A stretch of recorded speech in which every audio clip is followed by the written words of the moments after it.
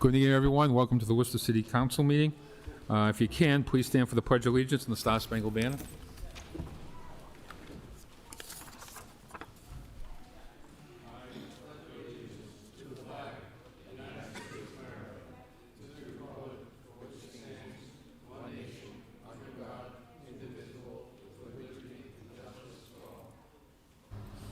Oh, say can you see by the dawn's early light what so proudly we hailed at the twilight's last gleaming, whose broad stripes and bright stars through the perilous fight o'er the ramparts we watched were so gallantly streaming, and the rocket's red glare, the bombs bursting in air, gave proof through the night that our flag was still there.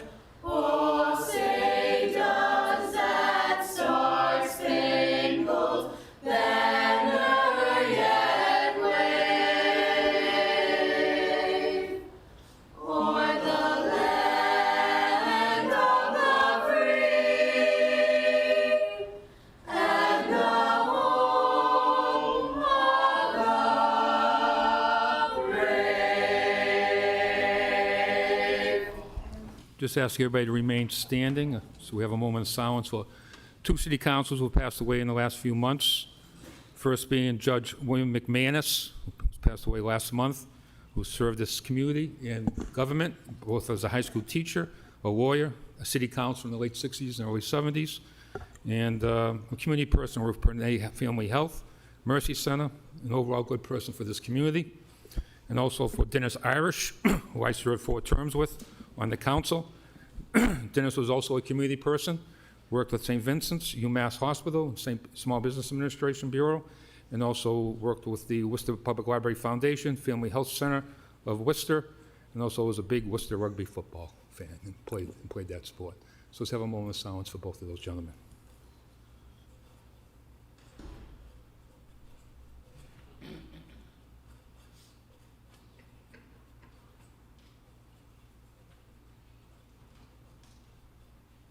Thank you.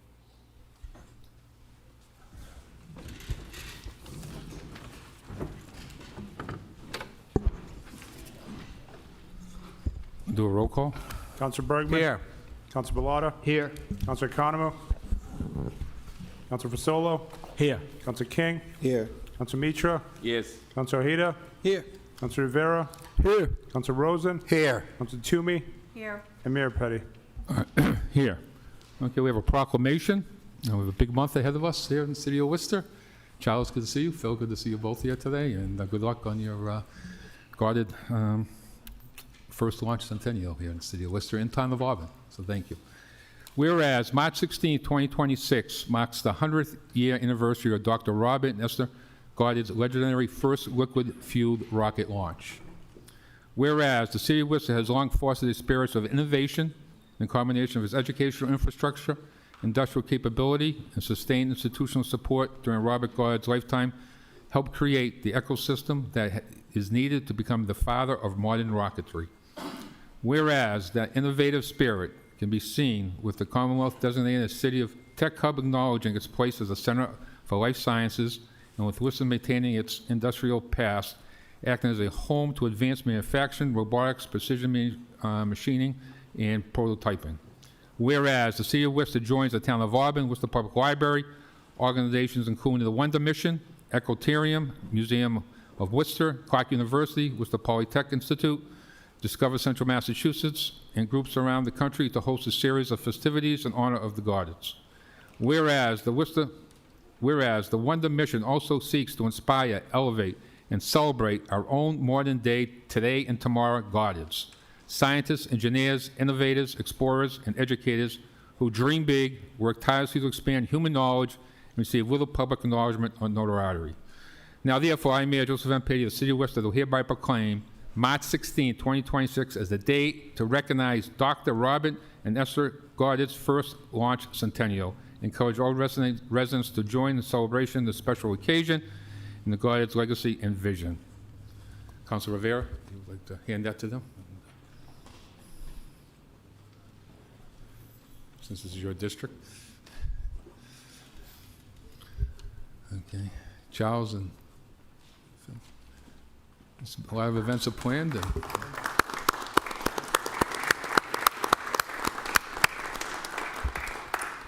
do you just want to go over the itinerary real quick? We got a couple of events coming up. I'll give you a minute. And Thank you so much. It's an honor to accept this on behalf of Robert and Esther and all the countless volunteers that have been coming together to promote this great event. It's been a great week. Governor Healy gave us a gubernatorial proclamation last week. We had 2 new books on Goddard just published, came out today. And all these wonderful organizations around the city have really stepped up, and I think it's going to be an incredible week of celebrations. And just keep remembering that this is a centennial year, so it's really not the end of the Goddard celebration, but it's a year to really leverage his legacy for the benefit of especially our younger generation. And this Sunday, my colleague Phil Nidre has managed to get 176 Worcester students to march in the St. Patrick's Day Parade wearing Robert Goddard shirts. So should be a great week, and we especially want to invite everyone to a free public event at the Hanover Theater next Sunday, the 22nd, following Sunday. And it's really shaping up to be an incredibly inspiring event with astronauts and luminaries and a lot of interaction, especially with rocket clubs and astronomy clubs and the Scouts, et cetera. So thank you all. The Goddards, thank you, and go Goddard. now, March 16th, you're going to launch some rockets out of Auburn? 100 rockets are going to be fired in honor of one for each decade. And more especially, a couple of the big aerospace organizations have promoted this national movement where rocket clubs and science museums all over the country are going to be firing off a rocket on March 16th, and hopefully we'll have a big social media campaign of how that works out. So Okay. thank you all. And Thank you very much. Yep.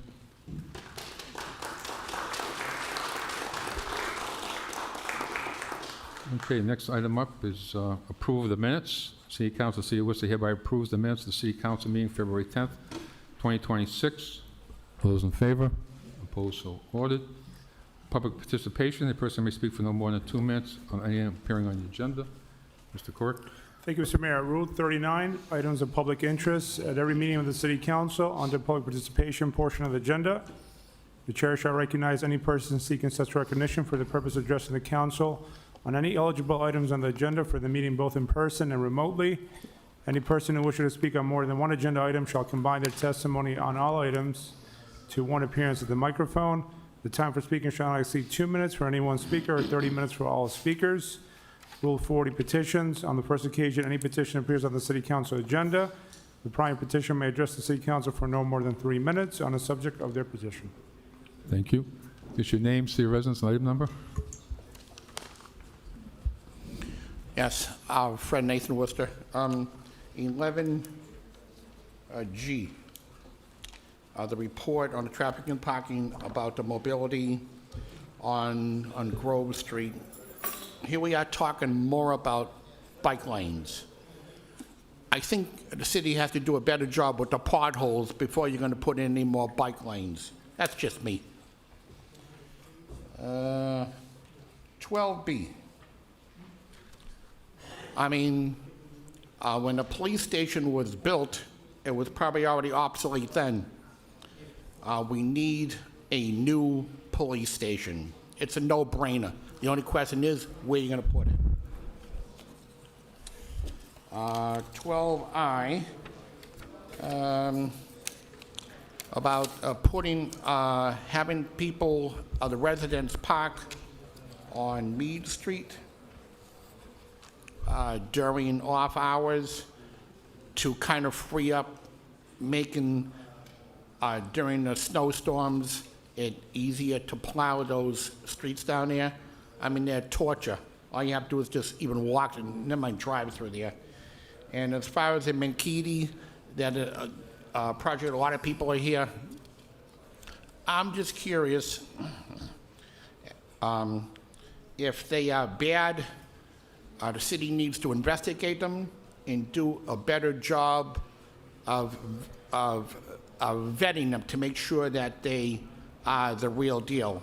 If there's something that's they're doing that's wrong, the city could be held liable at some point if somebody really wanted to push the right buttons.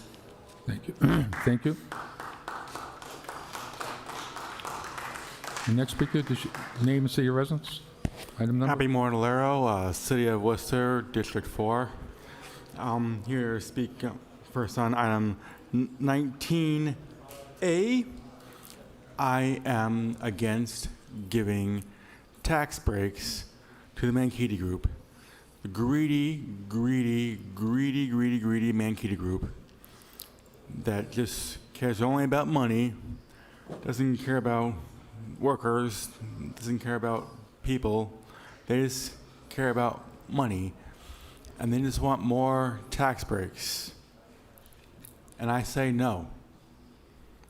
Stop. Don't. Do not give these greedy billionaires tax breaks. You know, they don't deserve it. They don't. They don't deserve tax breaks. All right.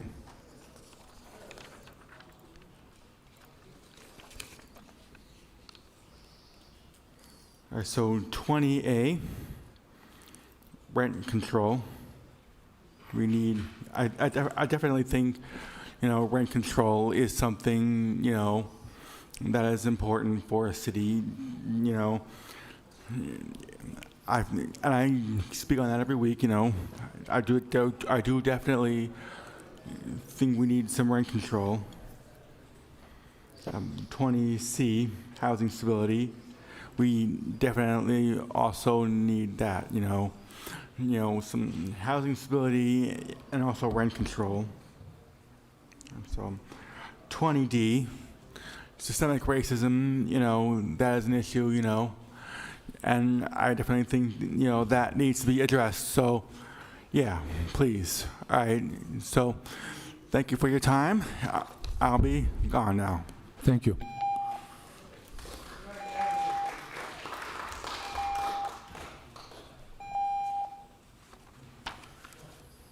What's your name, city of residence, item number? I'm Gary Hunter. I live in District 5. Welcome back. I have a couple things I'd like to bring up. The first thing is 12M. The trash removal, the schedule, it was switched back and forth, and I'm just wondering what's going on with the system to give the people notice when the changes are made. We see it on Facebook. But I believe the system that they used to use is not working anymore, and nobody knows, and there's so much confusion and trash all over the place because no one knows when they're going to pick up. The next one I would like to talk to is 19B. First I would like to say, though, is I would like to thank Mr. Rosen bringing up items last week and not backing down. Public records are public records, and I would say thank you for pushing that through. But as far as the 19B, I don't think this company deserves tax breaks. They've already proven they were cheaters. I went to the meeting on this, the commission, and the chairman of the commission was more important. The first thing that was brought up was make sure we limit the time people can respond to this. Make sure it will be 30 minutes and that'll be it. Make sure. That was the first item that was brought up at the meeting. What we need to do is get off the pot and vote on this. If you're against it, fine. If you're for it, but get on the records. I think there's a lot of times we're not standing up and want our vote counted. We have so many things on here that have not been resolved, and we just hold them, we put them to next week, we put them to the next week, we send them to commission, they don't come back. This one has been talked about for a month now. We're either going to give them the TIF or we're not, but most of the people that have been there talking are against it. So please, Thank you you. work for us, not Thank- for you, other way around. Thank you.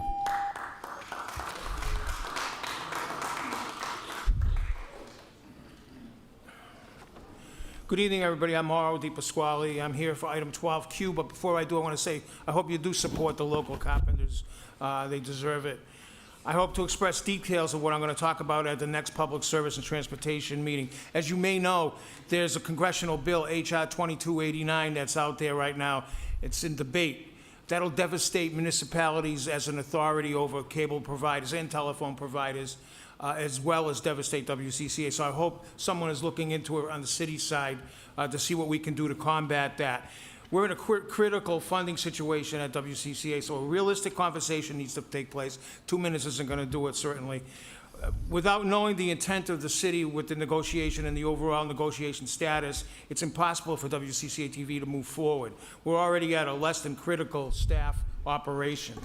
Having to wait having to wait it out is not acceptable.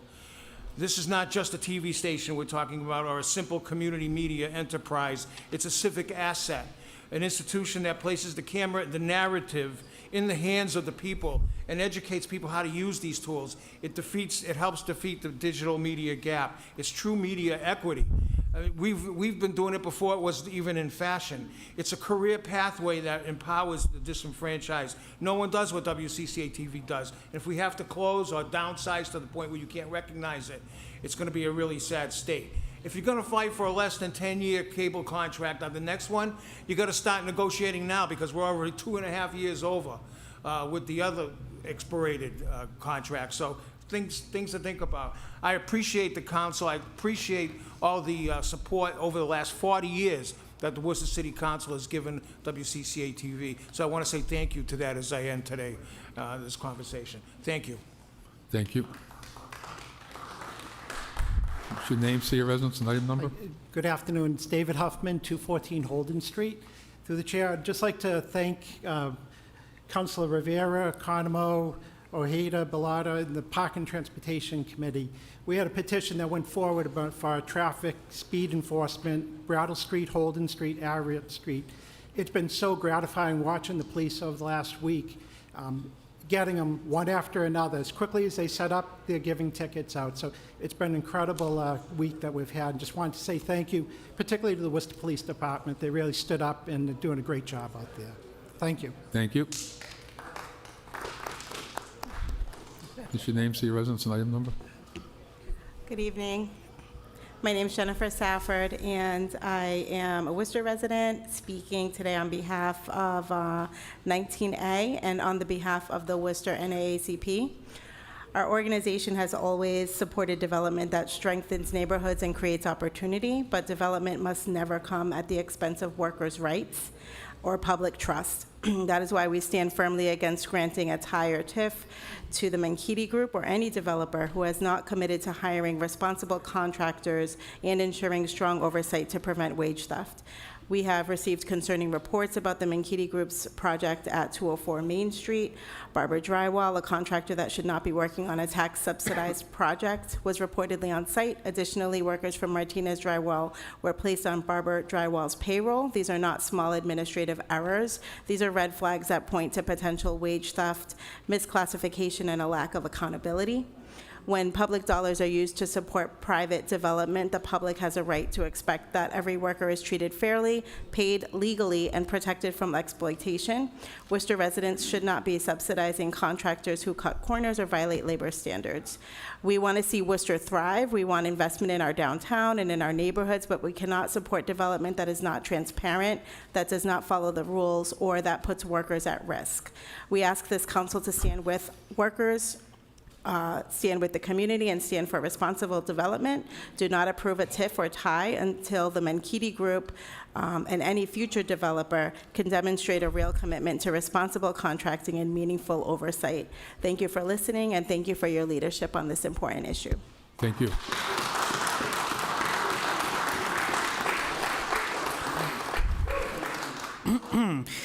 Andrew Marsh, 212 May Street in Worcester. Thank you, Mr. Mayor. Mr. Mayor, I rise in opposition to Order 12B. Mr. Mayor, the question about construction of the future police station presents us with an opportunity to address a much more fundamental question.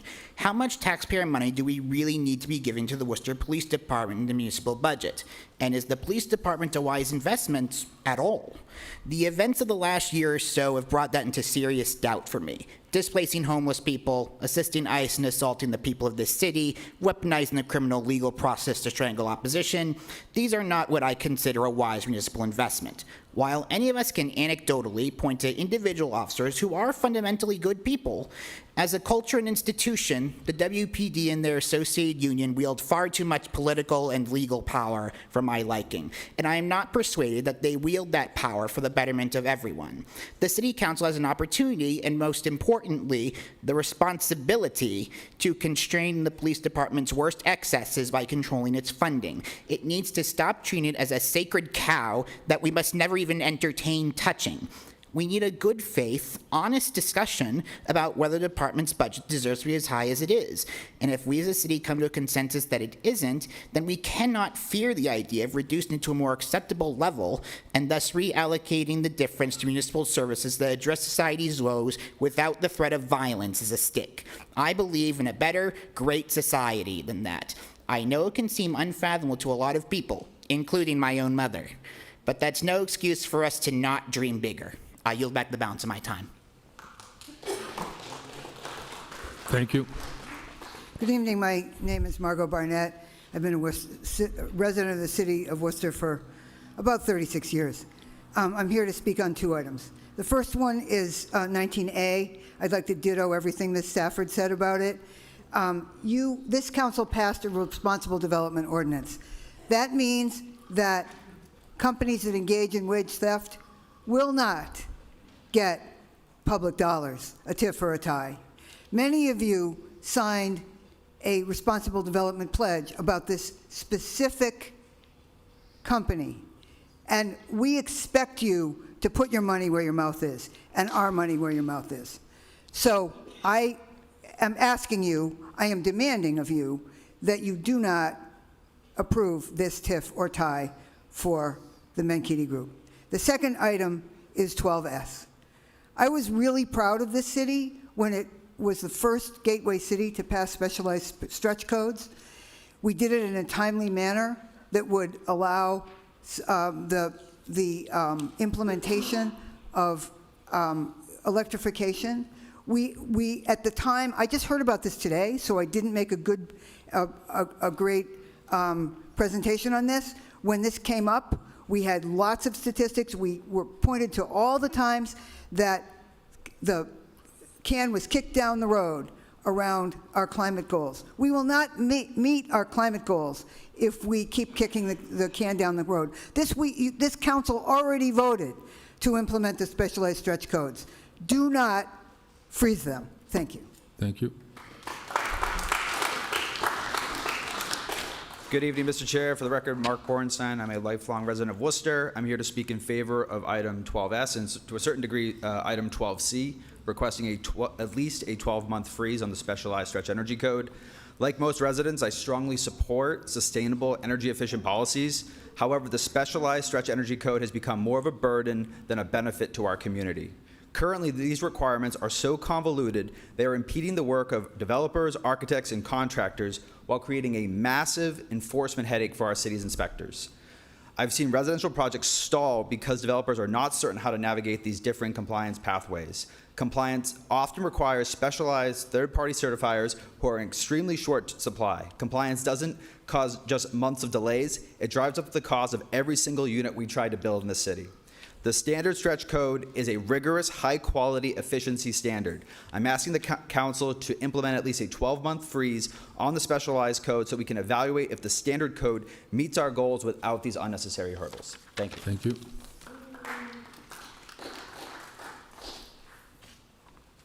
Good evening, Roberta Bryan, Worcester Business Development Corporation. Speaking tonight on two items. One is 12S. I do stand here in support of the recommendation for a pause for the specialized stretch code. While WBDC is striving to implement the most sustainable development at Green Tech Park, it has come to our attention that the rollout of the specialized stretch code has created questions and conflicts within the document that are taking some time to answer confidently. Areas where we have found the code needs additional time and attention Contractors and architects need time to develop the expertise needed to navigate the code, and additionally skilled labor to construct to the code. Inspectors are already stretched thin, and now adding additional inspections and compliance is resource intensive. Product manufacturers are behind in being able to supply compliant products at scale and adding time to already tight schedules. And finally, our electric grid is stretched thin, and a pause to this implementation of the code will allow for our utilities to catch up to the demand that the code will bring. Allowing additional time to fully develop the code and its implementation will allow for a better environment for all of us to work within. Regarding 401-409 Main Street, I again stand here in support of the application for this project. The residents of Worcester cannot be denied housing due to allegations that have not been enforced by the body that has that purview. The law is clear where enforcement lies, and we should all stand together to strengthen the laws in Massachusetts to allow for contractors to be liable for subcontractor violations. Until that happens, it is unfair to the residents to hold court on the sidewalks and in council chambers. Thank you. Thank you. Our next speaker, name is the residence and item number. Hi, my name is Genesis Santana. I am a Worcester resident. I am speaking against the Minkiti group because I was born in Worcester. I reside in Worcester, and God willing, not anytime soon, I possibly might even die in Worcester, right? Because I've lived here my whole life. And I am a carpenter here as well. And I wanna build my city. I'm not sure what anyone else hears when they hear the word Worcester, but for a very long time, I never really heard really good things about it. And I do have the option to pack up shop and leave, but I am not that type of person. I'm a type of person who likes to sink my teeth into the ground and stand where I stand and just make things better instead of pack up and run. So I decided to be a carpenter, and I wanted to get my hands in my city and build in my city. This group, Minkiti, is based off of out of Washington, so they don't have that love for the city. They're just here to do a project, and they're here to go, right? That's not what I see when I see high schools like Burncoat potentially being built, or when I see high schools like Doherty being built. That's not what I see, because my child goes to these schools. So this is very personal for me when I hear companies from many, many states away coming in and not following the Worcester's Responsible Development Ordinance. That was, they broke that code already one time, and it was fined for $5,000, which, we all know that $5,000 is a laughable offense. If I'm gonna be fined $5,000 and I'm a big company, that means nothing. So there's no incentive for them to really stop. So I'm seeing here that they have a second offense. I'm not sure how much they were fined, but I don't stand by this. I don't stand by this in this city. Thank you.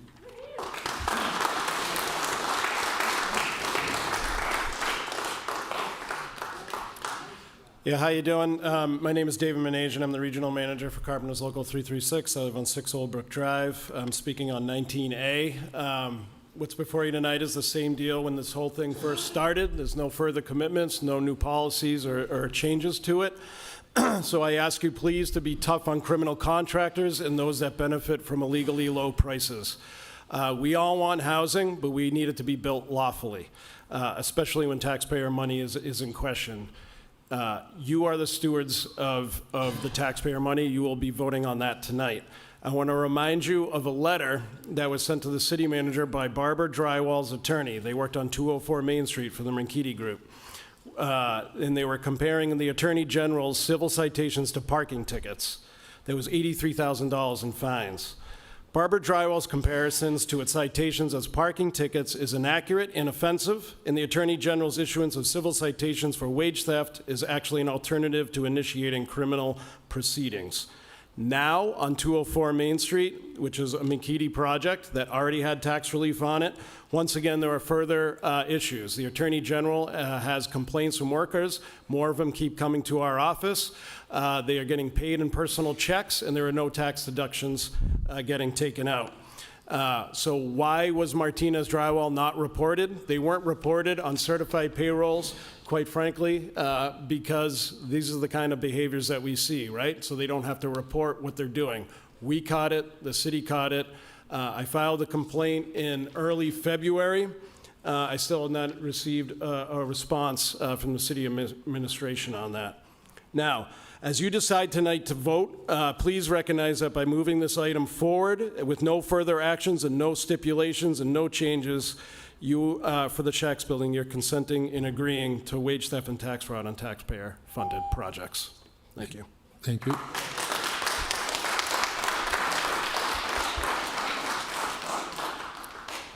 My name is Colin Novick. I'm with the Greater Worcester Land Trust, a resident of the city of Worcester. I'm here to speak about 10-4E.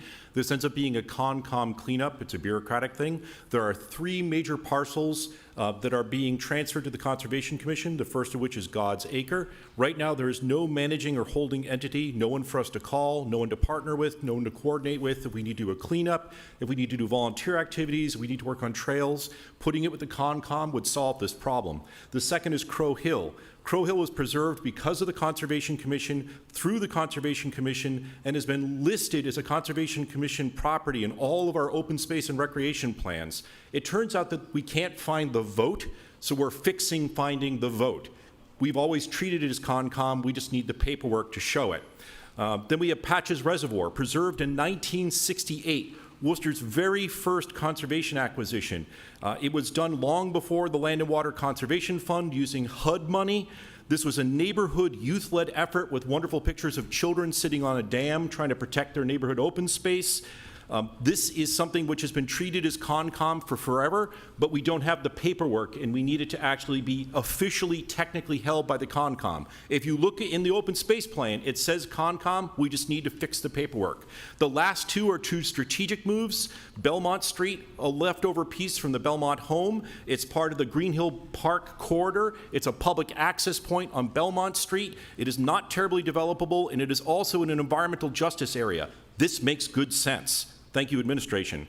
This last one is Sure Trail, a vibrant wetland. People are not going to be building in the wetland. However, it is contiguous to the Greater Worcester Land Trust and to the Conservation Commission. It is a wonderful habitat. It's tax title land. This would make a lot of sense. Thank you, administration. 10-4E is a wonderful project. Thank you very much. Thank you. Steve Hart, District 1. I'm here to speak on 12S, which reads, request the city manager, request Commissioner of Inspectional Services and Chief Development Officer consider freezing the implementation and regulatory enforcement of the Specialized Stretch Energy Code for a period of no less than 12 months.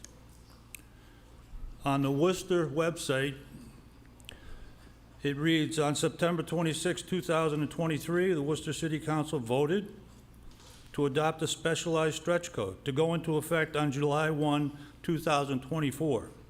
This opt-in code will help our city meet our commitments of becoming the greenest mid-sized city in the country and becoming a net zero city by 2045 per the Green Worcester Plan. I'm confused. I'm very confused.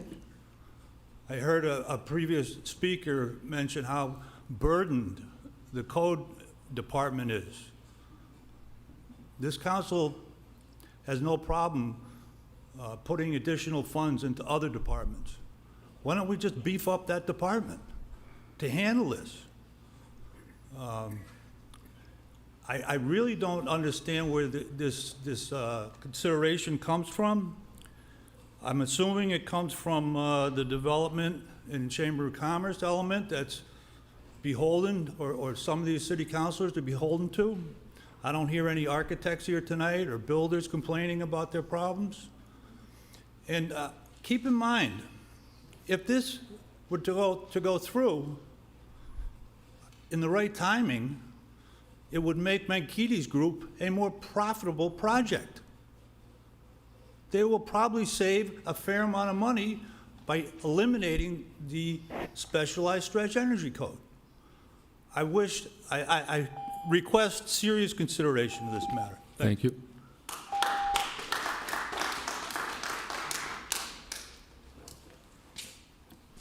Good evening. Darnell Dunn with the Worcester Regional Chamber of Commerce. I'm here to speak on item 12S. Several people have spoken about it. I just wanted to share some statements from two developers who've been very active in the market in Restrepo Properties and Tremont Management. Here's what they said. In general, the biggest issue is the additional layer of regulations increases construction cost, introduces more design and compliance complexity, and makes an already challenging project harder to finance. For most, if not all, local and or emerging developers, especially those working on smaller or mid-sized housing projects, even modest cost increases cause the difference between moving a project forward or scrapping it altogether. If you look at the permits and projects that are permitted currently in Worcester, there's over 3,000 projects permitted that haven't been started yet. A big factor is the added cost and compliance of fulfilling the specialized stretch energy code. So something that we consider bringing to committee and discussing in more detail, hearing from people who are in the market, who have these projects permitted, and really getting a good understanding and a handle of why these projects aren't happening currently and what we can do to activate more housing creation in the city of Worcester. Thank you. Thank you. Okay. We got two people online. Thank you, Mr. Mayor. The first, Oh, I'm sorry. I'll get one more. Before we go online, we get Fred. Really quickly. Does your name say residence? Fred Taylor, Worcester resident. A couple of my colleagues of the Carpenters Union have spoken about the TIF, so I'm not going to speak about that. I do want to speak about, I think it's Order 12A. So many of you know that I'm a representative of the Juneteenth Black Heritage Festival Committee. And there was a lot of controversy a couple of years ago because we were told that we can't have the flag hanging for flying for more than 24 hours. I see an order here with the same request, and I really hope that you're not going to go against the rules that you told me that were in place regarding the flag. That's all I wanted to say. Thank you.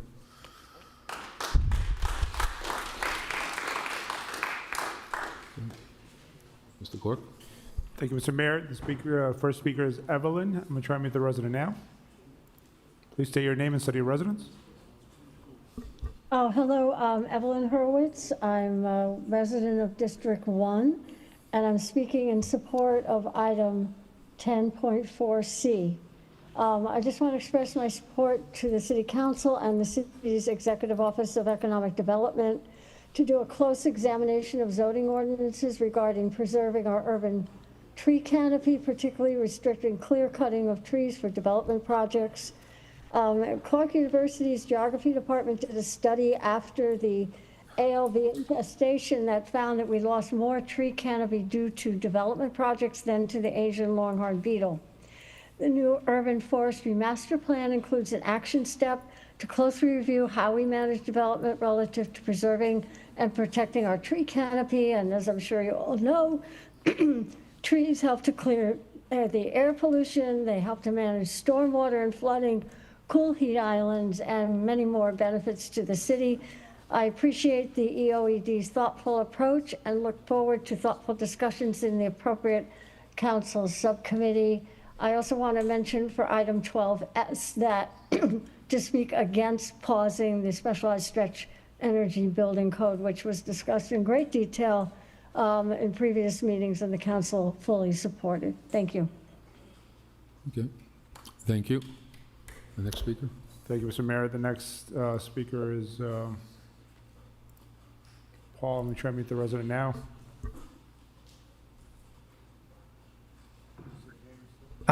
Good evening. My name is Paul Poppenchak. I live on Midland Street, and I'm a resident of Worcester. And I want to speak on item 10C, tree canopy protection. Worcester is designated as a tree city. Evelyn just very succinctly summarized some of the benefits of trees. What we know is that some neighborhoods in Worcester lack trees that create these benefits, And the Department of Public Works is developing a plan to ensure that these underserved neighborhoods are achieve the benefits of street trees. Also, the Urban Forest Tree Commission is working on proposed changes to permitting requirements that will help preserve significant trees in the city.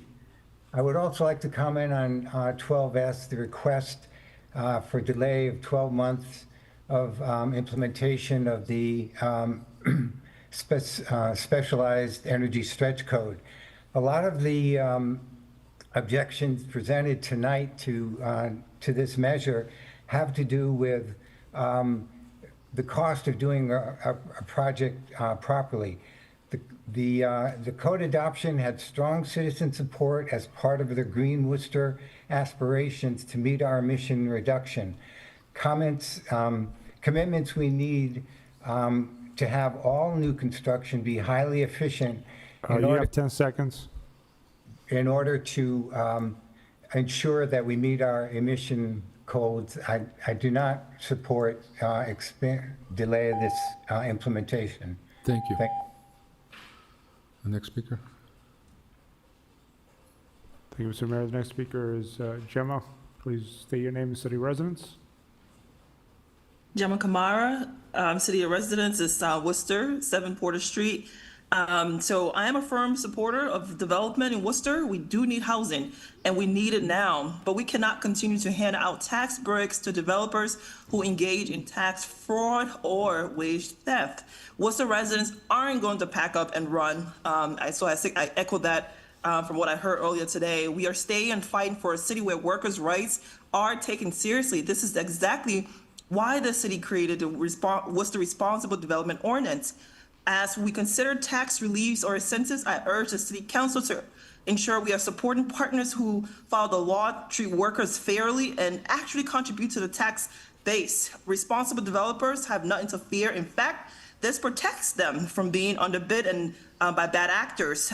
Taxpayers-funded incentives must reflect Worcester's values and benefit the people who live and work here. And I would also like to echo my support for item 13B regarding the FIFA, the World Cup, and the designation here in Worcester. I want to echo the Worcester Cultural Division, who they're doing some great work in terms of not only just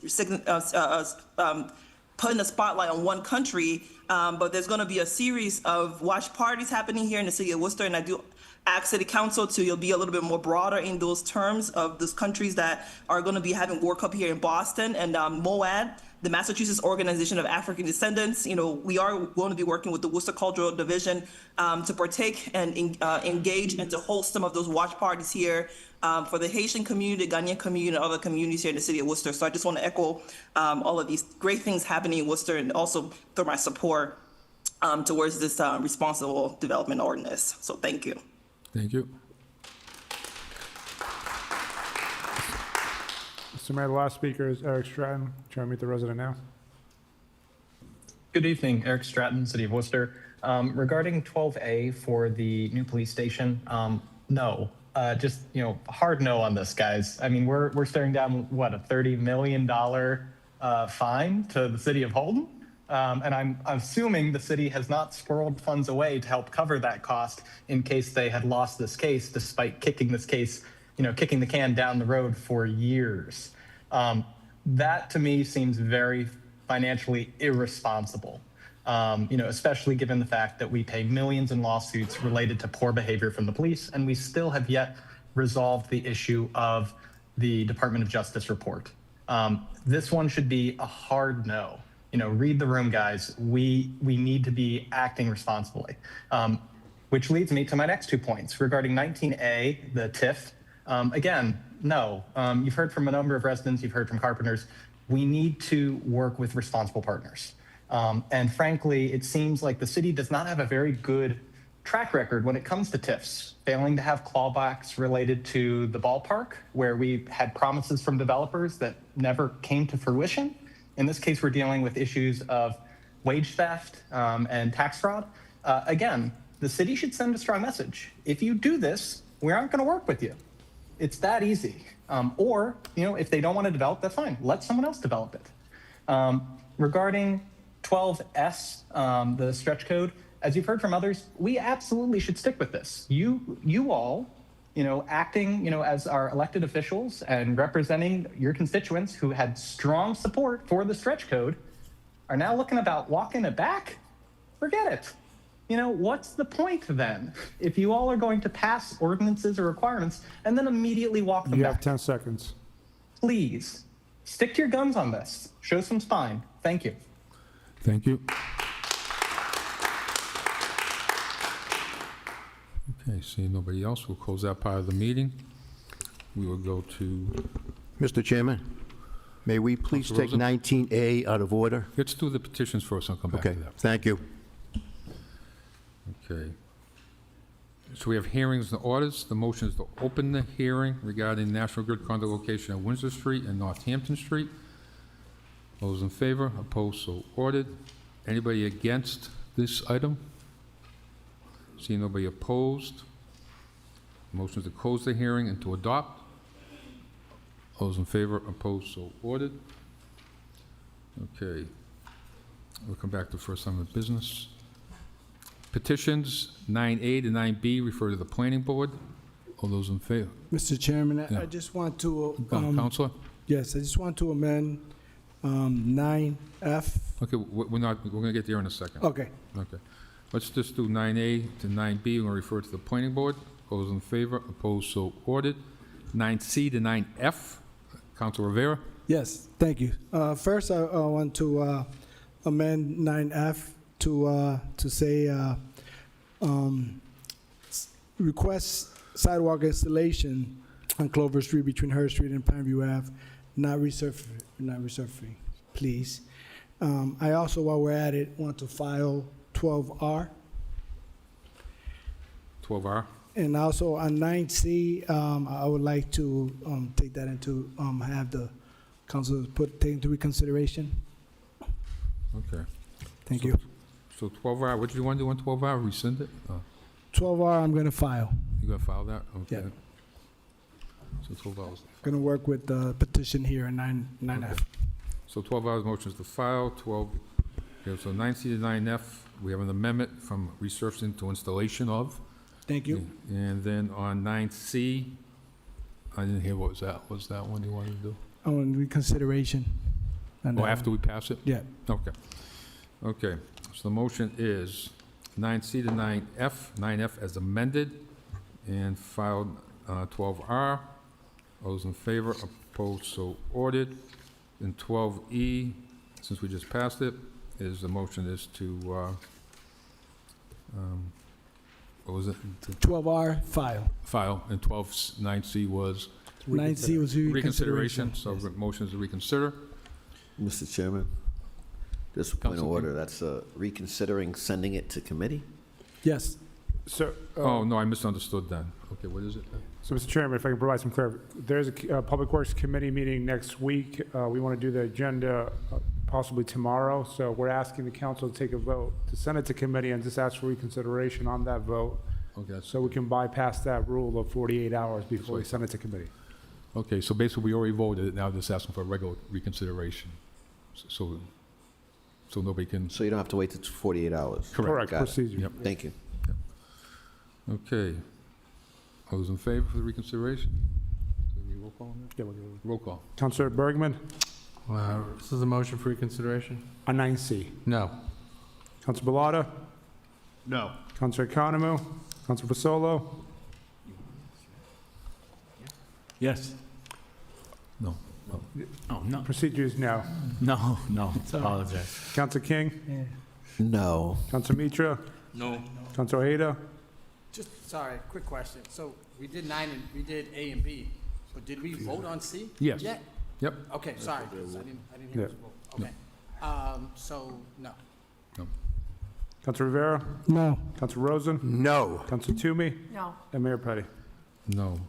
9G to 9T refer to traffic and parking. All those in favor, opposed, so ordered. We have a request that we go to 19A.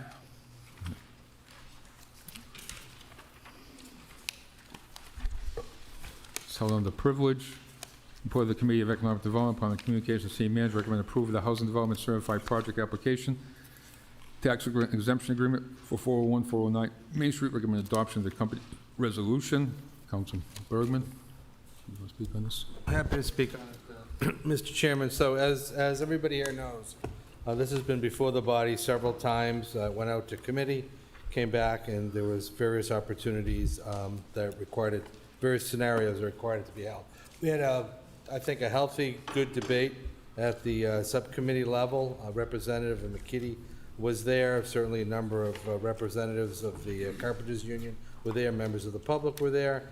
And at the end of the day, a lot of this, for me at least, comes back to something I said at the very beginning, which is that the responsible development ordinance is important. It should be supported, but it also should have language that's clear, not gray. And, you know, I hear language tonight from some of the people testifying, using terms of criminal contractors, wage theft, tax fraud. If any of those were proven at the subcommittee level, I'd be the first one here to say that I wouldn't vote to support the TIF or the TIE, but they weren't. And the allegations are just that. And unless and until they're proven, the fact that somebody paid a fine doesn't necessarily mean it's a recognition of guilt. People pay fines and penalties all the time, and our ordinance needs to be tightened so that there is language that reflects the fact that when you accept some level of responsibility, the punishment or the fine or the penalty can be what some people here are suggesting, which is cutting off the tie or the TIF. But the language doesn't say that. And there's a chairman's order that came out of that committee asking that the language be tightened.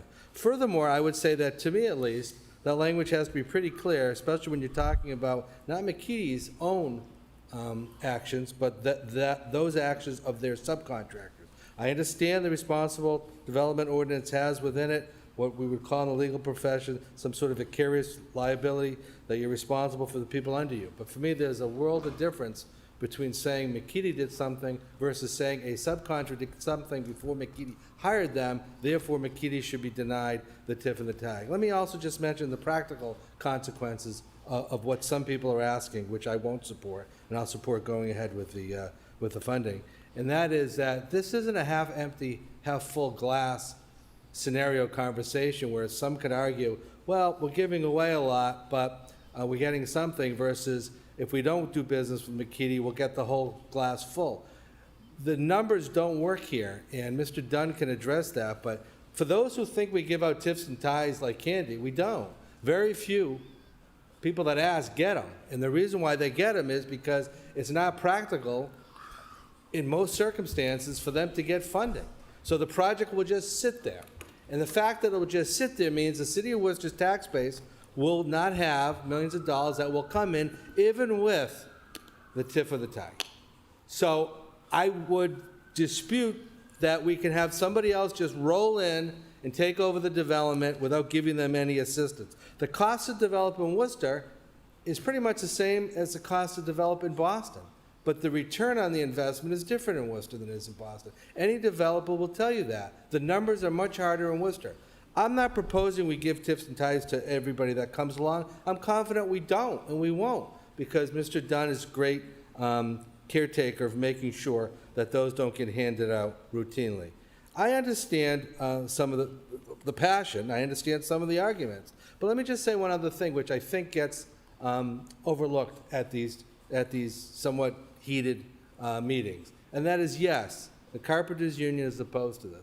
I understand that. We all understand that. They're not the only union in the city. There are multiple unions in the city who have never come before the microphones to say that they have an issue with this. So when I make a decision to vote on this, I don't vote just for one union. I vote for what I believe the majority, the best interest of all the unions. There will be jobs that will come out of this. They may not all be Worcester-based jobs, but hopefully the majority of them are. And there'll be work that comes out of this. And if we had language that was clear, I would support cutting off McKinney. But from what McKinney did, based on the language of our ordinance, does not, in my opinion, justify anything further than what's already happened, which is they've paid a fine, What it does do is motivate me, and I know my colleagues on the subcommittee, and others, I'm sure here, is to try to create language that prevents in the future ducking behind the so-called gray. But you can't punish somebody for language that's unclear. And I've read the ordinance, we've heard the testimony, I've heard the allegations. I haven't seen one affidavit, and I'm not saying they don't exist, but I haven't seen it. One affidavit that says they're committing tax fraud. I haven't seen it. Where is it? We've had weeks of delays, item being held. It's not here. You know, there used to be a commercial, Mr. Chairman, when I was younger. Where's the beef? If I saw the beef, I would take a different vote on this. But these are allegations. And maybe it's my legal background, maybe it's my sense of fairness, but I'm not voting against somebody unless it's proven to me they've done something that I can be satisfied violates the law. Here And in in this second particular case, that hasn't been proven. Thank you, Okay, Mr. Chairman. Thank you. Council Mitra? Thank you, Mr. Chair. I think I would just like to say that about the Mankato Group, we had in our committee a very good, very healthy discussion. Many residents came and they talked to us about Mankato Group. We had a good conversation with the president of the Mankato Group. We also informed her that we would like them to work with the Carpenters Union so we can really come together. And they were all, in compliance, and they agreed to do the things that needs to be done. I think Mankato Group has a good reputation. We have seen them doing a lot of good work in our city, changing many underutilized, properties into developed properties and given the economic development for the city. But we did hear from many residents about the RDO that not being mentioned and hold them to that. So with that, I thought that it would be nice if I can have the council to vote for this resolution to go with it. And I'll read that. What it reads is that the City Council of City of Worcester does hereby reaffirm its commitment to upholding subsection F of section 35A of chapter 2 of the revised ordinance of 2008 relative to the general requirements and assurance associated with tax increment exemption agreements granted by the City of Worcester, including any agreement to the Mankato Group for 401 to 409 Main Street, by declaring its intent to rescind any such agreement found out of compliance with the rules and regulations set forth in said responsible development ordinance. So I would like the council to really honor this resolution, and I think with that resolution, with that contingency, I would like to vote for that. Thank you. Thank you. Council Toomey? Thank you, Mr. Chair. One of the things that is incredibly important is that we have to distinguish that we're talking about two completely different jobs.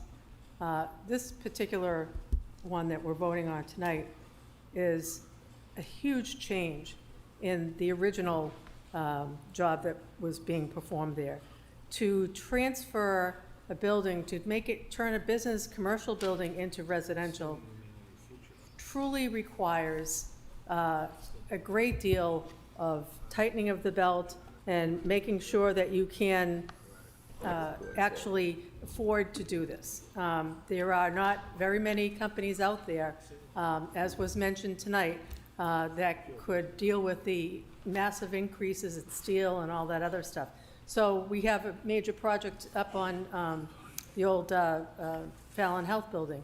That's a project that they also have support, TIE, TIF. So I want to ask, through you, Mr. Chair, to Mr. Dunn, if he could come up and talk about the steps that need to be taken in order for us to be able to go back. I think there's a process, correct? That it has to go to if there are complaints, they have to be heard by the Attorney General. Through you, Mr. Chair. Mr. Dunn? Through the chair to the councilor, so as part of the responsible development ordinance, staff in my office do the monitoring and enforcement of that local ordinance here. So we receive a substantial amount of documentation from these projects, both in the pre-construction phase on the contractors that they're seeking to utilize on the project, making sure that those contractors are in good standing by researching the databases that we have access to, like the Attorney General's enforcement database, the debarment lists. In the case of this one, as an aside, I know we've talked about it before, but this particular subcontractor where there has been issues did not have those violations at the time of Menkiti Group and their general contractor bringing that subcontractor onto that job. And then throughout the construction, we're receiving certified payroll forms from each of the contractors that participate. We're reviewing that both in terms of the tabulation of some of our goals. So as the council knows, we have goals for workforce hours for Worcester residents, workforce hours for people of color, workforce hours for women, MWBE goals. So when we look at the ownership of those subcontractors, do any of those companies, do they have ownerships that are either women or minority owned companies and have goals around that? And then we're also getting daily logs. So when workers arrive to the site, they sign into the site. That's usually pretty standard practice for companies anyways to ensure workplace safety. So then we review all of that information, and when there's inconsistencies or if there's gaps in information, we go back to them and say, this doesn't seem right, or there's a missing link here, and ask them to either clarify that or resubmit, or then identify the issue. And if there's a persistent issue, we would consider some of the remedies that are called for in the ordinance.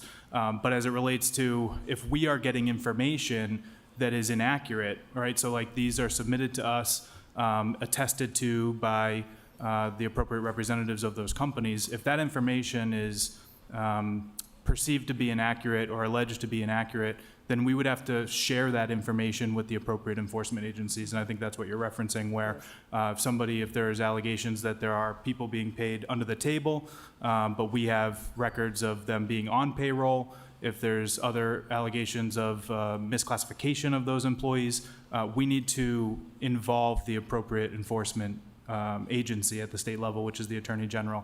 If one of those situations comes to a resolution and there is in fact determination by the Attorney General that that situation was in violation of the law, then we would take appropriate action under our local ordinance. But it wouldn't be our office's role to conduct those investigations of false information or fraudulent information that's being provided to us. So I think that we're doing due diligence, and I think it's important that if there is information that other entities have, that it be shared. I think I've mentioned that at the subcommittee meeting, that there needs to be better communication. And I think it's very important that, based on what you've just said, I think we've been very thorough in what we're doing with what we're being given. And that's what we need to do. And so the next step is with the Attorney General. The other aspect of this is that people keep talking about we're giving all this tax money away. Actually, you're not giving away tax money. You're giving a break, but there's no actual dollar given to the company. That's the important thing that I think people don't understand. You're basically saying, okay, for the next 10 years, you can pay $10,000, taxes, and then after the 10 years, it'll be worth, I don't know, 20,000, whatever. That's how it works. So the full value comes up after 10 years. And that's what we're doing. If we don't work with these companies, through you, Mr. Chair, then it's my understanding that they're not banging the door down, right?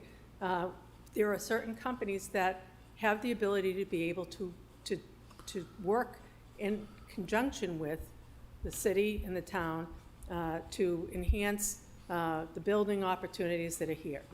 If we don't have Menkiti Group, if we don't award this, through you, Mr. Chair, I know you don't have a crystal ball, but what is the likelihood that it will sit and not be a finished product?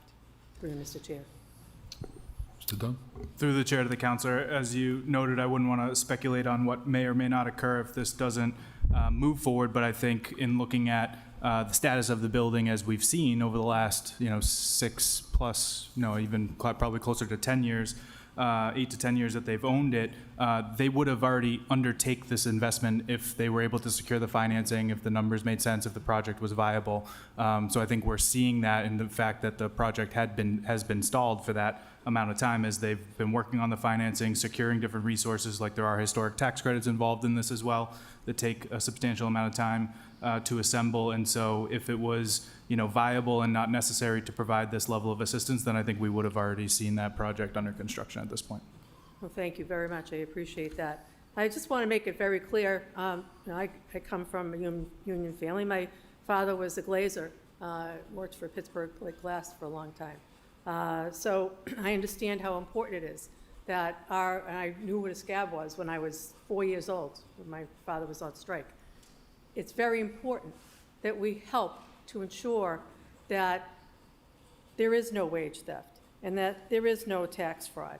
And those things are very important, especially for people working with their hands. So as a city, we need to continue to do our due diligence, and we'll work with the regulations and within the format that we have.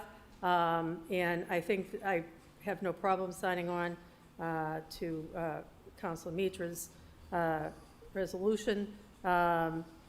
But I do think that this needs to be voted. And I think again, I want to remind people that this is a very different project. And it needs to have these assisted financial tools to be able to get this project done. Thank you. Thank you. Okay. Councilor Zoll. Through you, Mr. Chairman, one quick question to the administration. Just curious, who is responsible for recording the weekly log of those working on the job site? Mr. Dunn. Through the chair to the councilor, there's a daily log at the job site that the general contractor would be responsible for. It's their responsibility to keep the job site safe. In terms of the weekly information we get, that's the certified payroll forms are done on a weekly basis. Through you, Mr. Chairman, and who collects those facts, whoever's working on the job site? Is it the Attorney General's office? Is it the City of Worcester? Who's collecting them? Through the chair to the councilor, the way this works is that there is often a general contractor, the lead contractor that is hired by the developer, and then there are a series of subcontractors across different trades, and those subcontractors provide their certified payroll forms to the general contractor who aggregates that and provides it to the City of Worcester.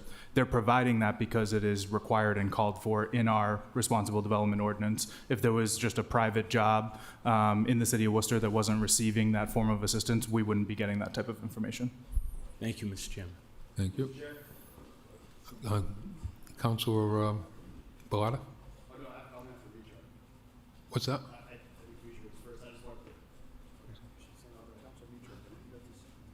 Okay. Yeah, Councilman, I just want, anybody wants to go first, that's all. Okay, Councilor Mitra for a second time? Mr. Chair, thank you. I just wanted to bring up that it's important that we get this project moving.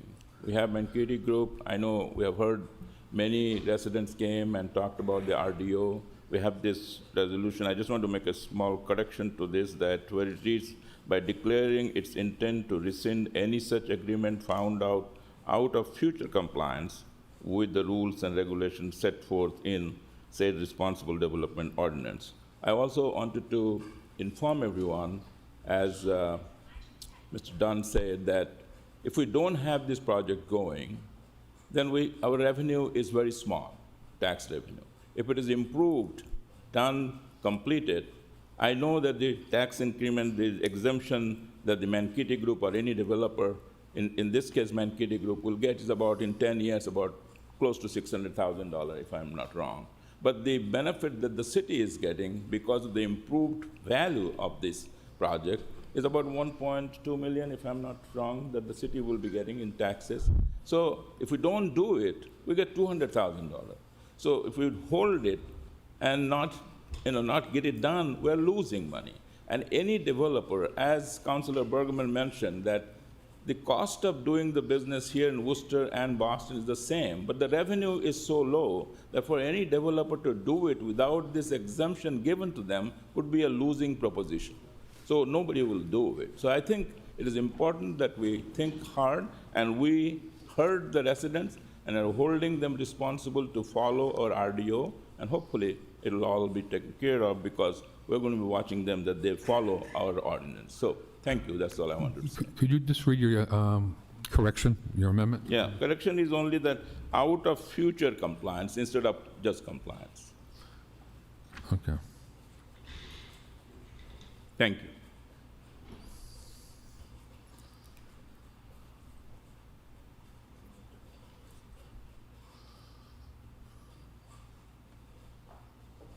Okay. So you added the word future for compliance? Okay, yep. What was that? Okay, we're adding the word future to this, so we're clear. We're adding the word future where it says compliance at the end? Okay, okay. Okay. Anybody else? Yeah, Mr. Chairman, I still have a lot of concerns about this And Councilor project. Barada? Yep. I haven't felt that they've really been properly addressed by Mankato and their representatives. And, you know, we talk about the urgency to develop things. In fairness, Mankato's been sitting on this property for close to a decade, and that's absolutely their right to do so. But when the urgency gets thrown around, I doesn't quite square with me. And again, you know, this tax break is a tax break. Worcester is not giving them tax dollars, but by giving them a tax break, they are eligible for HDIP credits, and that is Massachusetts taxpayer money going to developments that a lot of Massachusetts residents can't afford. And that's why we're seeing, there was an article recently, a lot of residents are moving out of the city. Our workforce is moving out of the state. That was referenced, and I know that the credo is we need to build. I absolutely agree with that. And I think, you know, there are certain developments that need tax breaks to work, and and I think it's important that we as a city do that. But I think we also need to make sure that where, you know, local workers are on the job, because that contributes to local economy, that contributes to, you know, families being able to buy homes locally. You know, I'm still don't feel comfortable voting on this, and I will be voting no. And a vote no on this particular project is not a vote against development in general. It's not and I think, you know, as a council, we are the stewards of taxpayer money, and there's too many questions around this for me, and I don't feel comfortable with it. And I think we need to be firmer. We say we need to be firmer. This is how we be firmer. And I implore other councilors to join me in that with saying, all right, enough. Mankato, guaranteed, they're not going to walk away. They've invested a lot. And I think that's why we have an opportunity to say, let's do better, Mankato. You're already invested a lot. We know you are. But we can't just ignore flags. So for me, that's where I'm coming from with this. And again, we talk about affordable housing too. You know, 60% AMI, the AMI for Worcester is based off of Worcester, but also it's based off of Holden and,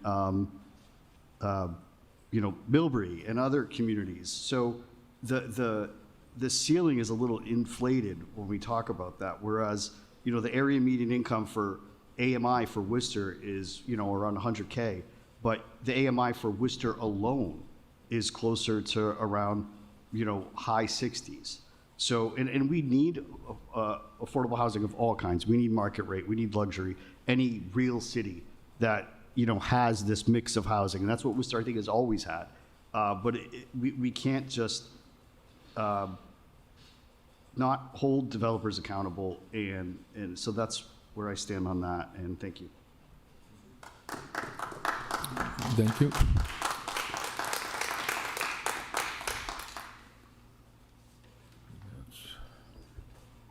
Anybody else? Councilor Rosen?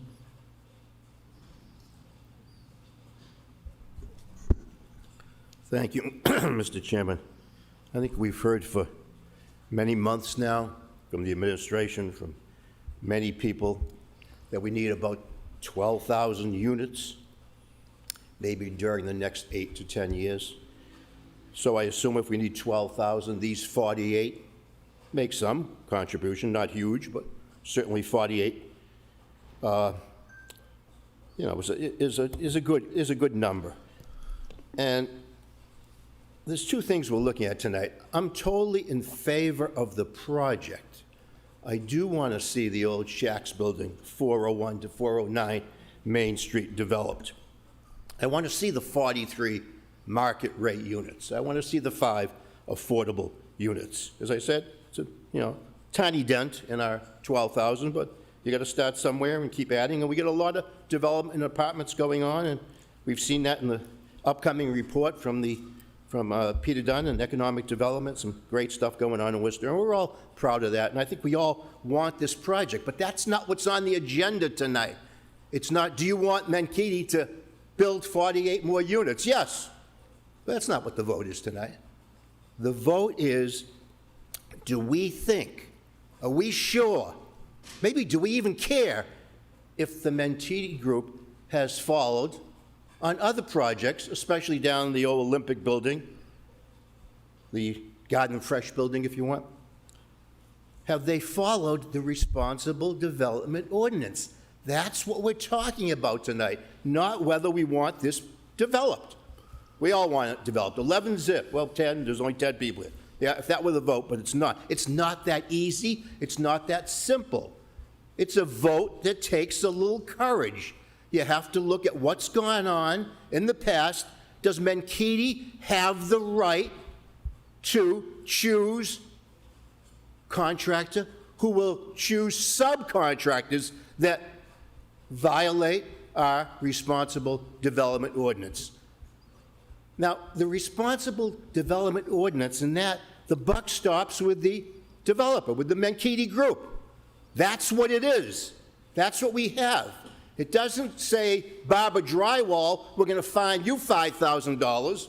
It doesn't say, Martinez Drywall, we're going to fine you $5,000 either. It says, Mankato Group, we're going to fine you a drop in the bucket, $5,000. The owners of the Mankato Group are multimillionaires. They're multimillionaires. And the people who pay taxes in Worcester, the residents of Worcester, most of them who pay taxes, they're not multimillionaires. They have trouble paying their rent, trouble paying their mortgage, trouble paying their health insurance, trouble paying for food, trouble paying, we know we can list 10 other things, 10 other expenses at least, their utilities. They have all that trouble. They're not multimillionaires. I don't know what it's like to be a multimillionaire. Probably no one in this council does. More power to them. I'm not jealous of them. I say, great.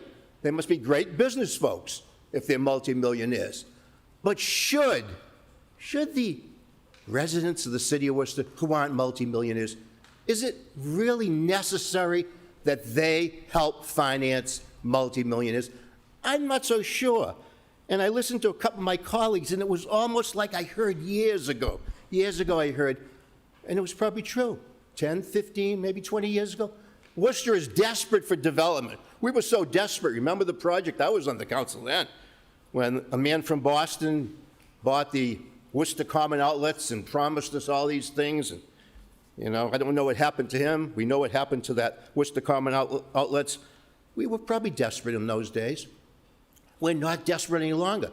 Mr. Dunn says many people come to Worcester with proposed projects, and they get turned down for TIFs and like this tax increment exemption ties, they get turned down. Why are they so different than Mankato? We can't turn Mankato down. Oh my goodness, we can't turn Mankato down. But we can turn all the others down. I just want to remind my colleagues, we are not desperate. We are not desperate. And I don't think Mankato's going to own that property for another 10 years and say, we'll teach them, we'll sit on it and just pay the taxes and we won't do anything with it. I'm not so sure. I didn't hear Mr. Dunn say tonight that in previous meetings that the project wouldn't be done definitely. I don't think he knows for sure. I think it might be done anyway, even if, you know, we don't grant this tax exemption. The Responsible Development Ordinance, some of us on the council, well, most of us are new, but some on the council voted for it. We all support it. We all support it. You're in your second 5, too. Okay. We all support it. I not only support it, I want to enforce it. There's a huge difference between supporting it and telling people during a campaign you support it, signing a pledge you support it, and then really showing your true colors and saying, yeah, I support it, but no, let's not enforce it. We're desperate, okay? We can't enforce it. We don't have to enforce it. I'm saying we should enforce it. What's wrong with doing that?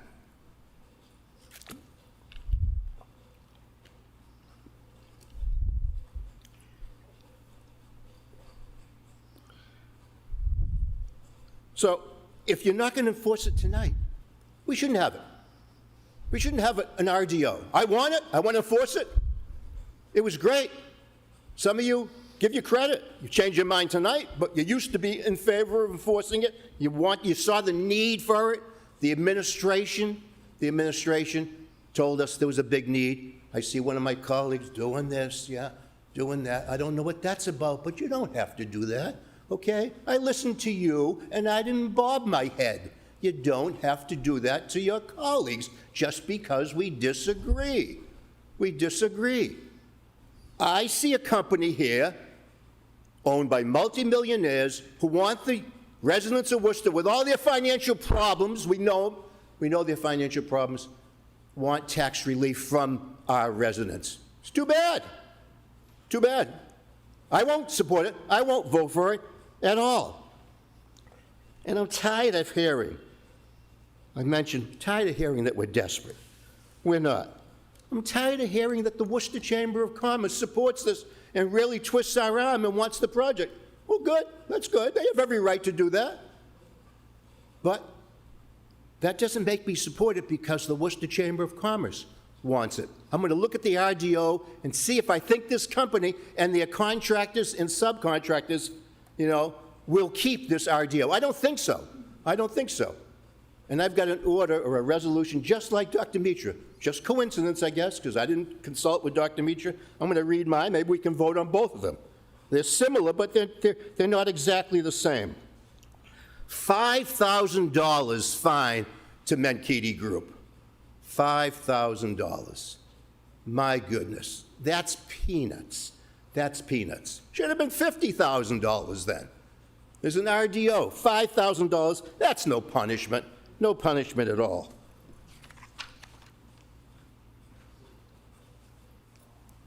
If we vote down this tax increment exemption for Menkidi tonight, just think of the good message that sends to future developers. The Worcester City Council supports its own ordinance. It enforces its own ordinance, and you're going to have to comply with it 100%.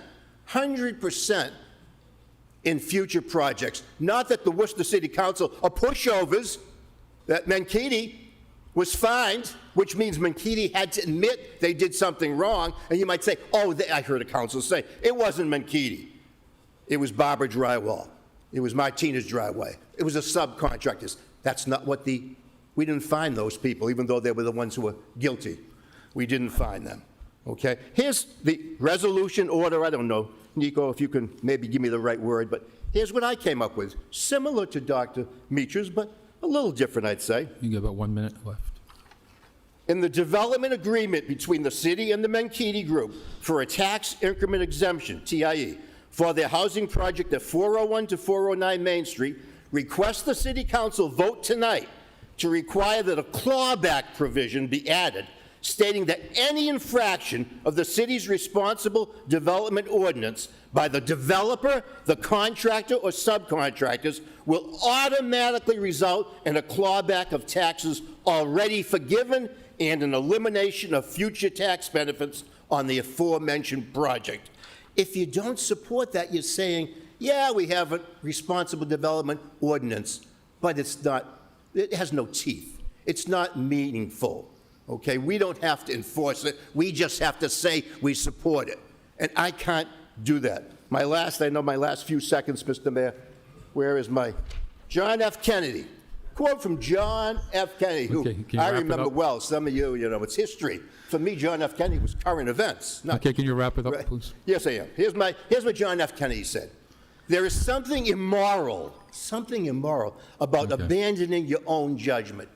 Tonight, I will not abandon my own judgment. I vote against this tax increment exemption for Mankato. Thank you. Thank you.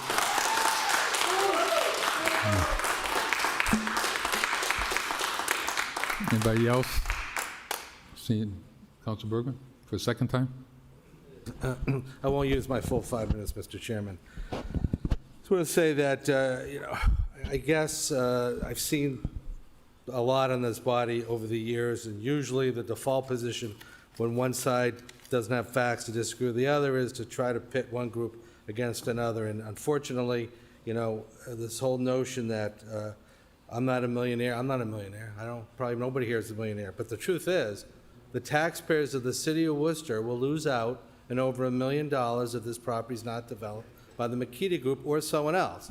And what I'm hearing from Mr. Dunn, I'm not putting words in his mouth, is that it's been sitting there a long time. That doesn't inspire me confidence. What I heard from my colleague, Council Rosen, is he thinks is going to get developed by somebody else. Well, I'm going to put my money with the professionals who have a good analysis of whether or not the property will likely be developed or not, and how it can get developed without our help through this financing, and I'm going to stick with my original vote. But one of the reasons why I want to stand is, there's all this discussion about true courage and changing one's colors or seeing their true colors. It's very easy to sit in this room knowing who the audience is and what position they take on a particular item and placate to that. I'm going to do the opposite. I'm going to go with not necessarily people in this room, but the 200,000 plus other people, and I've said this before, who live in this city, 1/3 of which who own real estate and will lose out in an additional $1 million to offset their real estate tax bill if this property remains undeveloped. So through the chair, I just have one or two really brief questions to Mr. Dunn. Through the chair, Mr. Dunn, how many requests do you get a year for similar type of tax relief from projects in the city of Worcester, from any developer? Mr. Dunn?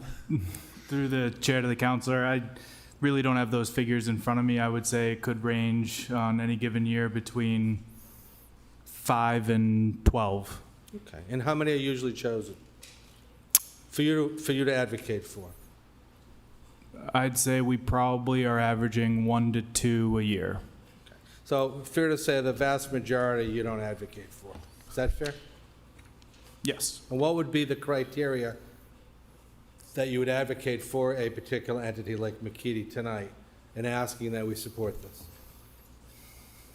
Through the chair to the council, we do have some established goals as we look at that, and it's actually called out right in the responsible development ordinance. So our goals with either commercial TIFs or residential ties is to see an expansion of the city's tax base, to see an elimination of blight or to redevelop an underutilized property, to create permanent, full-time, livable wage jobs for Worcester residents, to create new housing opportunities for Worcester residents, enhancing the diversification of the city's housing stock and economic activities, improving the livability and stabilization in the city's neighborhoods and commercial districts, encouraging sustainable and resilient building design, directly and indirectly spurring additional unsubsidized private development in Worcester, and then benefiting the long-term economic development goals of the city of Worcester. So to boil that down into some of like what we look for is a proposed project in an established priority area of the city? Is it necessary? So all of the review that we do in terms of the project's financing and their pro forma, is it really necessary in order for it to move forward? I would probably say that that is the most common cause of us maybe not providing a recommendation to the city council, is our review and potential other sources. Sometimes projects, depending on their characteristics, might be eligible for a certain number of tools in the toolbox, so to speak, at the local, state, and federal level. So sometimes we're redirecting folks to other programs that could assist. So those are some of the things that we look at. So through the chair, my last question. You advocating for McKeedy's tie tonight, I would assume means that you feel financially, after looking at their paperwork, it's necessary. Correct. That's very clear. Thank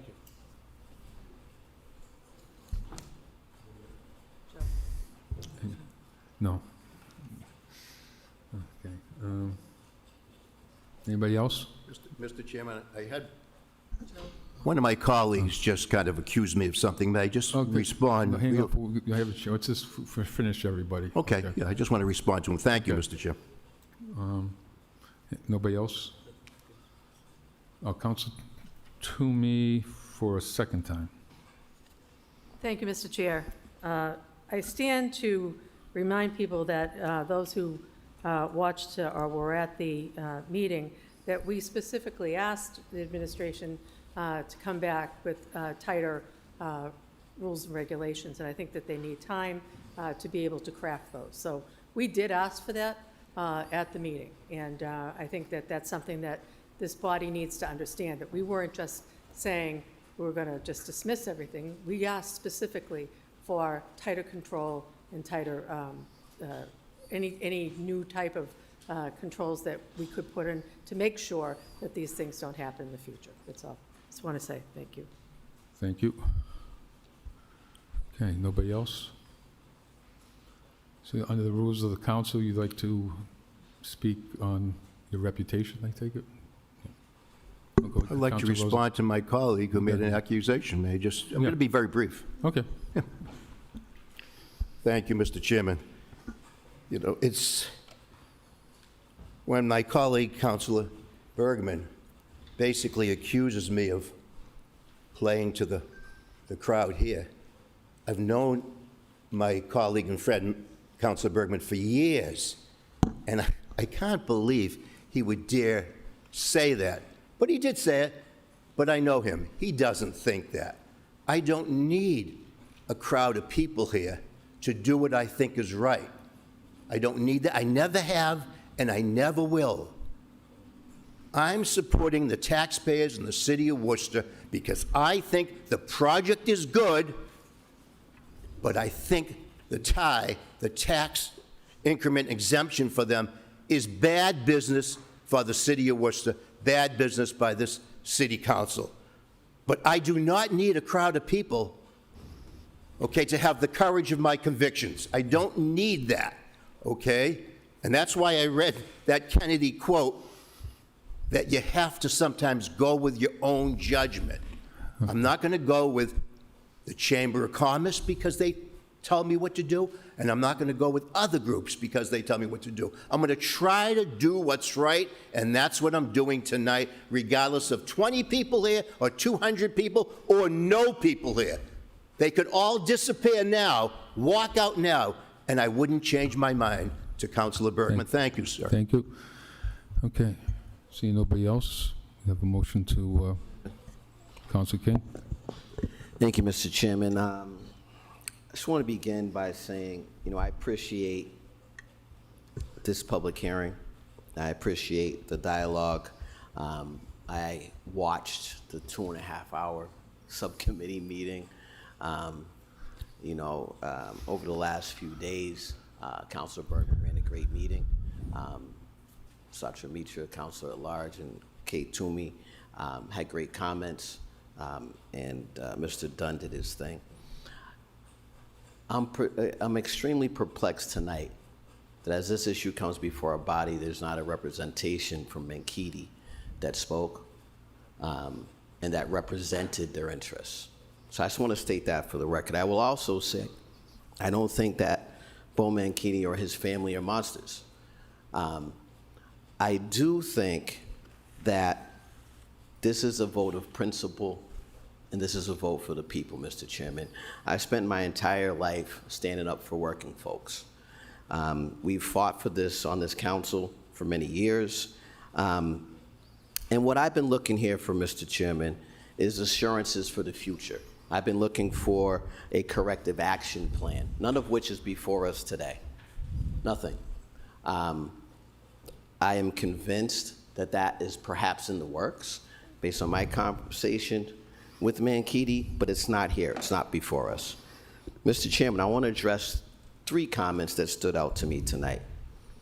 One is that we need language that's not gray, that if these allegations were proven, councilors would not support this. And stating that these are allegations, just that. until proven guilty.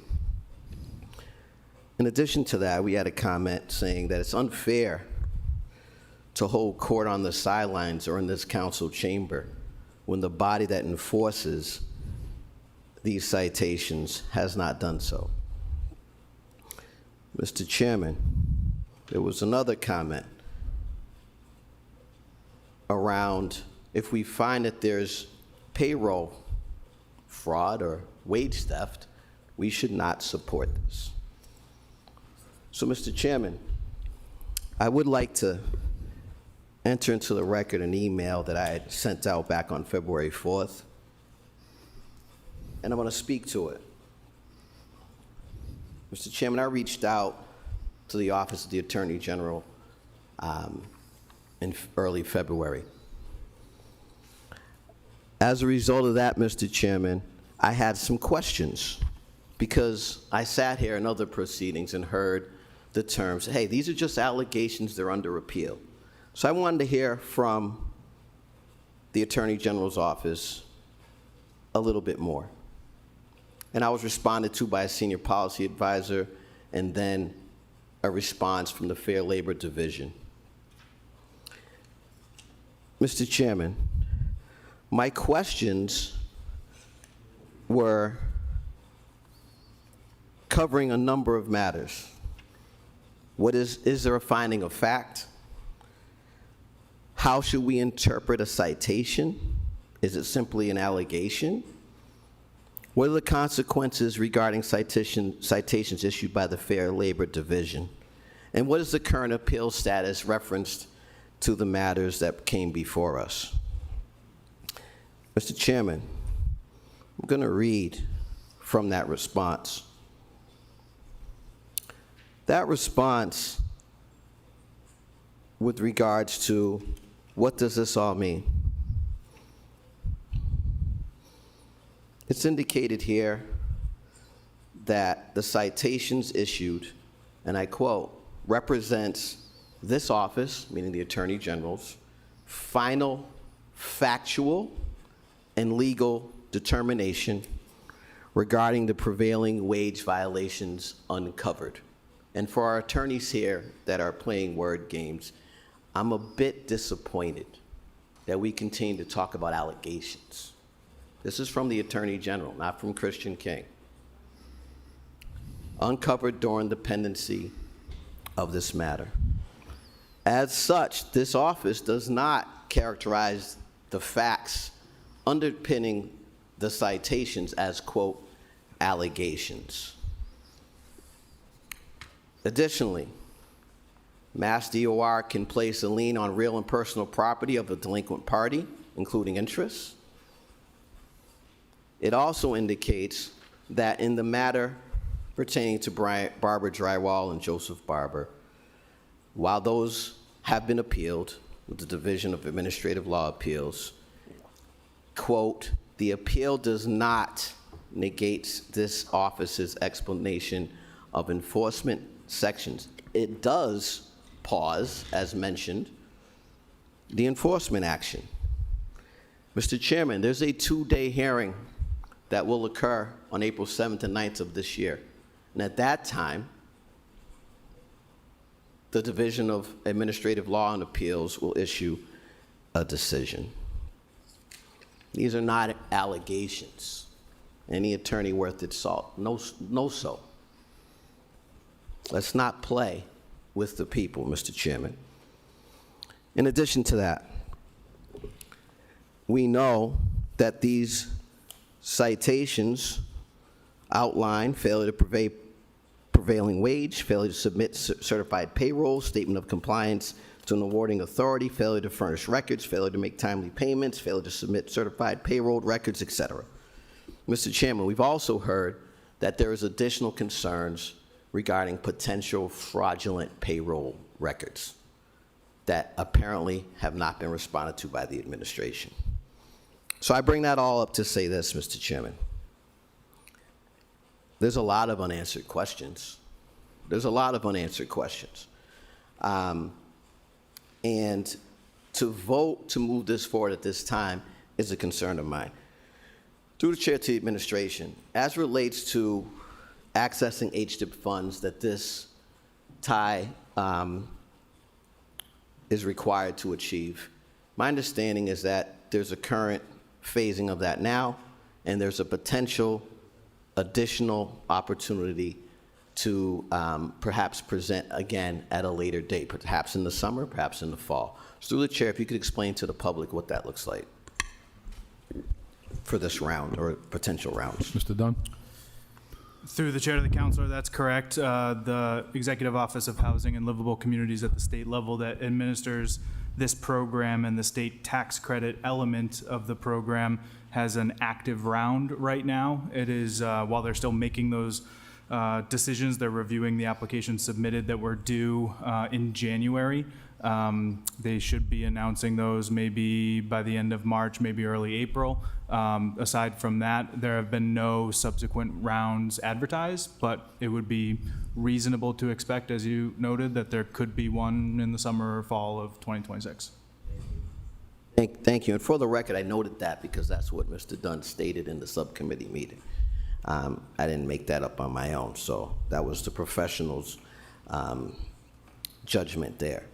Mr. Chairman, through the chair, as relates to the subcontractors, Martinez or Barber Drywall, what have you, are you aware of whether or not there's been any consequences levied by the developer, Menkidi Group, to those subcontractors through the chair?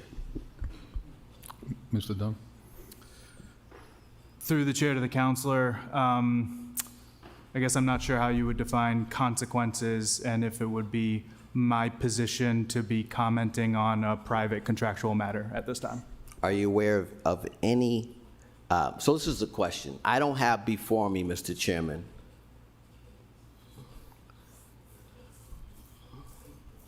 okay. I don't have before me, Mr. Chairman, anything indicating that those subcontractors are being held accountable by the developer. Why is that important? Because Menkidi has done good work in this city. I expect him to continue to do good work.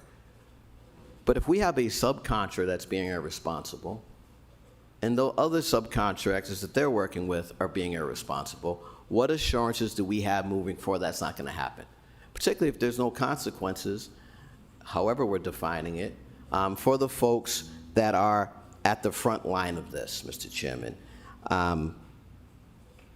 You know, there's a lot of principled debate here, for sure. I cannot support moving this forward. I certainly would ask through the chair to the administration, what would prevent another request to the city in 90 days or what have you for a future round of consideration for HDIP? Is there anything that would prevent that, or to the solicitor or anyone else? Through the chair to the councilor, I think if we had provided a recommendation to council like what is before you, and the council decided to decline that recommendation, I don't see why we would put forth the same recommendation at a subsequent time. So there's been a number of issues outlined as it relates to this. So I would certainly ask you to take that under full consideration. There's certain things that are not happening. We have April 7th, April 9th appeals. We have a finding from the Attorney General's office. We don't have any idea what the corrective action plan is. There's no assurances moving forward. I'm not sure how we have a responsible vote in the affirmative without those things being answered, Mr. Chairman. Those are significant gaps. We are tasked with taking difficult votes. This is not easy. I've been a #1 advocate for affordable housing and housing. We know that we need to increase the housing stock, Mr. Chairman. But we also have to send a message that when you steal from people, you're stealing from families. When you steal from families, you're stealing from the community, Mr. Chairman. And I am not alleging that Menkidi is stealing anything, but they are the head of the pyramid. They're at the top of the pyramid. They are ultimately responsible, Mr. Chairman. And again, no assurances, no action plan, no representation presented to us tonight from anyone from that group. I will not be voting in the affirmative on this, Mr. Chairman. Thank you. Thank you.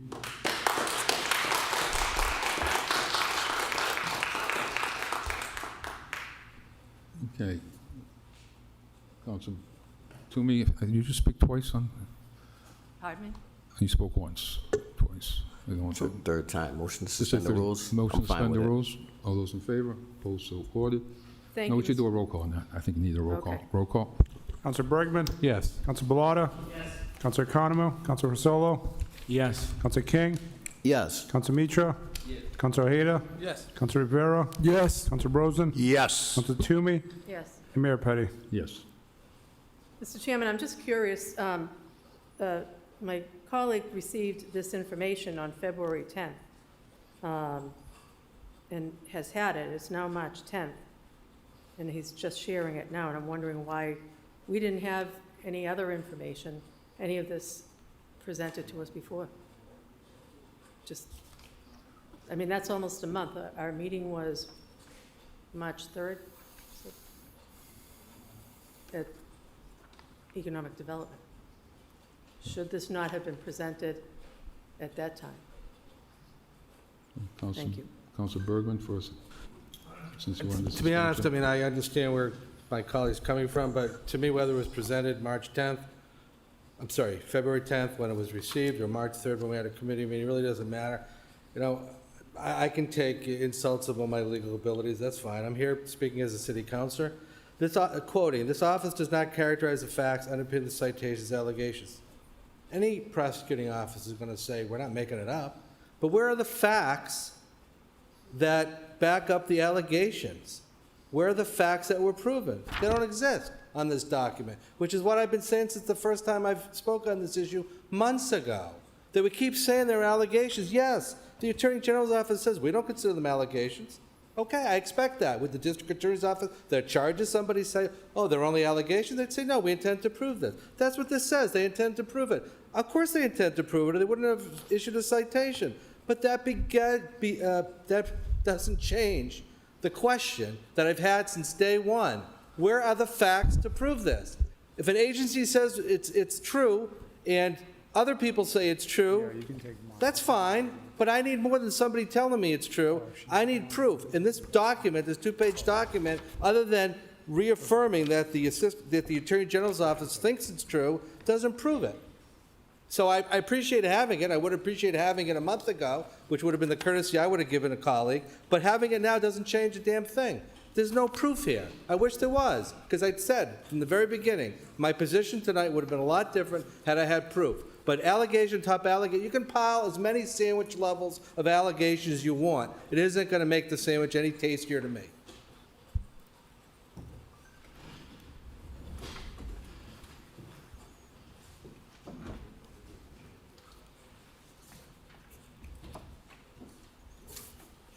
Mayor Petty. Thank you. Thank you, Mr. Chairman. I want to thank the committee for their report. I want to thank the discussion of the council. It's pretty much, I think it's been pretty much respectful. And it's a good dialogue and some learning things we need to do here. But I want to thank the audience for coming out. I want to thank the carpenters for coming out and saying their piece here. You know, I've supported the committees from the beginning on this, and I still think they're making the right decision on this. But I do have a question. I do agree with Councilor Bergman in respect on this is always going to say it's an allegation, well, it's going to be, they're going to prove this. So maybe to Mr. Dunn, we invite responsible board, they learned a lot, is that we need to beef up the responsible employer ordinance. And are they in violation of responsible employer ordinance as of today? Mr. Dunn. Through the chair to the mayor, I appreciate the question because I think some clarity is probably helpful. I also think that it's just important because I just think that there could be a perception that maybe based on this email that was presented that maybe we weren't providing accurate information, but what's being referenced is known to our staff. The citations being referenced, the ones that they have made a decision on and issued citations on, are not related to 204 Main Street. We've talked about this. They're related to other projects. It's not a prevailing wage job. So the citation about non-payment of prevailing wages, for which they are now appealing, and there is an ongoing process associated with that, 204 Main Street is not a prevailing wage job. So these are the citations that were known to the administration, known to our staff. It's what resulted in the letter of noncompliance that we referenced in the transmittal letter to council. So this is not new information. It's not.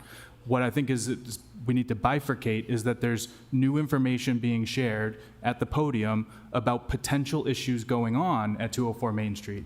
It sounds like the folks that have referenced that have submitted information to the Attorney General. They have not concluded any investigation in that matter. There are no citations from the Attorney General's office on that project here in Worcester. I just think that that's an important clarification that everybody's aware of, because it seems like maybe it's being perceived like we're not providing an accurate account of what's going on here. Mr. Mayor. Thank you. So, through the chair, in regards to this, then, there's no, first of all, this council voted for this responsible employer ordinance because we believe in this. We believe in the wage theft ordinance that we had originally, and I still believe in that. We also, talking to the administration and council on this, is that there is no violation of the responsible employer ordinance as it's written today. And so I think I do agree with Dr. Mitra and Council Rosen's amendments. Yeah, it's almost the same thing on both of those, and that we should call it back as if there is a violation of the responsible employer ordinance. This is too also about, we're talking about the taxpayer, is I think it was mentioned by Dr. Mitra, Council Mitra, the $2.1 million that in tax that we received from this, which isn't the overall be-all to this issue we have in front of us, but it's an issue that matters. I know that if this does go down, you won't see this project presented to us again the way it is here today, as you have stated. So in March, or April, they're going to come out with the state grants on this to make sure this happens. So I am in support of this as of now, and if things do come out, I think with the two orders from Dr. Mitra and Councilor Rosen, that we can call this back if we have to, if they are in violation. So it gives us more time, we can proceed with this, and I just want to thank the administration who worked, his staff did work very hard on this. I want to put that out to you. I know it's not just you, Mr. Dunn, but I know some people in your staff who took this started personally as far as making sure that this happened, that we get the right facts out, which they did. Doesn't mean we have to agree or disagree, but so I just want to compliment your staff for trying to give us all the information to make this project in front of us feasible to vote on. So again, I just want to thank the council, and I do believe in the responsible employer ordinance. If we have to beef it up, I think Council Toomey said that from the committee, let's beef it up so we have language in there that's not great. So thank you. Councilor Rosen. Through the chair to Mr. Dunn. Mr. Dunn, why did the city of Worcester fine the Mankitti Group $5,000? Through the chair to the councilor, I think as we've discussed at length in several settings, as a result of our ongoing monitoring of projects and the contractors participating on those projects, we learned of citations that were issued to a subcontractor that is participating on the 204 Main Street project, not related to their participation on that project, but on other projects in the Commonwealth. And based on our reading of the ordinance and our interpretation, that created a non-compliance issue for the developer, because there's a section of the ordinance that says the developer must ensure that all contractors and subcontractors must not within the last 3 years have been found in violation of those related laws to their business. So through the chair to Mr. Dunn, the Mankitti Group did break the responsible development ordinance. If we find them, and one of the councilors says there's no evidence, we find them, they paid the money.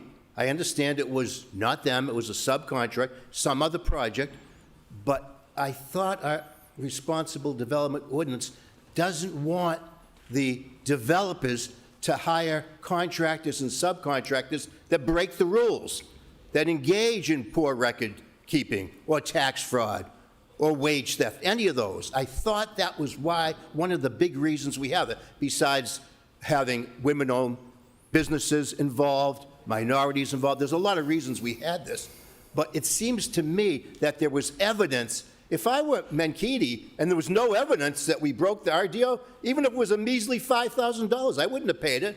They paid it. Through the chair to Mr. Dunn, did they finally say, okay, we agreed, shouldn't have hired Barber, maybe Martinez shouldn't have hired them either? Did they get rid of them then? Say, well, okay, Worcester, you're right, we'll give you the 5,000, even though it's peanuts. We'll give you the 5,000, and we're also going to get rid of those two. Did we get rid of either of them through the chair, Mr. Dunn? Did they get rid of them? I'm sorry, Mr. Dunn? Sure. Through the chair to the counselor, as we've discussed before, I think contextualizing the timing of this is important because it is not like there was a subcontractor that Menkidi Group and their general contractor were considering to participate on 204 Main Street that had a history of these types of issues or these citations in front of them while they were being hired to work on this project, right? So they hired this contractor. They were reviewed like we always do as the developer partners that we work with do, that there were no outstanding citations, recent citations against that subcontractor within the last 3 years. So at the time of them being engaged on the project, through the eyes of the ordinance, they were in good standing. While they were participating on the project, a citation emerged, a few citations emerged based on their work on other projects in the Commonwealth of Massachusetts. What is open to interpretation, and I think it's being alluded to here, is that our ordinance does not say if that situation arises, if you have a contractor that was in good standing and they are participating on the job and they have some issue elsewhere in the Commonwealth, how should the developer bring the project back into compliance? That is what is open to interpretation. Our ordinance does not say if that occurs, they need to break that contract, that obligation that they have, and dismiss that subcontractor from the job. It does not say that. So the, I guess, actions that we are now debating about with Menkidi Group and what did they do, what could they have done, what should they have done, is open for interpretation. It is not clear in the ordinance when that type of situation arises with those set of circumstances what they should do to bring the project into compliance. It would be different, and I would say that they shouldn't have even brought a contractor onto the job if prior to doing so, they had multiple citations leading up to that over the last 3 years. But that wasn't the case here. At the time of them being engaged, they were in good standing through the eyes of the ordinance. Through the chair, to my colleagues, to the mayor, the city manager, to Mr. Dunn, Menkidi must have been in non-compliance to the RDO. They must have been. We fined them. They paid the fine. To me, that's an admission of guilt. Now, I know some on the council say, oh, people pay fines all the time. There's no admission of guilt. To me, it is. If they weren't guilty of violating the RDO, they shouldn't pay the fine. But they did. So if I just ask you for a yes or no, through the chair to Mr. Dunn, on a yes or no, did the Menkidi Group violate the RDO of the city of Worcester? Yes or no? Yes. Thank you. Thank you, Mr. Chairman. Mr. Rivera, followed by Council King. No, go ahead. You go ahead. Sorry. Lots going on, lots been said tonight. And basically, I think what it comes down to is we're going to make a decision today, and hopefully the best decision is made on what's best for the residents of the city of Worcester. That's how I'm looking at it, and I think that anything that's going to bring jobs and housing to the city of Worcester is a net plus. But I'm going to agree with, because I've not experienced what others have experienced, and obviously, fool me once, shame on you. Fool me twice, shame on them. But I will say that I would ask if I can amend Councilor Rosen's order just to say that, stating that any infraction that the McKinney Group is found guilty of, the city's responsible development ordinance, then we can start talking about the clawbacks. Because, you know, stating any infraction of the city's responsible ordinance is, it can be clear, but we want guilty of, found guilty of.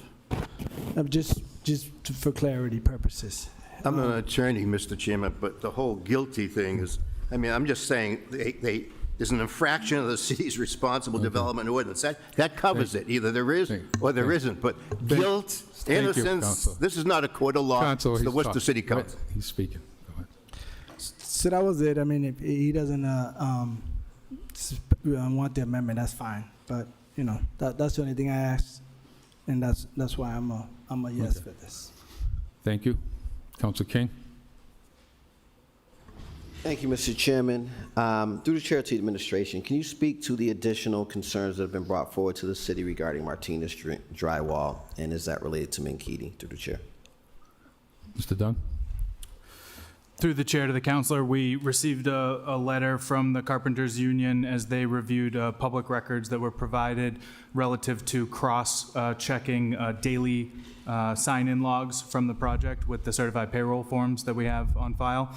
And the certified payroll forms that we have on file for the drywall work have all been submitted by Barber Drywall.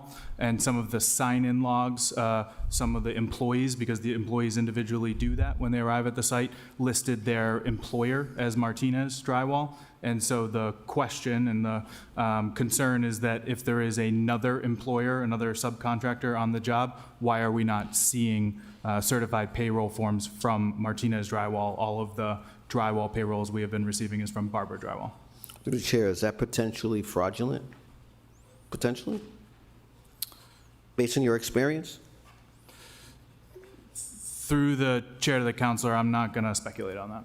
Thank you. That's a good answer. Mr. Chairman, I want to reiterate. I asked the Attorney General to explain the legal significance of its citations and penalties that were issued in this manner, Mr. Chairman. So I want to reiterate, these are not allegations. These are not allegations. They indicated that the legal significance and clarification is that these are characterized as the facts, Mr. Chairman, not allegations. And to continue to refer to it that way really does a disservice to the folks that were unfairly compromised. And we heard councilors and the mayor say that there was no violation of the ordinance. I heard Mr. Dunn say that there was. With all of that, there is not enough to move this thing forward. Where is Mankato, Mr. Chairman? Why aren't they here? Why aren't they speaking to this body?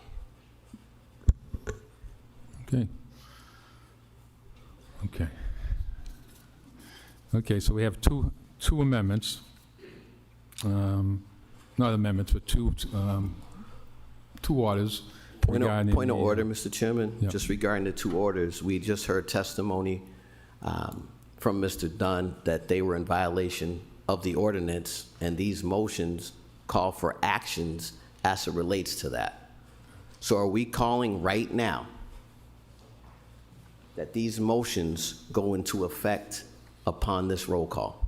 That's my question for a point of order, Mr. Chairman. Yeah, sure. What I was going to do is refer it back to pass it, refer it to the law department, make sure we have the wording right, and send it back to us. So, Mr. Mayor? This is a resolution, this one. Yeah. I don't know what the second one is, so we don't need a resolution. It's just a resolution reconfirming commitment. I don't know what Gary's is, I don't have it in front of me. Yeah. We're talking about the $5,000, right? Yeah. Mr. Dunn? What are we doing? Mr. Mayor, I could be wrong. I don't see the language in front of me, but I thought Councilor Rosen was saying that if this moves forward with 401 to 409 Main Street, if there is any infraction that the tax benefits provided, which is the item in front of you, what's in front of the council is 401 to 409 Main Street, not 204 Main Street. So my understanding of that resolution is that if there is any infraction at all on 401 to 409 Main Street, that the tax benefits would immediately cease as well as be recaptured if any had been provided. That was my understanding, but I don't want to speak for the councilor. Yeah, that's right. There would be a clawback, but would they lose the eight-chip dip of money too? Would the state say, well, you took yours back, so we're taking our money away? Yeah. Mr. Dunn? Through the chair to the councilor, bring up a good point, actually, in the sense that the form of agreement that we have, the tax increment exemption contracts, is a state form. It has to be in substantial accordance with the state contract form. It gets reviewed by them, approved by them. We actually requested the state the ability to put a clause in there about our responsible development ordinance. So it's in the body of the contract as it relates to potential events of default. And then it also has included all of the text of the ordinance by way of exhibit. So we did have the state approval to do that. As it relates to the tax credit piece of it, there is a section, and it's in the packet because we provide copies of these contracts in the item that we submit to council. There is a whole section about default, and as it relates to the default and the sort of remedy at the state level with the tax credit, that is defined by the implementation regulations of the program. So what we do, whatever we do, is not going to affect how they will carry out the default provisions of their program regulations. Okay, through the chair, my last question. Would the state have anything to do with us if we vote the two amendments? Very similar, basically clawbacks. If there's an infraction, would the state have anything to do with us actually doing that clawback? Could they prevent it somehow? Or it would be allowed because the city council does it, the city of Worcester does it, and then they could decide what they want to do with their own HDIP money. But I hope that they wouldn't have a say in what we as a city of Worcester and the city council could do. Sure, through the chair of the council. It's a good question. So the linkage that occurs in this contract is that we've added this clause about our responsible development ordinance, and it says that if there is a termination of the tie agreement, then it would constitute an event of default. So they would then carry out what's called for in their program regulations of treating the default. It's a little more nuanced because basically there's just two options where they look at if there's a breach or an event of default before the project is done versus after the project is done. So that would determine how they handle that. But to your question, a project needs to have an executed active tax increment exemption to be able to receive that tax credit. So for example, if something were to happen during the construction and we were to terminate our tie agreement, they would not receive the state investment tax credit because they would not be able to achieve that final certification, which is needed once the project's done, because they wouldn't have an active tax increment exemption at the time of trying to get that certification and that final tax credit award from the Commonwealth. So like we do have influence and control over whether that occurs or doesn't occur. Okay, thank you. Good response, good answer. Mr. Chairman, if we look at the two amendments, Dr. Mitra and Councilor Mitra and my amendment, they're only to be enforced if tonight we take the vote in favor of the tax increment exemption. If we didn't, if we turned it down, then those 2 points are moot. We don't need those because there wouldn't be. But we're basically saying if there's a violation, we vote the tie tonight. If there's a violation in the future, then that's it. We're not going to keep giving them chance after chance. We'll go in front of the Economic Development Committee, have another meeting, say, don't do it again. You've done it already. Don't do it again. No, we're not going to do it that way if we support the amendments. But I think the first vote we have to take is for or against the tax increment exemption. If that passes, and I can count like everyone else here, I can predict how many in favor and how many opposed. Okay, so it's going to pass. Obviously going to pass. But then we should take the vote on the two amendments. Now, you mentioned the wording. Mr. Chairman, we have the law department here right now. I mean, they weren't that, complicated.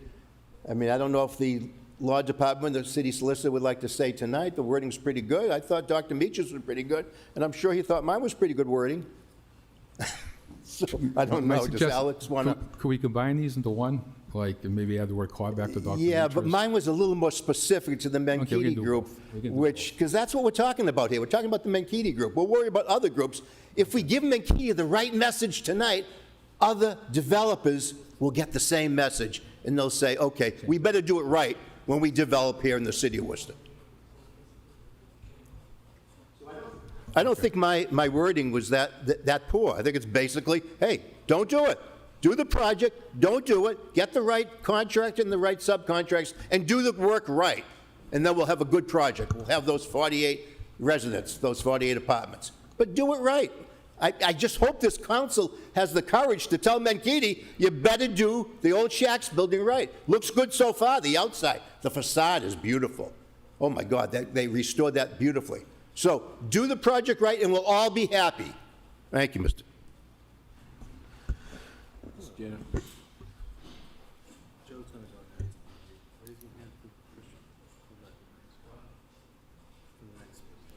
Not to make it more confusing, but Mayor Petty. thank you, Mr. Chair. And shouldn't the clawback also be, we're going to vote on 401, 409, but the accusations are made on 20, is it 204? I forget the address, but 200 Main Street. Mr. Dunn? And shouldn't that be the clawback? Should we amend, so maybe have a third one? Sure. But, Okay, Chair. the mayor has the floor.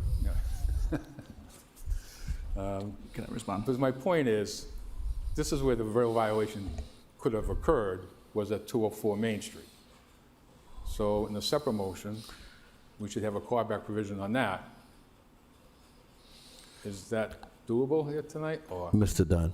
Through the chair to the mayor, the tax increment exemption agreement is already executed with the McKinney Group for the 204 Main Street, and I understand the intent of Councilor Rosen's resolution. I will say, kind of as I was describing, there is this clause in all of our tax increment exemption agreements that talks about compliance with our responsible development ordinance. And in the ordinance itself, there is a section relative to remedies and corrective action. And it says that if, aside from what we've talked about before with the kind of initial letter of noncompliance and the $5,000 fine, it says that failure to implement a corrective action plan may result in a revocation or a reduction of local tax benefits associated with the project in the sole determination of the City of Worcester. And the severity of the noncompliance issues will inform the city's determination on whether to revoke the tax benefits or the degree in which the tax benefits may be reduced. So I think contractually, we're already covered, You're already there. both in terms of the 204 Main Street as well as 401 to 409 Main Street. I just think, again, not to summarize or kind of characterize the intent of the counselor, but I think what's being suggested under this resolution is that it will be sort of a zero tolerance interpretation, that it is already up to the City of Worcester to make a decision relative to any noncompliance, and if that would result in a revocation or reduction of the local tax benefits. And I think the resolution is intending to memorialize that if there is an infraction, that it will be revoked. But we already have the contractual Okay, ability to do so. Mayor Petty. okay, thank you, I appreciate that. Councilor Sacha-Michi. Thank you, Mr. Chair. Through you to the solicitor, I would probably like to see that I respect the resolution that was brought by Councilor Rosen. I had the resolution. I think at the end of the day, they both mean the same, that we want them to follow the RDO. That's our main goal, to let them know that we are wanting everyone, whoever comes as a developer, follows our responsible development ordinance. So I think whether it's a clawback or it's a rescind, I think the word play, you can do whatever, but I would suggest that maybe we can have one resolution that will be, maybe we can take the help of the city solicitor and bring the same meaning and then have that resolution and move forward Madam Solicitor? to that. So you're suggesting we take Councilor Rosen's? I'm saying no, but amend, if there is a clawback can be done, then I have given my resolution. If there is any Okay, way Madam you Solicitor? can blend it together and have just one, rather than having two councilors' resolution and we're just not clear what should be done, then I think I'll be suggesting that let's have one and have our solicitor make one out of this. Madam Both Solicitor? are valid, I think. Through the chair, the resolution is just really reinforcing what the ordinance already has and what's in our contracts and our tie-in TIF agreements. So the authority is there. It would be up to the body. It's just an expression of support. So we could do both of them? Sure, or you could do one. What's that? Mr. Cork? Mr. Chairman, just for clarification, usually with the rules is once there's a resolution forward and there's a similar one, you have to amend, I think, one or the other to pass one. You can't pass the same for the same meaning. That's my understanding. Okay. They're a little bit different. One has clawback, the other one has, okay. So, Through the chair, so the clawback is already in the ordinance, as Peter said. So it's more of an expression now, is what yeah. you're saying. So we could do both of them, it's not really okay. Well, I would just do one, but Yeah. the clawback is in the contract and the ordinance, If so. you're going to get you this could group maybe- to agree to one, but, okay. Councilor Mitra, Beg pardon? you're up. Yeah, I think, my resolution clearly says what I meant, is that, if they have to follow the ordinance, if not in future, it'll be, they'll be taken out of all the contracts that we've given. So, and the clawback is already there. So I'd like this resolution be voted in, Okay. and we move forward. Maybe we make yours a resolution, okay. Let's work on that. Council Toomey, followed by Council Bergman. Thank you, Mr. Chair. The chairman's order that we put forward in the committee clearly covers all of this already. So we had already voted to have this addressed in subcommittee, so we were looking for a report to come back from the city solicitor, Mr. Chair, on this. Mr. Manager? Thank you, Mr. Mayor. I just want to say a few things just to try to see if I can bring some point of clarification and a little bit of probably better direction in terms of the discussion that is happening. What we have in front of us is a tie recommendation to the council body for a new project, of 401, 409 Main Street. Nothing has happened in that project yet, other than simply requesting a tax increment for the project. However, we're taking what's happened in the previous project and trying to add it to this, and I think that's creating the confusion. If there is a clawback or there's a desire to claw back a particular tax benefit that this developer is receiving, I think the attention of the clawback should be on 204, not on the future development that hasn't even started. There's no contractor in place. There's no subcontractors in place. Nobody is there. There's already language in the ordinance that allows us to consider the clawback and to have discussions on the potential of a clawback of other further corrective actions on 204. We were expressed tonight that the Attorney General is going to be having a hearing later next month on 204 on the citations or allegations or whatever you want to call it in 204. So I think what we could, in terms of trying to clarify, is here on 401 is a simple vote. Do we want to give a tax benefit or not? And if we do, we want to move this project forward.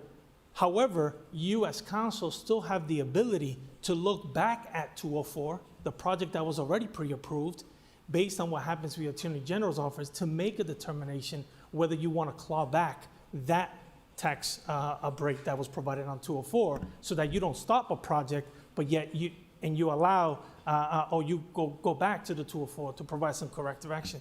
And I think those are the things that are being conflated here tonight. But my suggestion is, and what our recommendation as an administration is, let's move forward on 401 and then find a way that if there is further action that the Attorney Generals and other bodies take on 204, then that becomes the topic of conversation, of discussion of this body, to potentially claw back that incentive that they received at 204. Thank you. Okay. Council Rosen? Thank you, Mr. Chairman. With all due respect to the city manager, let me read the item that we're considering. Upon the communication of the city manager, recommend approval of a housing development certified project application / tax increment exemption agreement for 401 to 409 Main Street. That's what we're talking about. I'm not talking about any previous projects. Okay, I'm talking about the future. I want them to know. I want them to know that this is a strong RDO, and if it's violated at the new project, not the old project, it's almost done, isn't it? But if it's violated at the new project, I know we have the right to do it in the ordinance already. But Mr. Chairman, listen to what you've heard all these hours tonight. We might have the right to do it. Do we have the courage to do it? I would say, no, we don't have the courage to do it. That's why I'd like to, now, Dr. Mitra, Councilor Mitra says he wants to declare the intent to rescind. Mine doesn't say anything about intent. It says it's going to happen. It's going to automatically happen. They break the RDO, it automatically happens. We don't come back for 3 or 4 meetings of the Economic Development Committee or 3 or 4 hours more. It happens. So, Mankitti, can you handle that? Can you do it right? Can you do what you're supposed to do? I think they can. But let's tell them they better do what they have to do. So it's not intent. One is intent. One is an automatic penalty. We're coming in here, and it'll take us 5 minutes. Mr. Dunn will say, oh, I don't believe they violated it over at the Shack Building, 401 to 409. And we'll say, yeah, remember that amendment we passed? Too bad. I wish they hadn't done it. And you know what? I predict they'll be fine. They won't do it. They won't violate it because we're telling them you can't violate it. Thank you, Mr. Thank you. So the motion is, so before, just so an idea, then we can talk about points of order, but the first motion would be to, the item under privilege is to vote on that. The second motion would be to vote on both of these and collectively, and, but if that's all fine, Council King? Just a point of order. Yeah. Does this vote mean that based on the Attorney General's findings, that they've been out of compliance, and we're going to rescind what we're voting on already? No. That's not my understanding. Okay. We had the I just want to be city clear. solicitor- That's fine. I think she, no? That's correct. So. That's correct, right? No. Okay. And Mr. Chairman, again, no corrective action plan. I would like to make a motion that Mankitti provide us a corrective action plan prior to the next council meeting. Thank you. Okay, so we have 3 motions, okay. Okay, so the first motion we'll take is on the item itself, is the approval of the Housing Development Certified Project Tax Exemption Agreement for 401, 409 Main Street. Recommend adoption of the accompanying resolution. Roll call. Councilor Bergman? Yes. On the item itself. Well, hang on for 1 second. So this is on the item itself, on the tie. So yes or no. Then we'll do the 2, 3 orders after that. Yeah. Okay. Okay. Councilor Bergman? Yes. Councilor Pilata? No. Councilor Economou? Councilor Fasolo? Yes. Councilor King? No. Councilor Mitra? Yes. Councilor Ojeda? No. Councilor Rivera? Yes. Councilor Rosen? No. Councilor Toomey? Yes. And Mayor Petty. Yes. So, Mr. Mayor, that passes 6-4. Then the next item is to take these 3 orders together, these Council Mitra's. Okay, so take Council Mitra's first, and as they are presented, Council Rosen second, and Council King is just asking for a corrective action plan. So we'll take that, all those in favor, opposed on Council King's motion. Those in favor, opposed, so awarded. So the first motion is on Councilor Mitra's resolution. Roll call. Mr. Chairman, just for the record, there was also an amendment, I think, by Councilor Mitra to include the future with that amendment as well. Include what? Oh, future, yeah, as amended. Okay, Council Mitra's as amended. Councilor Bergman? Yes. Councilor Pilata? No. Councilor Economou? Councilor Fasolo? Yes. Councilor King? No. Councilor Mitra? Yes.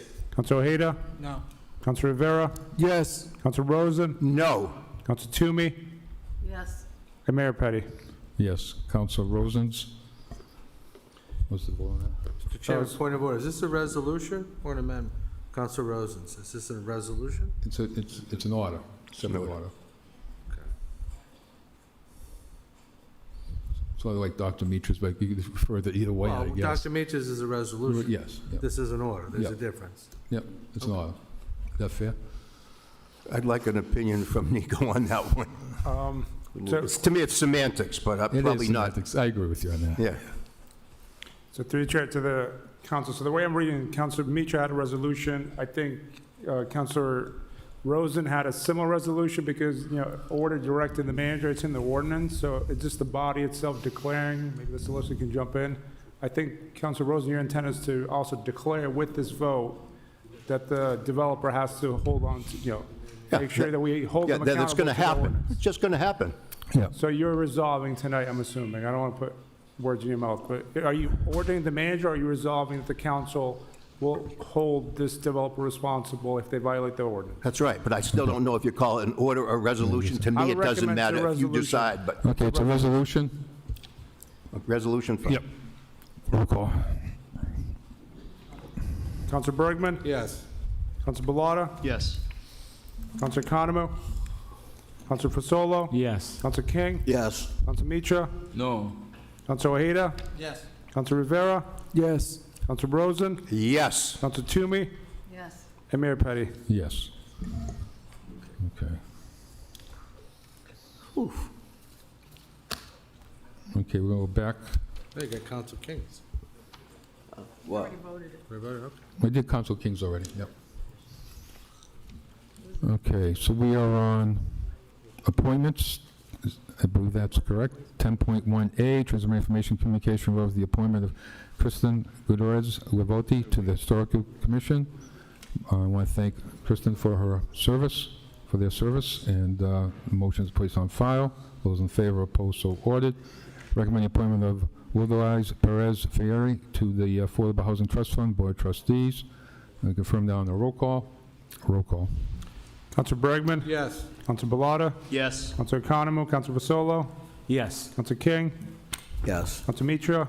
Yes. Counselor Ojeda? Yes. Counselor Rivera? Yes. Counselor Rosen? Yes. Counselor Toomey? Yes. And Mayor Petty. Yes. We are on economic development, transmitting information, communication, economic development initiatives. Okay. Okay. I got a couple questions. We are on 10.4A. Thought you would die. We're going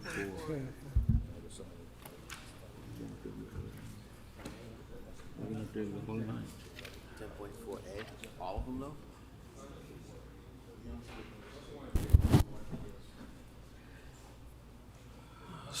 So, yes, we'll take 10.4A through F. Okay, perfect. Mr. Mayor, 10A is what you're speaking on? Yeah, so to take them all collectively, I'll just try to do them all, I guess, but I just have, Mr. Dunn, I just want to, people should read these reports. I hear people come in here to the council and say, we don't do anything, there's nothing on housing, there's nothing on this, nothing on that. Take some time to read this economic development report. Some of the stuff is upsetting that we're not moving forward. We get the hotel, but we have a new hotel that's going to go up probably in Washington Square. We're on pace to do that. We have a hotel that we're still waiting for by the ballpark, but it appears to be going, the way I read the report, and you can tell me different, it seems to be positive, moving in the right direction, Mr. Dunn. You're working with the developer there. Yes, through the chair to the mayor, as we've seen, to your point on a couple of other hotel proposals in the city, one that had been proposed previously but is moving forward because they took ownership of the property from the redevelopment authority, and then another one on Providence Street off of 146, and some momentum that's kind of building for the proposed hotel in the ballpark diff area. The market conditions have certainly improved as it relates to the impact of the pandemic, and we know the significant impact that the pandemic had on hotel hospitality industries. So that has really rebounded. Our occupancy rates have been solid over the last couple of years. Our room rates have been solid. There is still this kind of fundamental issue that we have with some projects and the economic feasibility, construction costs, interest rates, and sort of the return on investment and attracting that capital, whether it's lenders on the debt side or equity investment. But we're seeing some good progress in that industry and with those really 3 hotels that we've had on our radar. Mr. Mayor. Thank you, and I appreciate that. Let me ask you another quick question. Den Homes building. It appears that we're going through a third iteration of the project, the way I read this quickly. Then we had an amendment to the project, maybe a year, 2024, 2025. And then now we're waiting for another amendment to it in the future? Yes, through the chair to the mayor, the Denholm, as we I think all know, and part of the reason why the redevelopment authority was asked to get involved in that property is that it's extremely complicated. It's a building that really does not have an adaptive reuse scenario for it because of its previous use as a department store and the depth of the building. There's a lot of what we would call dead space in the middle of the building that creates challenges for those types of adaptive reuse as you think about natural light and windows on a housing type of redevelopment. And as it had been office space, a lot of common area maintenance, a lot of fees involved in maintaining those common areas. It's kind of why you see a lot of interior malls sort of going in different directions. And so we expected it would be a long road to kind of stitch together all of the necessary pieces to make the project happen. So as a quick summary, the Redevelopment Authority, after taking title to the property, did a request for proposals. Process on that, we had 4 proposals, 2 of which were not qualified, they didn't meet the minimum criteria. And then the final 2 proposals were evaluated by staff and the WRA board. They did select the Mankitti Group proposal. I know we've talked a lot about the Mankitti Group tonight. And so their proposal included an 11-story building with 233 residential units and ground floor commercial space. And so the Redevelopment Authority executed what we call a land disposition and development agreement. It's like a version of a purchase and sale agreement. And in that, there's a series of milestones on the project progress, starting with due diligence. And so their initial due diligence timeline came to a deadline in 2025, and as a result of that effort and their report back to the WRA board about that, the estimated costs involved in the abatement and the demolition of the building is significantly more expensive than I think anybody had anticipated. So as part of that, they had requested an extension to that time frame, as well as a modification as they looked at overall project feasibility and what's currently happening in market conditions. And as we've seen with some other projects, similarly, when you think about these kind of tower type proposals that are over 7 stories, when you get over 7 stories, you're talking about a different level of building typology and building code that drives a lot of costs. And so as part of their effort to really drive the feasibility of their proposal, they had revised the proposal to be 7 stories, which is more in line with what we're seeing in the market because of those conditions. Still at a healthy 190 unit count estimated. And as part of the WRA board's consideration of that extension and that amendment, the WRA board requested and the McKinney Group agreed to a accruing non-refundable deposit as part of that to maintain their sort of exclusivity and their agreement with the WRA moving forward into this, what I would say, next kind of benchmark of timeline. So that's where we're at right now. You know, things could certainly continue to evolve as we move forward, but particularly what we're strategizing on right now is assembling resources to tackle the abatement and demolition of the building. So we would love to see that get started before the end of the calendar year. We're actively working on various proposals to state and federal sources. We've already secured a $500,000 site readiness grant from Mass Development on that. We're working on some other programs, including brownfields, that could help with some of the abatement and environmental remediation necessary at the property. So we're working on stitching together those resources to really get the property pad ready, because having the building standing and that, you know, multi-million-dollar cost before you can even get started on a sort of blank canvas for new construction creates a lot of risk and challenges around feasibility. So we hope to be able to accomplish that and get it, you know, more pad ready and prepared for the new construction to follow.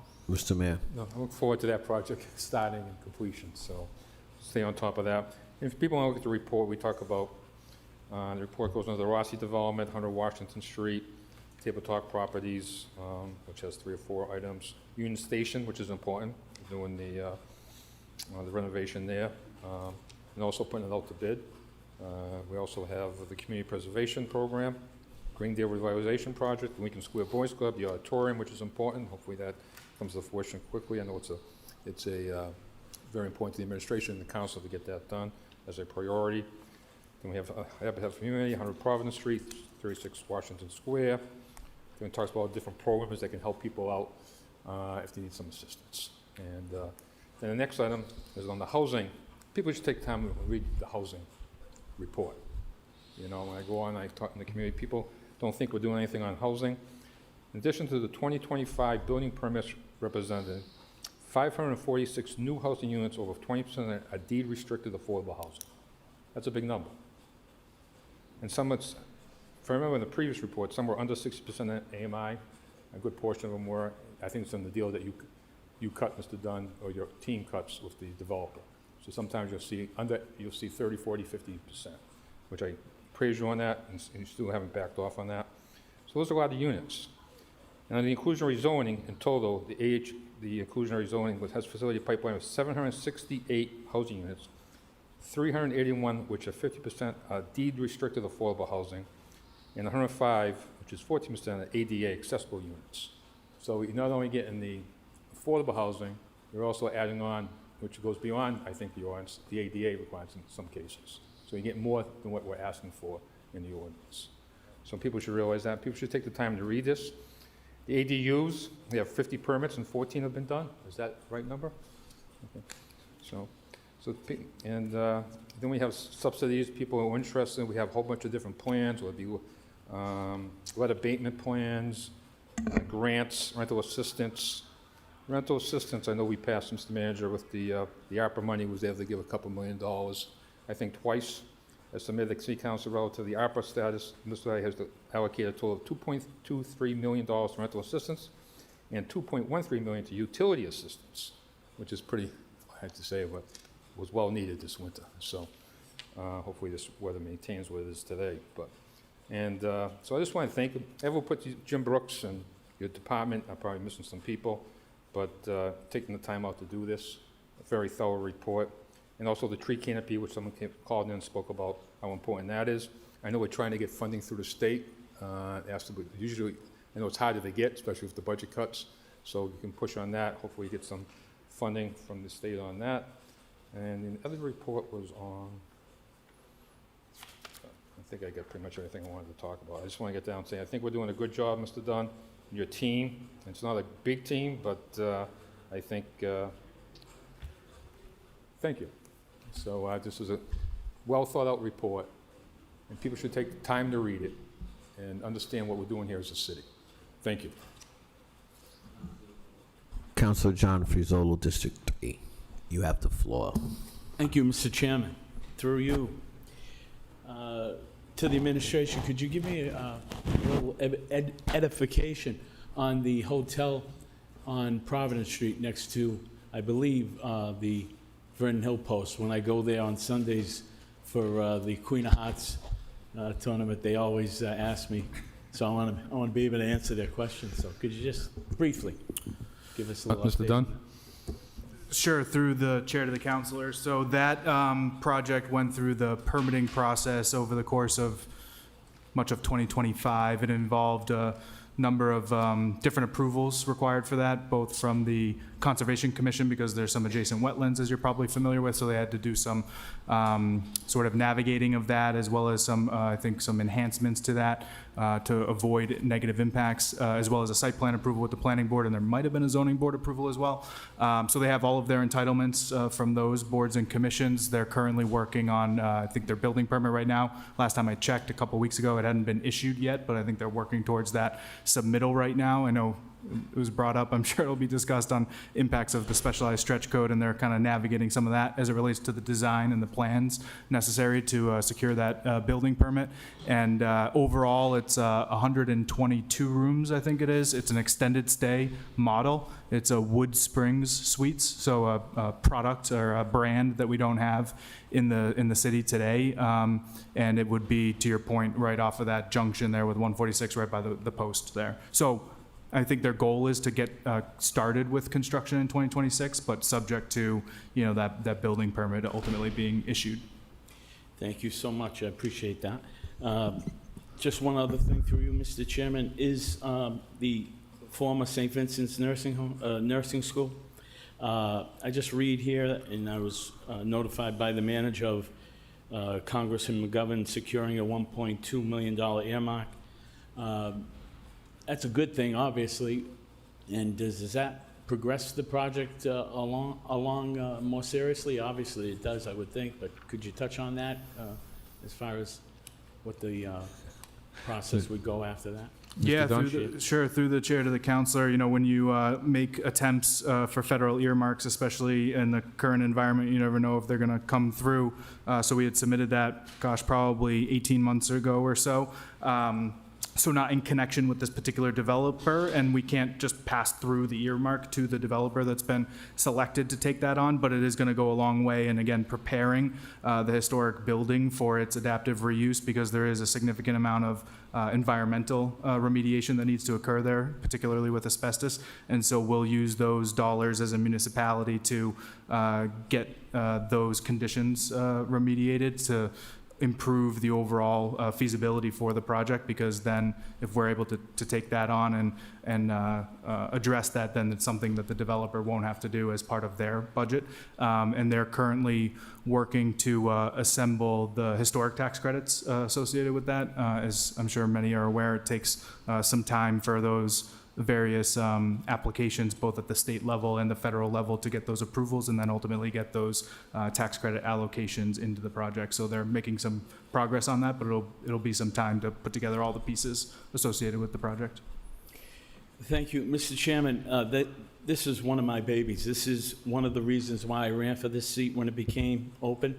I'm very interested in making sure this happens and comes to fruition, so I thank you for your due diligence and your hard work, and those in your department, Mr. Dunn. Thank you so much. Thank you. Okay, we have Council Mitra, followed by Council Balata. Thank you, Mr. Chair. Through you to Mr. Dunn. Mr. Dunn, I'm so happy to see this report that you have presented. A lot of work, a lot of hard work for your office, as well as the Economic Development Department. I'm really thankful to see the city is really doing so many things, which really makes our economic development program go forward. As I said, that we are always thinking and talking about building homes, apartments, market rate, affordable housing. Along with that, I think it is important that we do have other factors also, other items also, such as a good hotel, good entertainment in a place. We want to bring in some trade shows. We want to make our city to be really attractive, and for businesses, for people to come in here and see that this city is not just a city, but it's got so many other things that people can come. Good colleges we already have. So I think the development that is happening is really moving forward in a positive direction. I thank you for your, and also your office colleagues for doing such a great job. What really fascinated me is to see the legacy business program. I think it's a great idea. You know, we got to be business friendly. We got to show that the city cares for our businesses and does the recognition for what they do. And the fabric that you have mentioned there, I really thought that was a great item. I hope that we'll continue to do this. I'm sure you have some team or the committee who will make that decisions. So overall, to the administrator and to the Chief Development Officer, Mr. Dunn, wonderful job. Thank you very much. Thank you. Okay, Council Balata.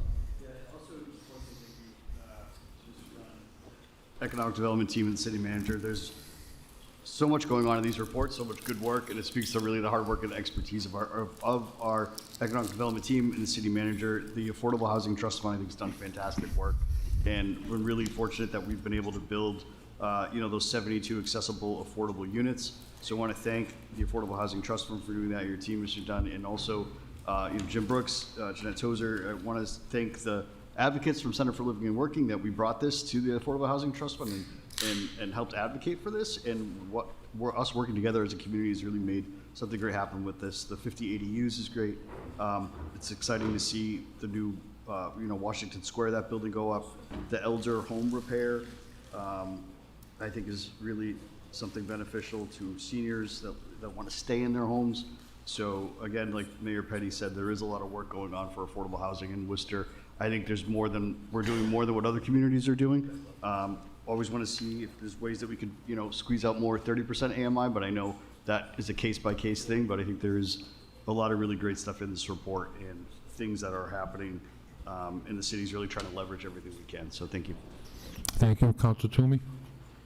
Thank you, Mr. Chair. I certainly will talk more about this in committee, but I did want to say that I appreciated all the work that's being done on the Minority and Women Business Enterprise Initiative. If you recall, I started working on that several years ago, making sure that those members of our community had a connection with the state to be able to become certified and help meet all of our needs too in construction, et cetera. So thank you for the great work on that. Thank you. Thank you. Council King? Thank you, Mr. Chairman. I want to commend the manager and our chief development officer for this report. I know some of these things have we've had before us previously in reports, but it's good to get updates. Mr. Chairman, through the chair, as it relates to 100 Providence Street, I know that I believe that was tabled. This is a property that was used for emergency medical services. Prior to that, fire department. And there was an item submitted back in November to authorize a request for proposal. That was tabled by the prior council. I've had some conversations with the manager about this, and I know there were questions asked on the floor as it relates to EMS services and the like. Through the chair to the administration, is there any outstanding questions that were asked of the administration pertaining to this property that have not been answered? Because I'm of the mind to take it off the table and move forward. Mr. Manager?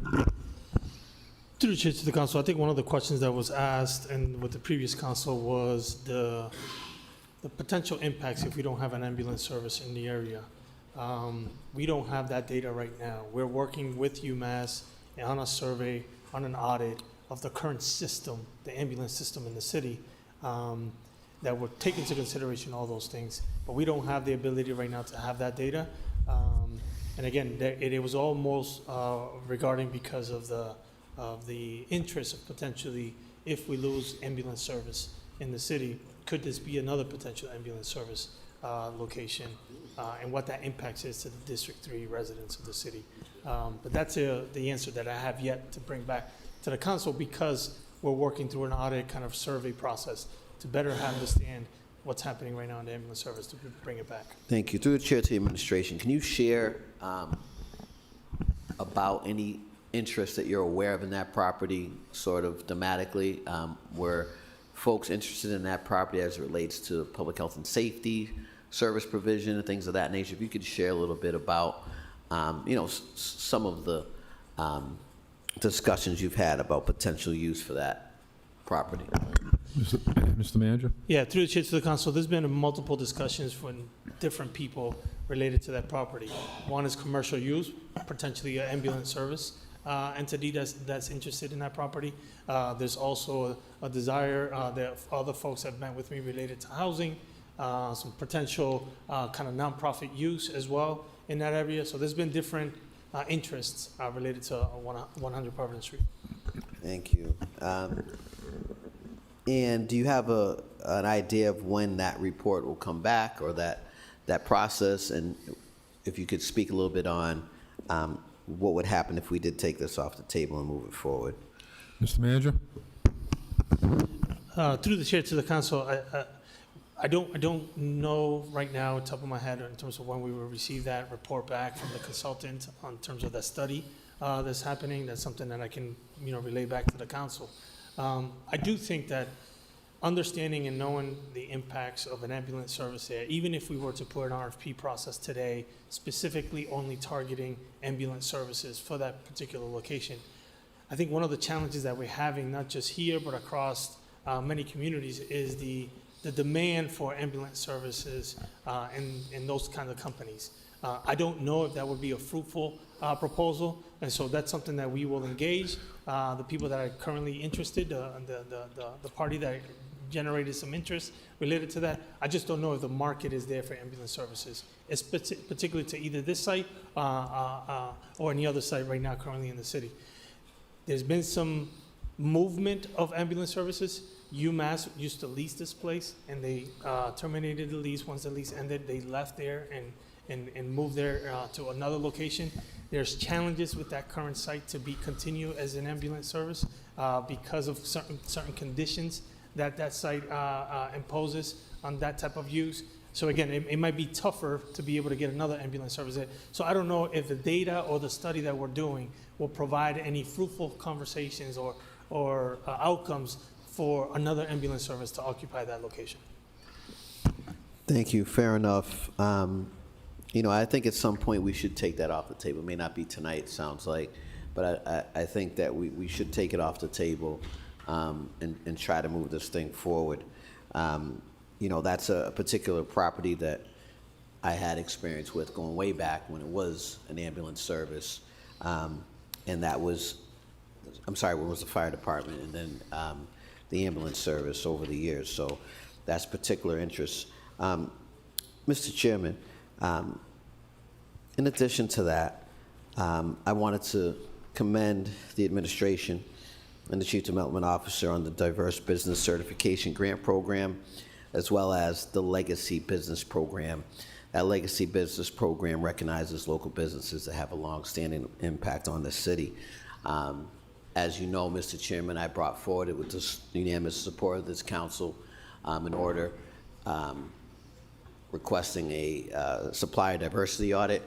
And, you know, I'm looking forward to that. But if I wanted just a quick opportunity to the chair, to the administration, if you can just speak on the Legacy Business Program and how we think that will impact local business. Mr. Dunn?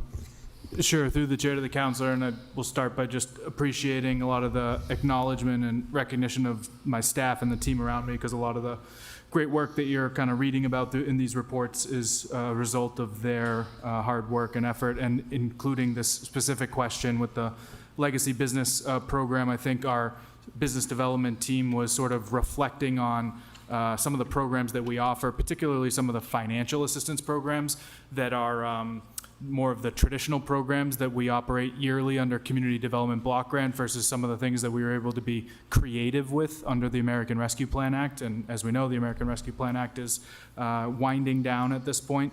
So just thinking about how some of those existing traditional programs we have under CDBG sort of lend themselves more towards new businesses that are going to occupy a vacant storefront, or existing businesses that might be expanding, versus just trying to think about ways, a program, some sort of assistance, or ways to support our long-standing businesses. Because, you know, with some of the stuff we do under CDBG, it's got federal regulations associated with it. You have to kind of navigate that and comply with their eligibility criteria and the outcomes that they want you to see with those federal resources.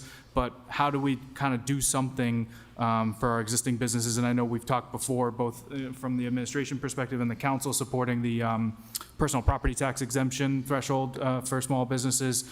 So again, kind of thinking through that, our business development team said, well, maybe we could launch this Legacy Business Program, which really seeks to honor and recognize those longstanding small businesses that have contributed to the city's cultural and economic and social identity, because you have seen some close over the years. Sometimes it could be that that current ownership doesn't have maybe the next generation to pass that business down to, or maybe the conditions aren't right to consider like an ESOP, an employee ownership model, where you kind of sell the business to the employees, or one employee if it's not multiple employees.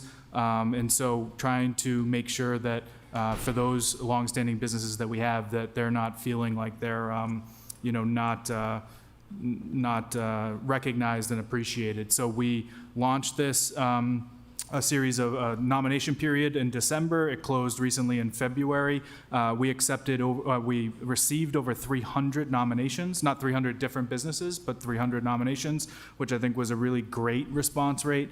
We're currently going through those with a committee. We're forming a committee right now. We're looking at representations on that committee, both internal and external. We felt like because of the nature of this program, engaging the Chamber of Commerce, as well as Preservation Worcester and the Museum of Worcester might be, you know, good perspectives to have as they kind of celebrate and try to preserve the history and tell the story of Worcester in their institutions, having them participate in this effort with us.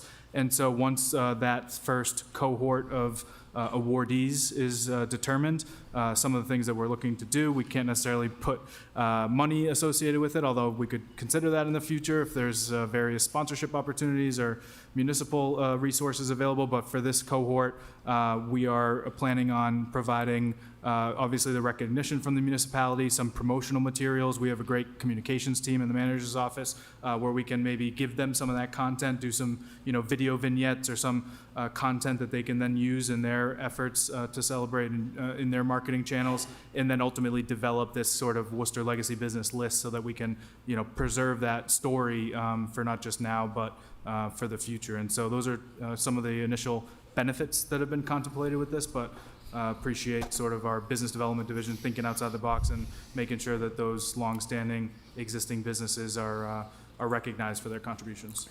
Thank you, Mr. Chairman. And lastly, the Seaver Street property, Denham Building, 611 Main Street, the RMV property that the WRA took action on. The auditorium. I just think we as a body have to stay mindful of those properties. I would like a more communicative process to this council. I know the WRA does its thing. There's some reports that go to the city manager. But if that could come to the council, and I'll make that by way of motion, any meeting minutes or anything like that related to those properties come before the council, Mr. Chairman. I have a prior standing order as it relates to the auditorium, which I haven't been in since I graduated high school. And we've been really patient with that property.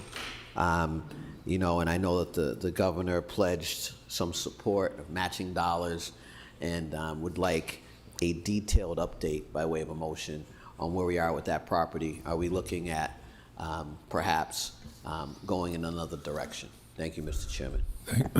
Thank you.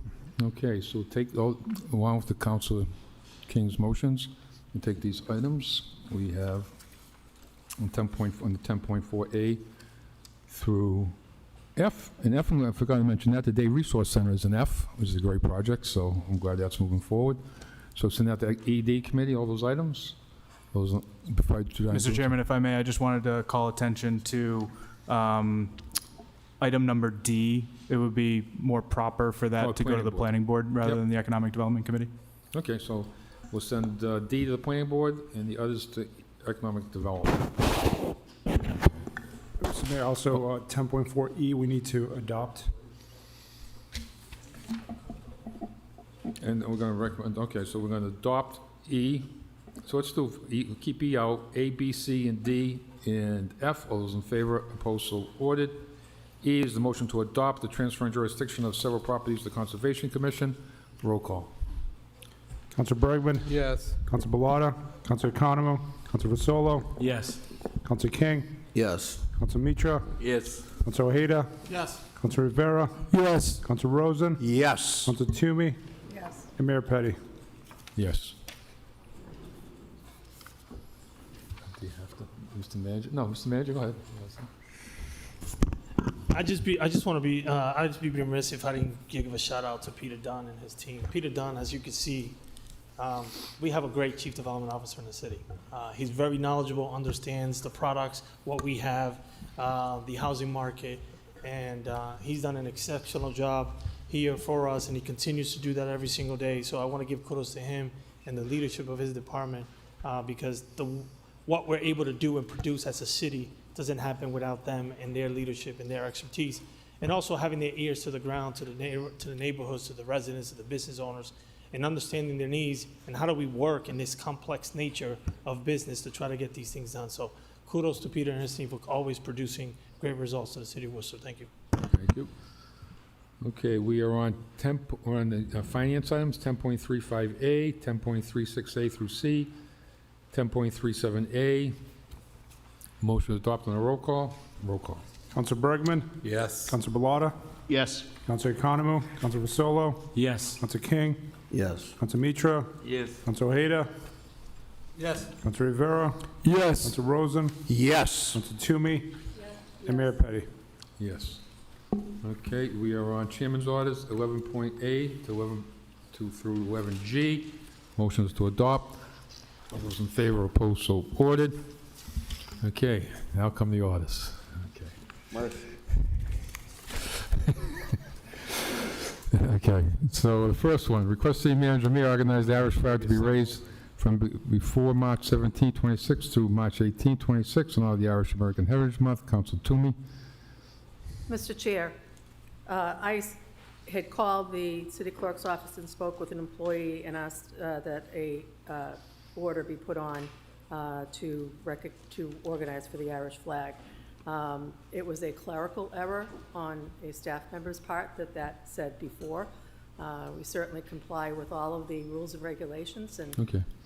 so I just want that to be very clear, and hope that the council supports this. Okay, all those in favor, opposed, so ordered. We're going to follow the rules and regulations on that. Mr. Chairman, could we possibly take the resolution? I guess, okay.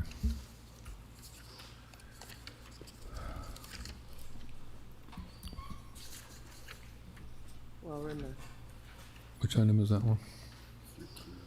that's. I got it, yeah, I got it, yeah. 13A. 13A, City Council, City of Worcester does hereby support and recognize the March 2026 as an Irish American Month in the City of Worcester. Roll call. Councilor Bergman? Yes. Councilor Bellata? Yes. Councilor Economo? Councilor Rosolo? Yes. Councilor King? Yes. Councilor Mitra? Yes. Councilor Ojeda? Yes. Councilor Rivera? Yes. Councilor Rosen? Yes. Councilor Toomey? Yes. And Mayor Petty. So let's just take something out of order here. Mr. Chairman? Communication to the city auditor, go there, he's sitting there all night and he's still got a ways to Mr. go, Chairman, so. I was going to speak on this. On the resolution we just passed? Yeah. Don't you usually speak before the resolution's passed? Well, you didn't give me a chance. I Okay. stood up and Okay, go ahead, then we'll go to the auditor. Go ahead. Motion Thank to you. suspend the rules, Mr. Chairman? Yep, all those in favor? Go ahead. So it's an honor of following this resolution to recognize Irish heritage in Worcester. The story of the Irish in Worcester is the story of our city itself. In the mid-1800s, thousands of Irish immigrants arrived here, fleeing the devastation of the Great Irish Famine. They came with little more than hope, faith, and determination, but they built neighborhoods and churches and communities that still define Worcester today. Neighborhoods like Green Island and Vernon Hill and Grafton Hill, Webster Square, and yes, even Shrewsbury Street, shown by the name Shamrock Street, became the heart of Irish life, where families supported one another and preserved traditions and of the foundation for thriving community. Faith played a vital role. Symbols like the twin spires of St. John's Catholic Church in Worcester remind us of the devotion and perseverance of these immigrant families. The Irish helped build Worcester physically and socially. They dug canals led by Tobias Boland, laid railroad tracks, and worked in factories and wire mills, powering the city's industrial growth. They also played a leading role in labor unions, advocating for fair wages, safer working conditions, and the rights of all workers, a commitment to justice that shaped Worcester's neighborhoods and workforce. My own family, McDermott Brothers Construction, was one of the first union contractors and also built the first AOH headquarters on Trumbull Street. Irish Americans also defined public service here. For generations, Irish families, including my own great-grandfather, James Tinsley, in 1914, followed by my grandfather, Captain Jack Tinsley, and several of his brothers, filled the ranks of Worcester Police Department and Worcester Fire Department, taught our children, and created businesses like Bay State Savings Bank, still here today. In 1901, Philip J. O'Donnell was the first Irish Catholic mayor in Worcester, and 80-odd years later, in addition to many others, my Uncle Joe Tinsley was mayor. Leaders like John Jack Foley and Tim Murray carried their values of community and leadership into City Hall and further to state government. Our longest-serving mayor, Joe Petty, leads our city today. Irish culture remains a vibrant part of Worcester life. Organizations like the Ancient Order of Hibernians and events like the Worcester St. Patrick's Day Parade honor heritage, celebrate community, and bring joy to thousands each year. In 1997, the AOH unveiled the Celtic Cross on the Common. It was led by Mayor Thomas Early and the Councilor Dan Herlihy. Writers chronicled our neighborhoods and stories, preserving the voice and pride of Irish Worcester, as illustrated by Inventing Irish America, Generation, Class, and Ethnic Identity in a New England City from 1890 to 1928 by Timothy J. Maha. yet another one of my relatives. Yes, I'm related to everybody in Worcester. So today, as we celebrate Irish heritage, we recognize more than history.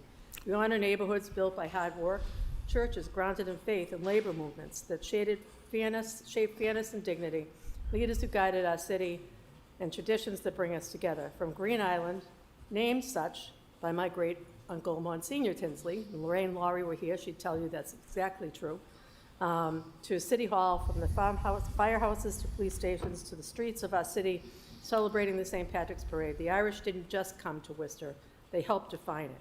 And that spirit, the Irish spirit, is still alive today in family, in faith, in service, and in community. And thank you and to all, and may the courage and pride of Worcester's Irish families continue to inspire this city for generations to come. Thank you. Thank you. Okay, so we'll go 14A, Transmitting Annual Report concerning the Other Post-Employment Trust Fund. We'll refer to the MO. Anybody have any questions? You're closing the gap, Mr. Arthur. Keep on going. Okay, so let's send out the MLO. All those in favor, opposed, so ordered.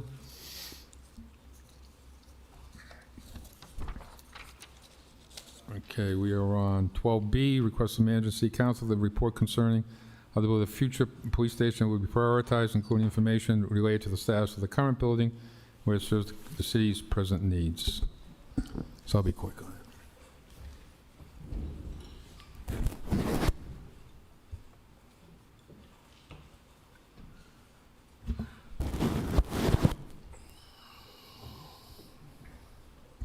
Item 12B, I know Mayor this- Joseph Petty.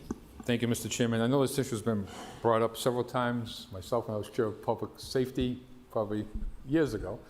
And I know Council Toomey has, Council Bergman has. And I think it's something where we build a new police station or we renovate the current police station. I know this is going to be a long-term plan. It's, the funding's probably not right there to do it immediately. For some of the projects we have going on right now in the city. But something we should be ready for is to make sure that we have a building that meets the needs of the police department, the community together, and making sure that it's up to date. That building was built probably, I think, in the late 60s or sometime in the 1960s. It was built almost the same way as Boston City Hall or the old library when it was first, before we renovated it. It was almost built as a barrier to keep people out. So I think a lot of work needs to go on that. We have a good police force that deserves the best technology in the building and we have issues in that building. There's no question about it. I was in there a couple of weeks ago just to see some of the rooms, by lack of a better term, the rooms, probably the facilities in certain parts of that building need to be renovated. And especially some of the locker rooms, especially when it comes to the women's locker room, et cetera. And also just in general, the holding cells, et cetera, are all out of date in my mind, but so something that needs to be looked at, and so something I think, it's going to be a long-term plan, but it's something we should start planning for in the future. Thank you. Thank you, Mr. Mayor. We have Councilor at Large, Satra Mitra, followed by Councilor Toomey. Thank you, Mr. Chair. Mr. Mayor, I appreciate your order. I think I'd like to sign on to that because there's a good need for our police building to be renovated or redone. I just wanted to bring up to your attention that in the beginning when I got sworn in, Chief of Police invited me to take a tour of the building. I went there and it was very nice to see the operations. At the same time, I think the female law enforcement officers requested me to come and take a look at their locker room, and I did go and visit, and it's really in a shape that needs a lot of work to be done. Their bathrooms, their number of officers are there. Compared to that, the room is very small. So it definitely we need a lot of work to be done. So I would like to request an amendment to the order. It says, request city manager provide city council with a report concerning how building of a future police station will be prioritized, including information related to the status of the current building and whether it serves the cities. I'd like to add, and law enforcement officers present needs. So kind of those who are working there, we got to look at that, it also serves their present needs, not only cities. So I'd like to add that amendment, cities and law enforcement officers. Thank you. Mr. Mayor, if that's okay with you. Thank you. Counselor at Large, Kate Toomey. Thank you. I signed on to this because, as the mayor said, it's something that I've brought up a number of times as well. I think it's incredibly important that people understand that this really isn't a nice to have. This isn't just because, well, we want them to have a happy place to work. This is really, it's a failing building. The roofs leak, every so few months, either the water heaters go out or the elevators go out. It's a tired building, it's an old building, and it's not really that healthy. There's been a lot, as I said, there've been a lot of leaks. The ventilation system certainly needs to be improved or upgraded. I've spoken often about the possibility of taking a look at selling that property, which is a prime property right on 290, and perhaps building 2 stations, making the police stations more accessible and more visible in parts of the country, parts of the city. That's just one solution. Another solution would be to find another building that's far more accommodating for the modern needs of our department and also the public. Certainly all of the things are on the table. But I just think it's very important that we present a unified approach in moving forward with this. So whatever way we come up with that's reasonable, that can also work with our budget, I think is also a critical element. But I think we owe the men and women who work in that building and have worked in the building the dignity to say you matter and take a look at improving those facilities. Thank you. Thank you. District 5, Councilor Jose Rivera. One I'd like to sign on as well, and mine was kind of more of an idea, recommendation to think about, hopefully for the professionals who are going to sort that out. But I think that property is prime. Like, I would not want to move the police station from there. It's close to everything, right off to 90. I mean, it's perfect. If maybe they can build a new building in the parking lot area, then demolish that and build like a garage space where the old police station used to be, and it'll keep it right there. Just an idea for the professionals. Thank you. Thank you. Councilor at Large Morris Bergman. Thank you, Mr. Chairman. I signed on because, like my colleagues, other colleagues have said, it's an idea that's overdue as far as deliberating how we can accomplish this. I'm mindful, and I want our taxpayers to be aware of this, and our residents are mindful that there are lots of tax obligations out there. And as the mayor said, this isn't something that's going to get built overnight, but the discussion should begin at some point, and there's no better time than the present. I will say that when we've had discussions about recruitment, I think it helps, I don't think it hurts, to have in the queue the idea that there'll be a new building sometime in the future, especially for new recruits.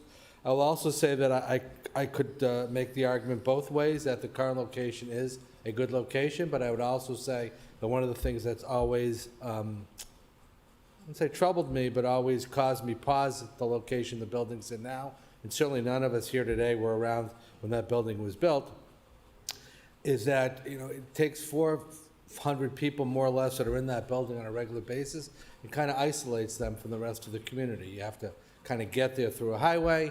They don't really integrate because of where they're located, and it's always been my feeling that if we could find a way to build another building, it should be built somewhere in the downtown area where those 400 or more men and women can go buy lunch in the local restaurants.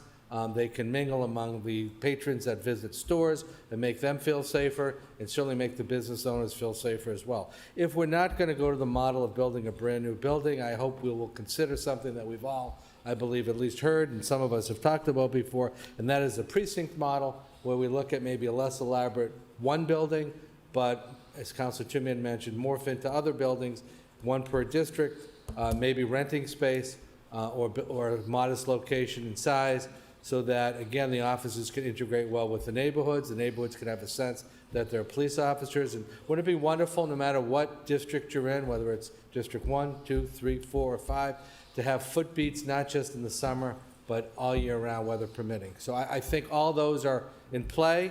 I think the only thing I would hesitate for us not to do is to do nothing, but I'm mindful of the fact that whatever we do going forward will take its time, but I'm glad we're having this conversation. Thank you. That's it. All right. So the order is 12B. As amended, will include that it serves the city and law enforcement's present needs. Do we need a roll call on this? Roll call. Council Bergman? Yes. Council Bellata? Yes. Council Economo? Council Rosolo? Yes. Council Mitra? Yes. Council Ojeda?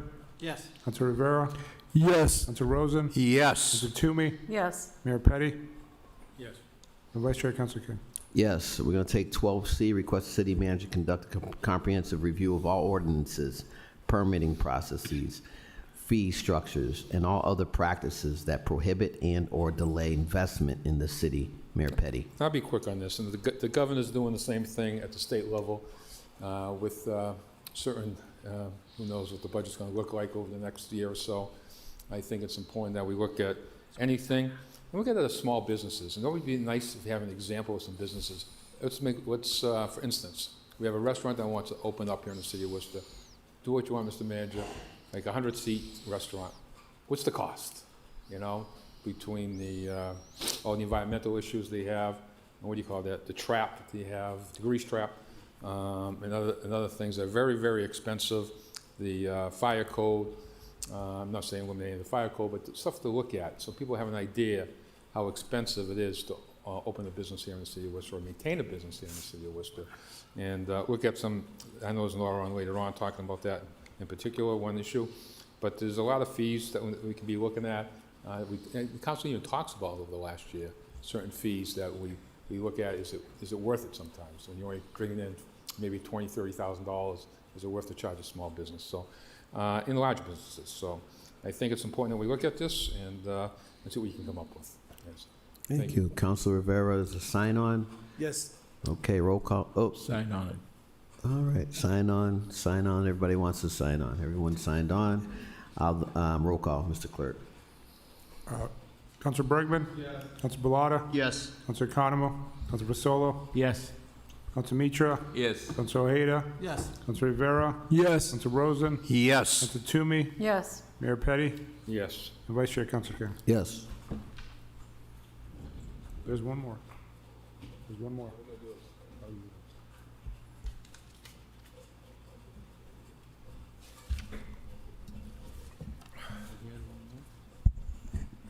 So we're going to do, the next item is 12D, and we also have the resolution by Council King and signed by myself. Request city manager execute all required tasks so as to establish the city of Worcester as the official host city for the NAM fans with the delegation, community, and cultural program during the 2027 FIFA World Cup from June 18th to June 27th. We have a resolution for the City Council of Worcester that hereby affirm the city's intent to welcome Ghanaian fans and delegations in a manner consistent with public safety, cultural respect, city policy. This resolution is non-binding on the Republic of Ghana and does not create financial obligation beyond those lawfully approved by the city.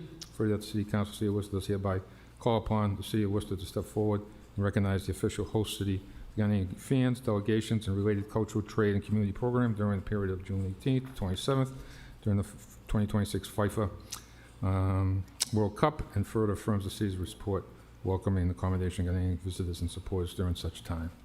Councilor King and Petty. Thank you, Mr. Chairman. Before I begin, I want to say that it was a pleasure to work on this resolution for the City Council. I want to thank Mayor Joseph M. Kwame Petty for the order. He's worked hard and a long time with this population, and I know it's appreciated throughout the city and beyond, Mr. Chairman. That being said, for my colleagues, this resolution is about welcoming the world to Worcester through culture, through our community, and through the language of sports. 2026 FIFA Cup comes to our region. This initiative will affirm that Worcester is ready to host Ghanaian fans and delegations while also supporting opportunities for communities and fans and viewing spaces for supporters of World Cup teams from around the world. It's important to celebrate culture, support our local economy, and show that Worcester is a city that brings people together. Mr. Chairman, this is a global moment. The World Cup will bring international attention to our region. Worcester has the opportunity to participate in that momentum by welcoming visitors and fans from around the world, showcasing Worcester's hospitality and diversity. The resolution recognizes the possibility of hosting Ghanaian fans and delegations celebrating the strong cultural ties between the Ghanaian community and the broader African diaspora in Massachusetts and across New England. As importantly, the concept includes community connections, fan connections and festivities, and public viewing spaces, again, open to all supporters of all World Cup teams. Worcester residents and visitors will have a place to gather, watch matches, and celebrate the energy and global spirit of the tournament together. This economic opportunity will bring opportunities for our restaurants, our hotels, our small businesses, and cultural organizations. It will help position Worcester as a welcoming destination during a global event. Community programming is a must. Coordination will involve the mayor's office, the city manager, and relevant city departments, and representatives connected to the Ghanaian cultural and diplomatic institutions. Mr. Chairman, the World Cup is the world's game. This resolution simply says that when the world gathers to celebrate it, Worcester will be ready to welcome everyone. Mr. Chairman, with some specifics, I'd like to share a thank you to Efwa Dufo, Kelvis Quinor, for their vision. I also want to acknowledge the intersection that has occurred between stakeholders beyond the manager and the city manager in my office, with local faith leaders, interfaith councils, Ghanaian religious representatives, the Ministry of Sports and Recreation, the Greater Accra Metropolitan, the Mayor of Accra, Backhouse Concepts, and the Honorable Alfredo Koi Vandupoort, head of Parliamentary Committee of Foreign Affairs, Ghana, in these efforts to identify a suitable venue and date. Mr. Chairman, this lasts over a period of days. This will require contact coordination, planning, related matters. Mr. Chairman, as well, there is currently pending with the government of the Republic of Ghana a strategic host city and diaspora engagement proposal that includes the efforts that we can initiate here, the potential efforts by this body to designate Worcester, Massachusetts as the official host city for Ghanaian supporters and affiliated delegations.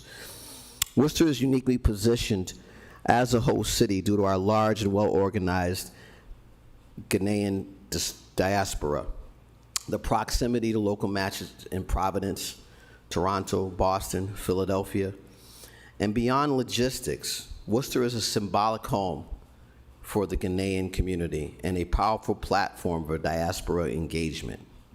Mr. Chairman, we are asking that once this is approved, the government of Ghana designates Worcester as its official host city.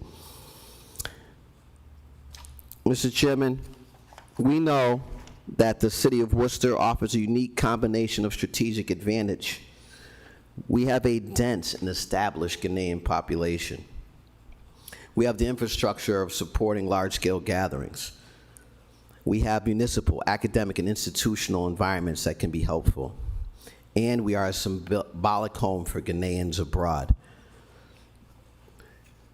We are looking at programming that's not just about arrival, it's also about business and trade and investment forum that will occur. Also, we're looking at cultural, community, and youth programming. We're looking at the end of this time period, coordinated travel to Philadelphia from Worcester. And this is for a 12-day residency period, Mr. Chairman. We will operate as an extended national hub for Ghana in the United States, supporting trade and investment. We're looking at interfaith sessions, Mr. Chairman, where we will be working with folks from all different religions in programming. We have also, there's also been some contact with our local colleges and institutions to serve as host sites, as that is occurring in other parts of the country. Mr. Chairman, we are also looking at cultural showcases, and again, they're planning a midweek, once approved, interfaith unity worship service involving Christians, Muslims, Druze, and traditional faith leaders, serving as a moment of reflection, prayer, and solidarity. Mr. Chairman, as we heard earlier, you know, this impacts beyond Ghana. This impacts all of the folks that are currently going to be playing in our area: Haiti, Scotland, Norway, Morocco, England, Bolivia, Iraq potentially, Mr. Chairman. And this is a great event that will spur economic activities here in the city of Worcester. And I've met with the city. I know that with the city manager, that there are questions regarding what will this cost. There's no, this agreement and proposal doesn't require any funding, no commitment to funding on behalf of the city, outside of normal permitting and public safety processes that should occur. Those are certainly some questions. Mr. Chairman, we stand where if we can move on this quickly, that we will have a response from the Minister of Sports in Ghana, and let's do this for the city of Worcester and beyond. Thank you.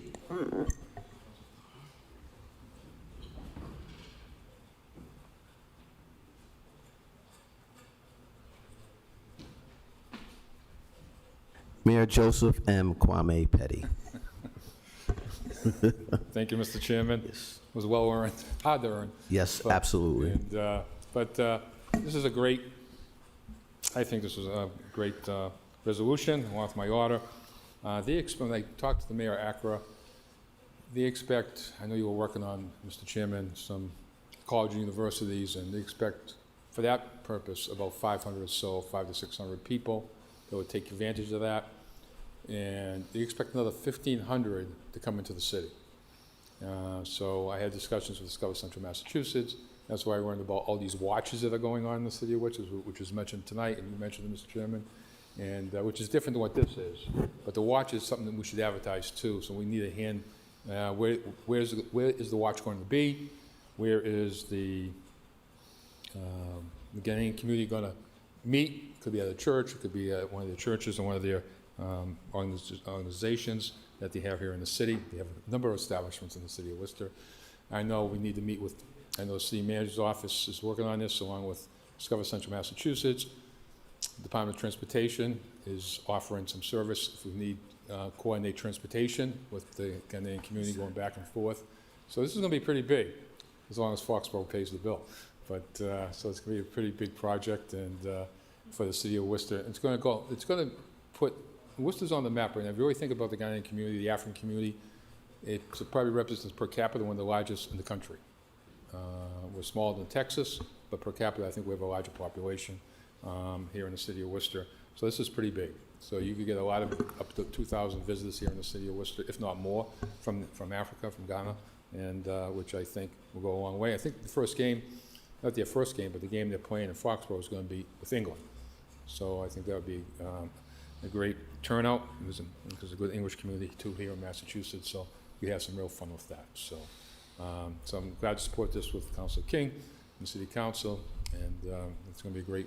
It's going to be a great project going forward, and we're celebrating culture here in the city of Worcester. Thank you. Thank you, Mr. Mayor.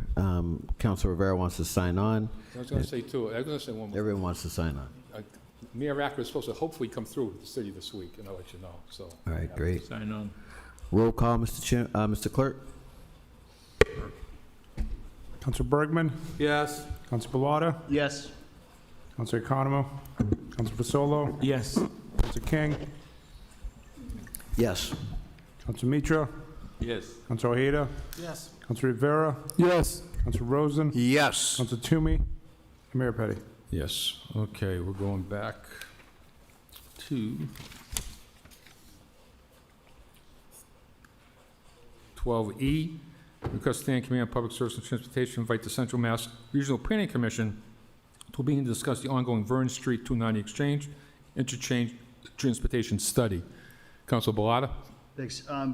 Just wanted to put this on the agenda to get them, to the subcommittee meeting to talk about the I-290 interchange transportation study. It's a really exciting project that they're going on to really, reimagine what and reinvest in the 290 interchange and the Vernon Street bridge that goes over there. There's going to be 2 events coming up on Thursday, the 19th, right across the street at the JMAC from 6 to 8, and then Wednesday, March 25th from 6 to 8 at the Boys and Girls Club. And I know CMRPC is really looking for community input. We all know the history of 290 and how it impacted the city, basically cut the city in half, separated communities, destroyed the Laurel Clayton neighborhood, destroyed, major components of the Polish and Lithuanian neighborhoods. And, we're still kind of dealing with those impacts in the city, but I think this is an exciting project because they're trying to see how can we reconnect Vernon Street to the rest of the city, reconnect the Canal District. So I think it's a really exciting project and just wanted to get the community to put this on their radar. So, Thank you. All those in favor, opposed, so ordered. Okay, we are on the next item, F. Request City Manager requests Chief Equity Officer to develop an Americans with Disability Transition Plan as part of the city's ongoing effort to assess the current level of ADA compliance and program services activities in city-owned facilities. Councilor Balata? yeah, thank you, Mr. Chair. I know we have an ADA transition plan through the chair to the city manager. Just was curious, like, is there any updates on that, or would it, through this order, would it be possible to get an update maybe, in a month or so? Yeah, we'll leave that question through the chair to the manager. Mr. Manager? Yeah, through the chair to the council, we've had a transitional ADA plan that we've had for quite a while. I think it's a good order now to give us an opportunity to update it, review. I know there was an audit submitted as well for us to be able to audit our municipal properties, starting with City Hall. So that will give it an opportunity to create a plan moving forward. Okay, thank you. Yeah, I just want to say, it's critical that we really do our due diligence to make sure that all our public facilities, including our public schools, are accessible and equitable. So thank you. Dr. Mitra? No, it's Council good Mitra? order, Council, I want to sign on to it. Sign on to it? Sign on. Okay. Okay, so as amended, all those in favor, opposed, so ordered. 12G, request the manager provide council the report concerning deploying cameras to catch people who are illegally pass stop school buses. Council King. Thank you, Mr. Chairman. Would just like to amend this to read a report concerning exploring the feasibility of a pilot for deploying cameras who are illegally passing stopped school buses. Mr. Chairman, we know that stop arm enforcement, as they call it, is extremely important. I know that in Brockton, they've recently started this. I've witnessed, I'm sure many of us witnessed over the years, close calls. And here in the city as dense and as populated as the city of Worcester, with us working on school safety offices, audits and the like, that this could go a long way, Mr. Chairman. And I just want to know, through the chair to the administration, have you had any exposure to the potential of using school bus cameras to enhance student safety at this time or in the recent times, through the chair? Yeah, through the chair, through the council, there's been conversation in school committee, but also I personally have had conversations with the superintendent related to this program.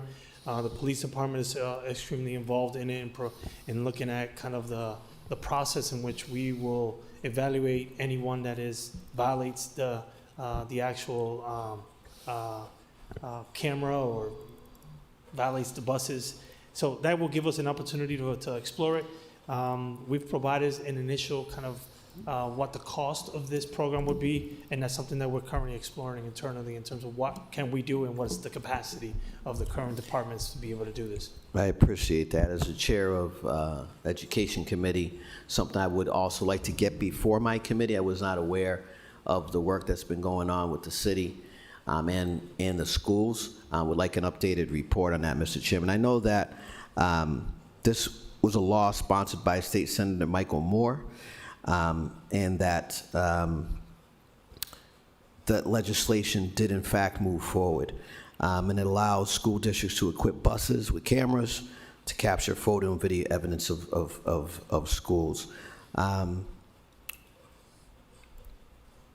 I would also like a time frame for this. You know, one of the things we know that we're facing here in the city of Worcester is some budgetary challenges. We just took a vote on exploring the feasibility of a new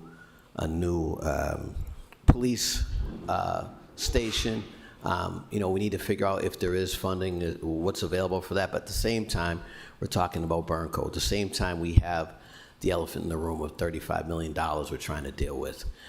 So we have to be realistic here. And what I do know, Mr. Chairman, is that there have been identified state support and grants and things of that nature in other localities. So, Mr. Chairman, I'd also like to amend this to also read that if there's any grant sourcing that we can do, an exploration, that be reported back to the council, Mr. Chairman. And again, I think the intersection of what we're hearing, when we talk about snow removal, we talk about student safety, we talk about walkability for our kids, we talk about traffic and parking. There's an intersection with our Worcester Public Schools that happens across departments. You know, and there's a lot in front of our various committees. But I would like to get an idea of where we're at with this in a joint meeting, as often occurs in the Education Committee, Mr. Chairman. So I don't know if it's also able to, I guess I can wait. I don't know how long that report will take. I'd like to get in sooner than later, Mr. Chairman, to my committee. Thank you. Thank you. I know just FYI is that schools have been, for the year, I've been working the students. I know the schools have asked the chief to work on this. He's worked on it for about a year. And I think you have a good order to have it brought out, because even though you said Brockton, I'd be interested to know, Brockton passed it, right, you said? I'd be interested to know whether Brockton's enforcing it. So I think we should get that legal perspective too on this, and because I know there's some legal issues going on here. So get an update report and we'll send it to the Education Committee for a hearing with the school department. Thank you, Mr. Chairman. Okay, Councilor Rivera wants to sign on, and everybody else does too? Okay. As amended, okay. With the amendments, all those in favor, opposed, so ordered. Next item is, we are on 12H. Request Commissioner of Transportation Mobility review Highland Street with intersects Grove and Main for the purpose of adjusting timing of traffic lights and installing do not block intersection signage at said intersection to ensure motorists coming down Highland Street towards Lincoln Street do not block traffic traversing between Main Street and Grove Street. It's so true. It's so true. It is so true. We all know it if you go down Main Street, and I hate to say it, but especially rush hour in the evening, 2:30 on, I guess, rush hour at Lincoln Square is just a disaster. We're going to build, what, 150 new senior apartments in the area too, so it's going to be worse. Maybe we have to open up that Johnson Tunnel and bring it back to life, because that might be the answer. But in any case, this is, I have occasion to go down Main Street to Lincoln Square to get over to Grove Street on a few occasions, and that's one of the longest lights in Worcester. It's probably, if you miss the light, and you do, because it's a short light, so you probably wait 3 minutes. But the trouble is you might wait 3 and 3 because you can't move. You could be the first car waiting for the green light. What happens, they come down Highland Street and they stop and they block the Main Street traffic. You're sitting there looking at your green light, wishing you could go through, and you can't. They come down that hill, think they might go through the red light, but they block Main Street. We need at least signage saying, do not block Main Street. And I think we need to take that light that's right before they're coming down the hill and have them stop much sooner, so when the green light on Main Street changes to green, there'll be no one there. We can get through. So it seems to be an easy thing to solve, But I know there's a lot of people who've gone down Main Street, and you see this, and it's just a terrible situation. I don't mind waiting. I don't mind waiting 6 minutes, but when it's 9 or 12, and you can't turn around. You can't turn around. A couple of times, I noticed it, and I was able to turn around and go back towards City Hall and go up State Street and go around. So, but, you know, if you miss that turn, you're stuck there for who knows how long, and they just don't care. They just don't care. They stop and block Main Street. It makes no sense. Thank you, Mr. Chairman. Thank you, Council King. What purpose? Mr. Chairman, mercy. I absolutely support opening up the Ernest Johnson Tunnel. Unfortunately, we lost one of our staunchest supporters in Councilor Russell on that issue. I think that there's a whole host of reasons for that. I know I have a pending order as it relates to that, one of which was securing some funding from the developer Wynn towards that end, towards reopening it and addressing some of the issues that we have. That being said, Mr. Chairman, just through the chair to the administration, is this like a Mass DOT thing? Is it City of Worcester? Mr. Manager? 9? Like, what is it? Yeah, through the chair to the council, any project or any redesign or any improvements that are made to this area requires Mass DOT's engagement.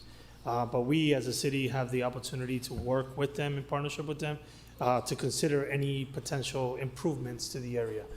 So it doesn't preclude us from evaluating the area and working with DOT to suggest some of the improvements that need to be made. Thank you, Mr. Chairman. I would like to ask if we could amend that just to include that we're working with Mass DOT on this, in this matter, or continue to, whichever works. And in addition to that, Mr. Chairman, that particular area when you're coming down in front of the old Lincoln Square Boys Club, where I was a proud member, best boys club, Louis, in the city, Lincoln Square. So that being said, you know, coming down that hill, I've filed orders in the past when they changed near the light where it's two turns to the left. There's often near misses. It's also compromise, you know, pedestrian safety when they're not following the rules and crossing when they shouldn't. But it's an additional issue. You're talking about 4 lanes of traffic. It bottlenecks as you come down. And I would just like to make a separate motion that that be looked at for redesign, maybe report back on any traffic challenges or safety issues as relates to that, Mr. Chairman. Thank you. Thank you. And I'll get the again. light. What's that, sign on? Someone No. speak?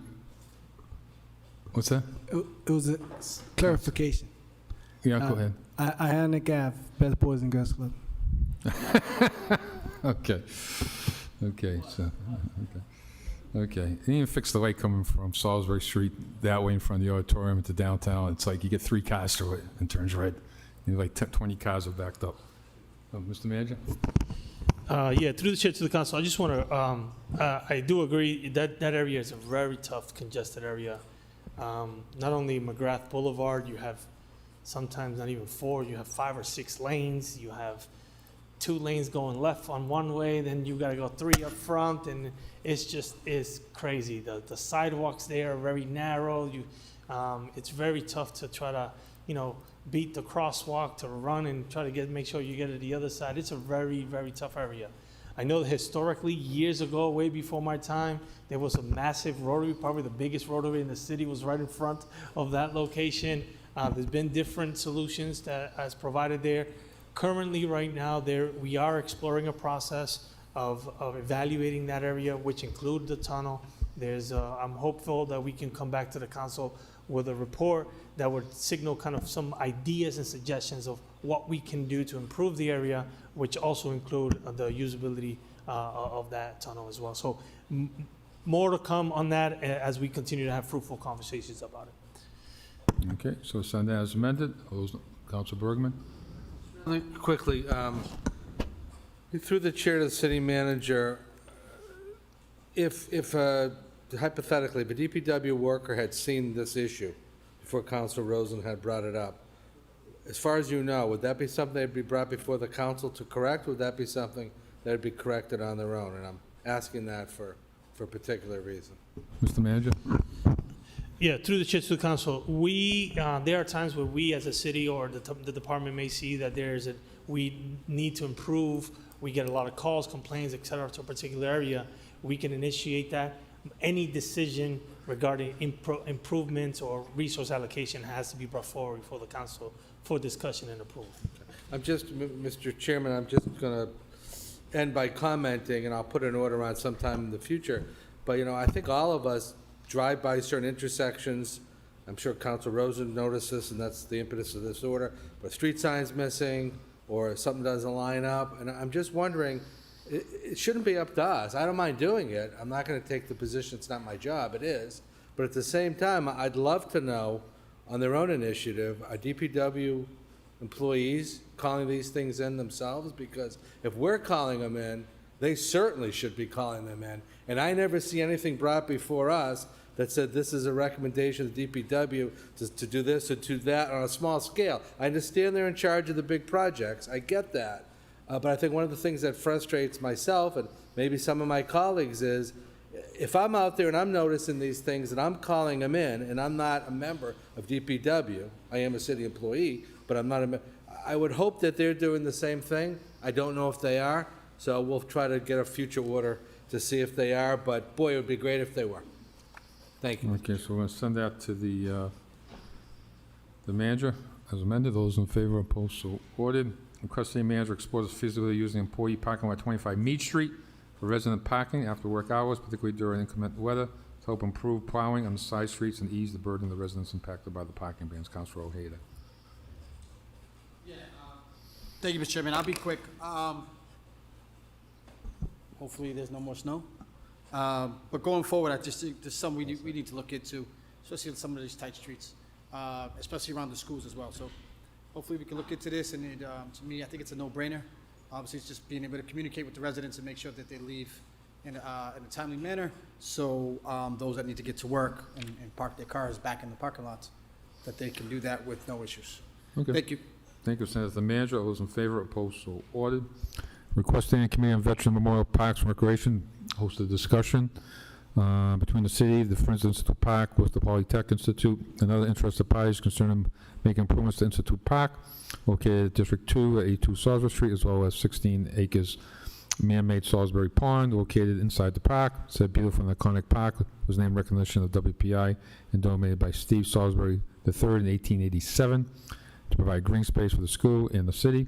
Such discussion should include strengthening the partnerships between all parties associated with the park's well-being, clearing the pond's perimeter of invasive growth, restoring, replacing park's corroded restroom fixtures, sprucing up the park's branded entrance sign, and opening the never-used snack bar hidden away in the restroom concession building. Councilor Rosen, Councilor Fazzola. Thank you, Mr. Chairman. Mr. Chairman, this beautiful, historic Institute Park just needs some tender, loving care. And, it's a tribute to the city of Worcester. And it's used by so many groups. I know we have the Juneteenth Festival, the Caribbean Festival. There are 3 major concerts during the summer of the Mass Symphony Orchestra, another group that we should be very proud of in the city, that they're having their 75th anniversary this summer, 75 years, and it's going to be a July 4th, maybe July 3rd concert with fireworks, expecting a huge crowd, because it's also the 250th anniversary of United States.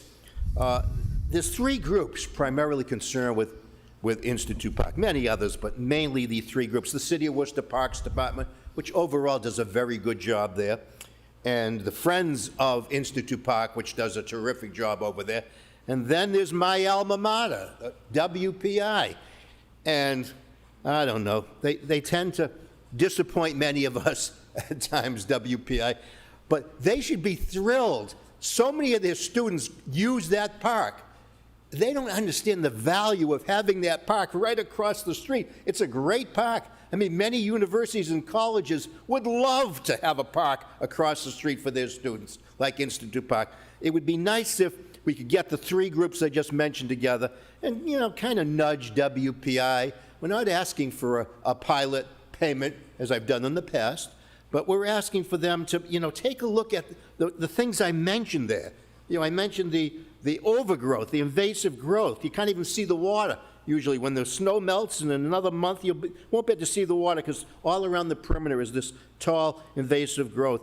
The corroded restroom fixtures, we built that so no one could kill the bathroom. We put some stainless steel in there now. It's all corroded. It's rusty. It's embarrassing. I expect the I think it's July 3rd, concert there with fireworks, if it's nice weather, thousands of people. Maybe not as big as East Park, because that probably gets, 10,000? But they may get 3,000 or 4,000 certainly at this. So the restroom needs some tender loving care. Maybe they can be just, shined up if we keep the same, fixtures there. The sign needs a little bit of work at Institute Park. And then I don't think, probably many of us, I just found out maybe a week or two ago when I was at a Friends of the Institute Park, Institute Park meeting, that there's a snack bar there. It's never been used. No one even knows it's there. Now, you didn't know it's there, Mr. Mayor. It's the bathrooms on one side that people use, even though I'm saying they're corroded and embarrassing. Right behind there, no one ever goes behind. I never go behind that building. There's a snack bar. And some of the WPI students with, another person, I don't know his involvement with WPI, but they've been painting the walls, sanding them down, painting them. And I'd love to get that thing open, the snack bar, for the July 3rd concert. So it needs some loving care. I'm hoping that Councilor Fasolo's committee can maybe call in these three groups, Parks Department, WPI, Friends of the Institute Park, and maybe talk to WPI and get them more on board. There's so much they can do with this park. So, in terms of manpower, in terms of some finances too, they should probably want that water cleaned up. And the water needs some ecological work. This is WPI. It's an engineering school. What are they thinking? Get over there. Now, the Parks Department doesn't hire a lot of engineers. We do some, okay? And we have the person who's in charge, Katie, who's in charge, I guess, the waterways and so on, the water bodies. That's all great. But you got WPI right there. They should be helping out with this park. So, and it was turned over to the city of Worcester for the city to use and WPI to use. It's called Institute Park. Institute Park. Worcester Polytechnic Institute. So come on, WPI, if anyone's watching from WPI, jump on board, let's work with them and bring back this park. It needs some tender loving care, and I know WPI hopefully will be willing to work with us. Thank you, Mr. Chairman. Thank you. Send that to the manager. All those in favor, opposed, so ordered. Request the manager, request Commissioner of Public Works review and repair street light at pole number 3 at Glennie Street, which is out of service and needs to be repaired. Council Mitra. Yes, Mr. Chair, through you to the administration, I think this, we had, the resident had called to 311, then we had also made a call again to 311, but the street light is still not on, so I just thought of putting it in the order, so kind of emphasizing that it should be taken care of. Thank you. Okay, so all those in favor, opposed, so ordered. Okay, next one is 12L.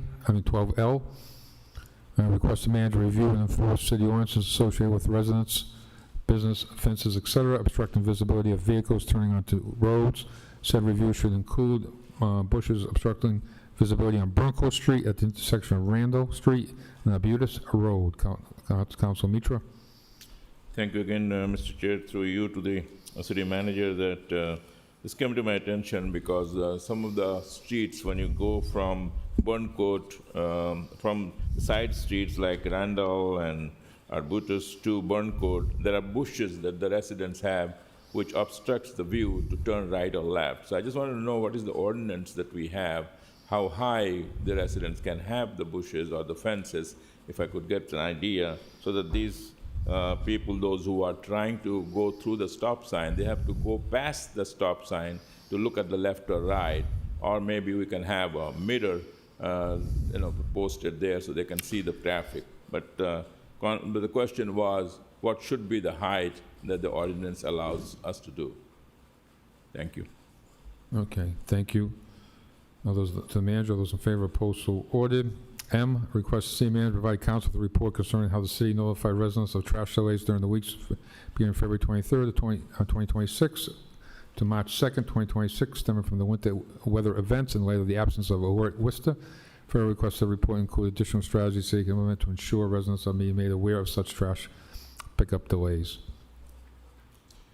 Thank you, Mr. Chair. Once again, through you to Mr. Manager, as you recognize that in the last snowstorm that we had, we didn't have the trash pickup on Monday. I think it was delayed by a day, but I think many residents did not know about it, and they put the trash bags on Monday, and they were all there.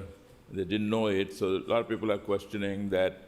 If we don't have the Worcester alert system working, which it was not working at that time, what is the way that we inform them immediately? I was thinking, is there any other ways that we can really inform our residents or householders, kind of asking them to register with us, giving us their cell phone number, and then kind of do a mass blast the information to the cell phone so they all get the information that tomorrow there will be no trash pickup or any other ways, because many residents just had no idea. Even many of city workers had their own trash bags out there on Monday, did not know that it was not to be picked up on Monday but to be picked up on Tuesday. So just want to know how we can really facilitate this system so all residents are aware on time and they are not under the dark that what's going to happen. So if we can really look into that. Thank you. And to the manager, those in favor, opposed, so ordered. Request the manager to consider implementing. Just real quick. Councilor Rivera, yep. Yes, I just wanted to ask to the chair, to the administration, can you just give us an update on the new Alert Worcester system that's been in testing, stuff like that? For Mr. Manager. For this purpose? Yeah, through the chair, to the council, we're currently working on that. We executed the contract. We're working right now, trying to expedite with the company the process to try to get this launched to the city as soon as possible. So I'm hopeful. I know last time I spoke to council, we were hoping in 2.5 weeks we'd be ready to go. Unfortunately, that's been a little delayed by the company, but our hope is to get it done as soon as possible. They've expedited, they put their efforts to expedite this process, knowing that we need something right away. So they're hopeful that we can get something relatively soon. Through the chair to administration, so it's not in the testing phase yet? Mr. Manager. Through the chair, to the council, we've tested a couple of elements internally, but we're still working through those details right now. Okay, so I just want to make sure I'm letting the constituents know exactly that. Thank you. Thank you, Councilor Toomey. Mr. Chair, we just had this report in the subcommittee, Public Safety, so it's all explained there Okay. very Thank you. comprehensively. Okay, so send that to the manager. All those in favor, opposed, so ordered. Request city manager to consider implementing a discounted rate of 20 to 25% for parking in municipal garages or parking lots for employees of various business in the downtown Worcester area. Dr. Mitra. Thank you, Mr. Chair. Once again, through you to Mr. Chair Manager. I was just wondering, if this council kind of reflects that we're so business friendly. We like to give them some opportunity to do business in downtown. In order to make that happen, there are many things we can do to show that how much we want them to do the business. One of the thoughts that came to my mind, maybe the city parking garages that we have, if we can offer a discounted rate for those who are working for the businesses in downtown, that probably will make them feel better. It looks back good for us that the city council or the city cares for them and friendly for their businesses to be here. So anything that we can do. Currently, everything prices are up. So doing this small favor to all those employees who work around the downtown, there are 5 city garages. I would request that to consider giving them maybe 20 to 25% discounted rate to park there. That'll make the business owners feel good, and that'll also reflect good on this council that we care for them.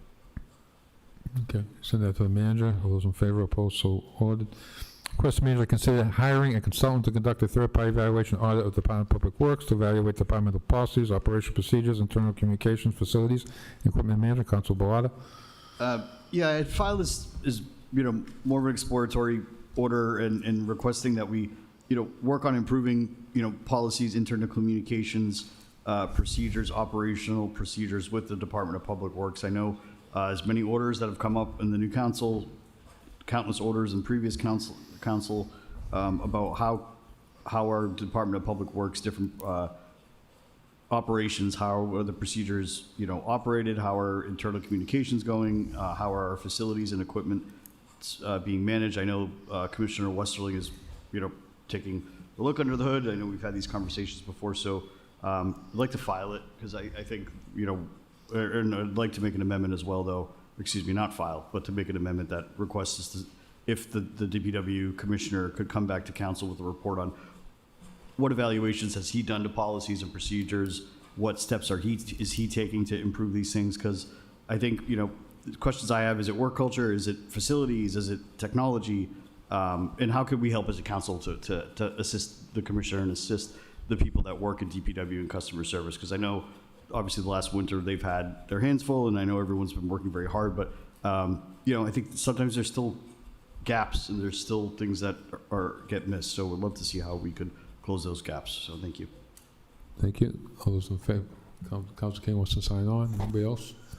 Everybody? Okay, as amended, to the manager, all those in favor, opposed, so ordered. Request Commissioner of Public Works review the current road conditions on College Street for the purpose of determining any emergency street repairs that should be conducted on the street. Council Fazzola. Mr. Chairman, through you to the administration, College Street itself and the sidewalks, we're talking, myself and Councilor Ojeda, who has also the other side of College Street. It's in deplorable condition. So much so that when we contacted DPW, Jay Mello wrote back, College Street is tentatively programmed for resurfacing, not until 2028 though. Prior to the resurfacing, all the utilities in the road, both public and private, must be relocated, and that work is supposed to begin the fall of this year. So obviously, Mr. Manager, I cannot wait till that construction begins. So we have contacted Commissioner Westerling, and he has said that he has contacted those in the department to go and fill those potholes. But just to give you some idea of how bad it is, we have a pavement condition index, a PCI, and from Boyden Street, City View, Kendig, Dutton, Electric, and Ellie Way, that takes you from the top of College, the Holy Cross, all the way down to the Auburn line. We rate in the major rehabilitation stage. That's the worst it can be. So, I'm one that, and I know probably all my colleagues feel that the College of Holy Cross is a great gem and a great institution here in the city. And not only for those people that live on College Hill and have to drive and use that road, because we do get complaints on a frequent basis. The college itself that brings so many families in to the city and visitors to the city. One thing I want to stress too about Holy Cross is that it's a huge employer, employs hundreds of people, and a lot of them live in that area, College Hill and Quincy Village, that I know, and they love working at the Cross. And the other point was that they have bought up a lot of property, but one thing I was unaware of, that from the end of 1900s, 1999, 2000 area, every house that they have bought up, or property that they have bought up on College Hill, they still continue to pay the taxes. I know I didn't know that before being elected to this body, and I don't believe that many of our constituents know that. So for the general public, I wanted to make that point as well, that any property they have purchased, they are still paying the taxes on. So that's a kudos to them for that. So again, I'd ask that we make sure that, and I'll follow through obviously with the commissioner, but we need to address that as soon as possible. And the sidewalks too are as bad as the street. So I'd appreciate that. Thank you, Mr. Chairman. You'll send that to the manager. All those in favor, opposed, so ordered. Request Standing Committee on Public Service and Transportation invite representatives from WCCA-TV 194 to discuss the progress, achievements, and the future of the public access TV station and Community Media Center. Councilor Rosen.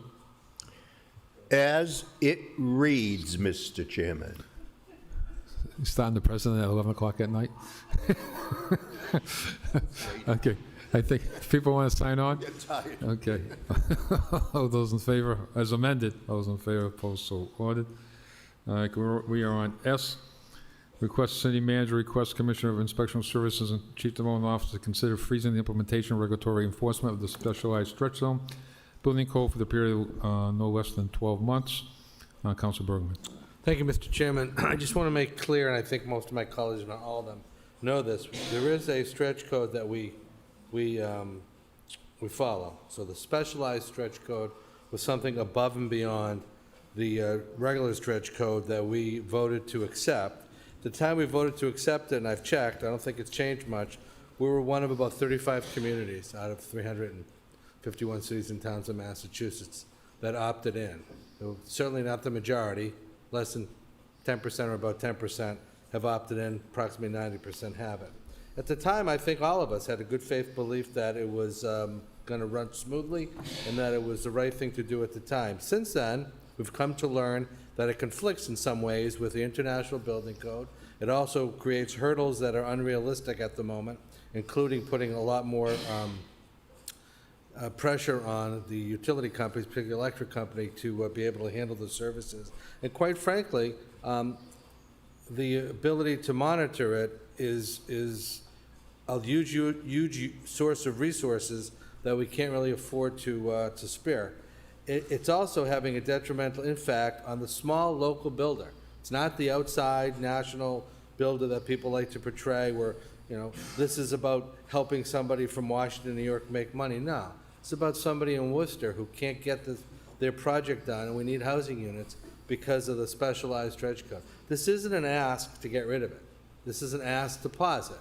And I think we'll find that the Commissioner of Buildings and Code would agree that this has become a very problematic issue for their department, as well as for developers, and as well as interpreting whether or not people are or are not in violation of the specialized stretch code. Now, I just want to address something that some of the public had mentioned earlier today. Yeah, we did vote for this, and I'm going to say right now that there are always unintended consequences. There are a number of votes over the time I've been on the council that I wish I could take back. And there's absolutely nothing wrong with saying, when I voted for something at the time, I had the best intentions of this being a good idea, and maybe in retrospect, it's not.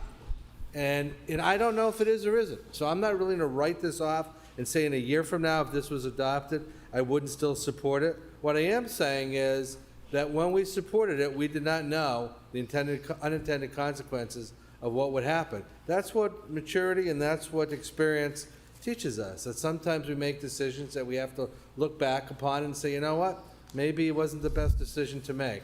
And maybe it was, but right now we need a pause. And I'm suggesting that the city manager do what he has to do, his due diligence, which I'm sure he will do, to inquire with the right and appropriate department heads and report back to us within a relatively short period of time, if he can, on whether or not it's a good idea to pause it. I hope he comes back and says it is, because I feel that from all the parties I've spoken to, we do have an existing stretch code that is environmentally friendly, and this is not saying we don't want to be environmentally friendly. This is just saying there are kinks in this specialized code that we have to work out before we can say whether or not we want to go back to it. So thank you, Mr. Chairman. Just to be clear, asking for a report back on this on Yes, but I'm hoping, and I'm not going to speak for the city manager, but I'm hoping the report back comes with a recommendation. Thank you. Okay, so, Councilor King? Mr. Chairman, you indicated this was a request for a report back. There's nothing in this order that indicates that. Are you amending it? Yeah, well, he said it in his voice. Yeah, but we can amend that to say that, Council Bergman? They're looking for a report back and a Because recommendation? this says here to consider freezing. Doesn't say a report back. I have no issue amending it. It doesn't say that, but it does ask the commissioner and the city manager to consider freezing implementation. So I would hope they would come back with a report regardless, but if it troubles my colleague, I certainly will amend it to include a report back to us with a recommendation. Thank you. Thank you, Mr. Chairman. I'm not troubled. I'm not supporting it either way. Just want clarification. That being said, Mr. Chairman, just a couple of questions through the chair to the administration. To what degree is this aligned, the stretch code and the specialized stretch code with the Green Worcester plan, through the chair? Mr. Manager? Through the chair to the council, this is one of the recommendations and is in alignment with the Green Worcester plan. And that's in effect? The Green Worcester plan? Yeah. It's in effect, yes. Okay, and there's a goal for net zero status by 2045? Through the chair to the council, that is correct. Okay. And through the chair to the administration, what would a pause do to that date, the goal of net zero by 2045? Theoretically, through the chair. Mr. Manager? I mean, theoretically, it's a loaded question because I won't know what the impacts could potentially be. Where in the 1 year or 12 months, again, to evaluate the current code, like the councilor mentioned, it's not currently in the International Building Code. They're having challenges in terms of alignment. There's conversations at the state level regarding this. So there's an indication that there needs to be some correction or some better alignment related to the current existing International Building Trades Code. Mr. Chairman, is it correct through the chair to the administration that there's multiple pathways towards compliance as relates to this through the chair, incentives, et cetera, to achieve this, specialized in the stretch code, specialized stretch code and stretch code? Through the chair to the council, that was one of the kind of incentives as part of the specialized stretch code, not only at the state but also federal level, that there were potential incentives, or there could be potential incentives for developers to utilize as part of the development strategies. Those incentives, we're starting to see a decline significantly in those, especially at the federal level. In what? There's a different strategy at the federal level related to incentives to sustainability. Decline in that. So there's a decline in those incentives. And then there's also the constraints that are happening here at the state level has impacted a little bit of those incentives as well. Through the chair to the administration, can you share a little bit about who your administration's been engaging with in respect to freezing the specialized stretch code? Or is that putting words in your mouth? Like, just explain what is that? Mr. Manager? Yeah, to the chair, to the council, part of our conversations related to this is strictly been with the economic development team in terms of conversations and things that we've heard from developers in terms of their concerns, their impact. Again, they have to hire high-level consultants that sometimes it's tough to find to be able to have the knowledge and expertise to manage this code, the actual equipment that they're seeking to retrofit their properties. There's enough lag time, the costs are high. So there's a little bit of everything that's happening, and those are the things that we're hearing from developers as part of the Peter Dunn and myself's engagement with the development community. Thank you. Through the chair, to perhaps the clerk or the solicitor or the administration, when we adopted this, did it require a supermajority, or was this a 6-5 majority required to move that forward when we opted in to whomever? 6 to 5? 6 votes. Thank you. Mr. Chairman, I appreciate the dialogue that I'm just learning about that's occurring to some degree or another, but we took a vote on this. I think it went into effect in July of 2024 or so, and it's important. I know that when I was chairing the committee that Councilor Hayde is currently chairing, we had these items before us, and there was concerns that we would not attain the goals in the Green Worcester plan. There's news articles on it. And to request consideration of freezing, where theoretically freezing isn't going to expedite anything towards the goal that we're trying to reach in 2045, and the fact that there's no data supporting this. I'm hearing a little bit about conversations, this, that, and the third, that I'm not going to support this, Mr. Chairman, going to the administration. I would support this. I'm not going to support it. There's no data. There's nothing here. We need to continue pushing forward. And when and if the administration gets to the point where there's substantive conversations that should enlighten the council, I look forward to that being filed during a manager's agenda. But this right here, I think, is premature, and I'm not going to ask to freeze the enforcement or implementation of this code. Thank you, Mr. Chairman. Thank you, Councilor Ojeda. Thank you, Mr. Chairman. Yeah, for clarification, this was voted in 23, but it got signed in 24. Is that correct? To the chair, to the city clerk? Through the chair to the council, correct. So I'm just pulling up the history right now on this Okay. item. My understanding was in September in 23 was voted on by council, and then it was supposed to go into effect in July of 24. Yeah, okay, thank you. So through the chair to the city manager, someone had mentioned, and maybe you can help me with this, someone had mentioned, I can't remember who it was tonight, about this is one of the reasons why projects are being delayed. Is that safe to say? Is that true? And do we know if there's like actual current projects right now? Mr. Manager? Through the chair to the council, there are actively projects right now that are delayed, that are contemplating whether they want to pursue the project or not. Some of them are affordable housing projects, some of them are market rate projects, even commercial projects. We had testimonies here today related to the Green Tech Park. That's part of the discussions that are happening right now in conversations with developers when they're building, because these costs, you're talking about millions of dollars of costs related to that. And so oftentimes when you see developers increasing costs in some areas, oftentimes they're coming in a different direction to try to get incentives from the city to offset those costs. So again, these are the things that we have to explore as part of the negotiation process. Thank you. So therefore, it's also safe to say that not only is it, I'm trying to get the word here, but a delay on some of our housing, it's also putting delay on jobs as well, opportunities for jobs. Mr. Manager? Through the chair to the council, that is correct. Because any project that we're not developing or there's no development happening, those are jobs in those sites that are not being acted upon at the time. Okay.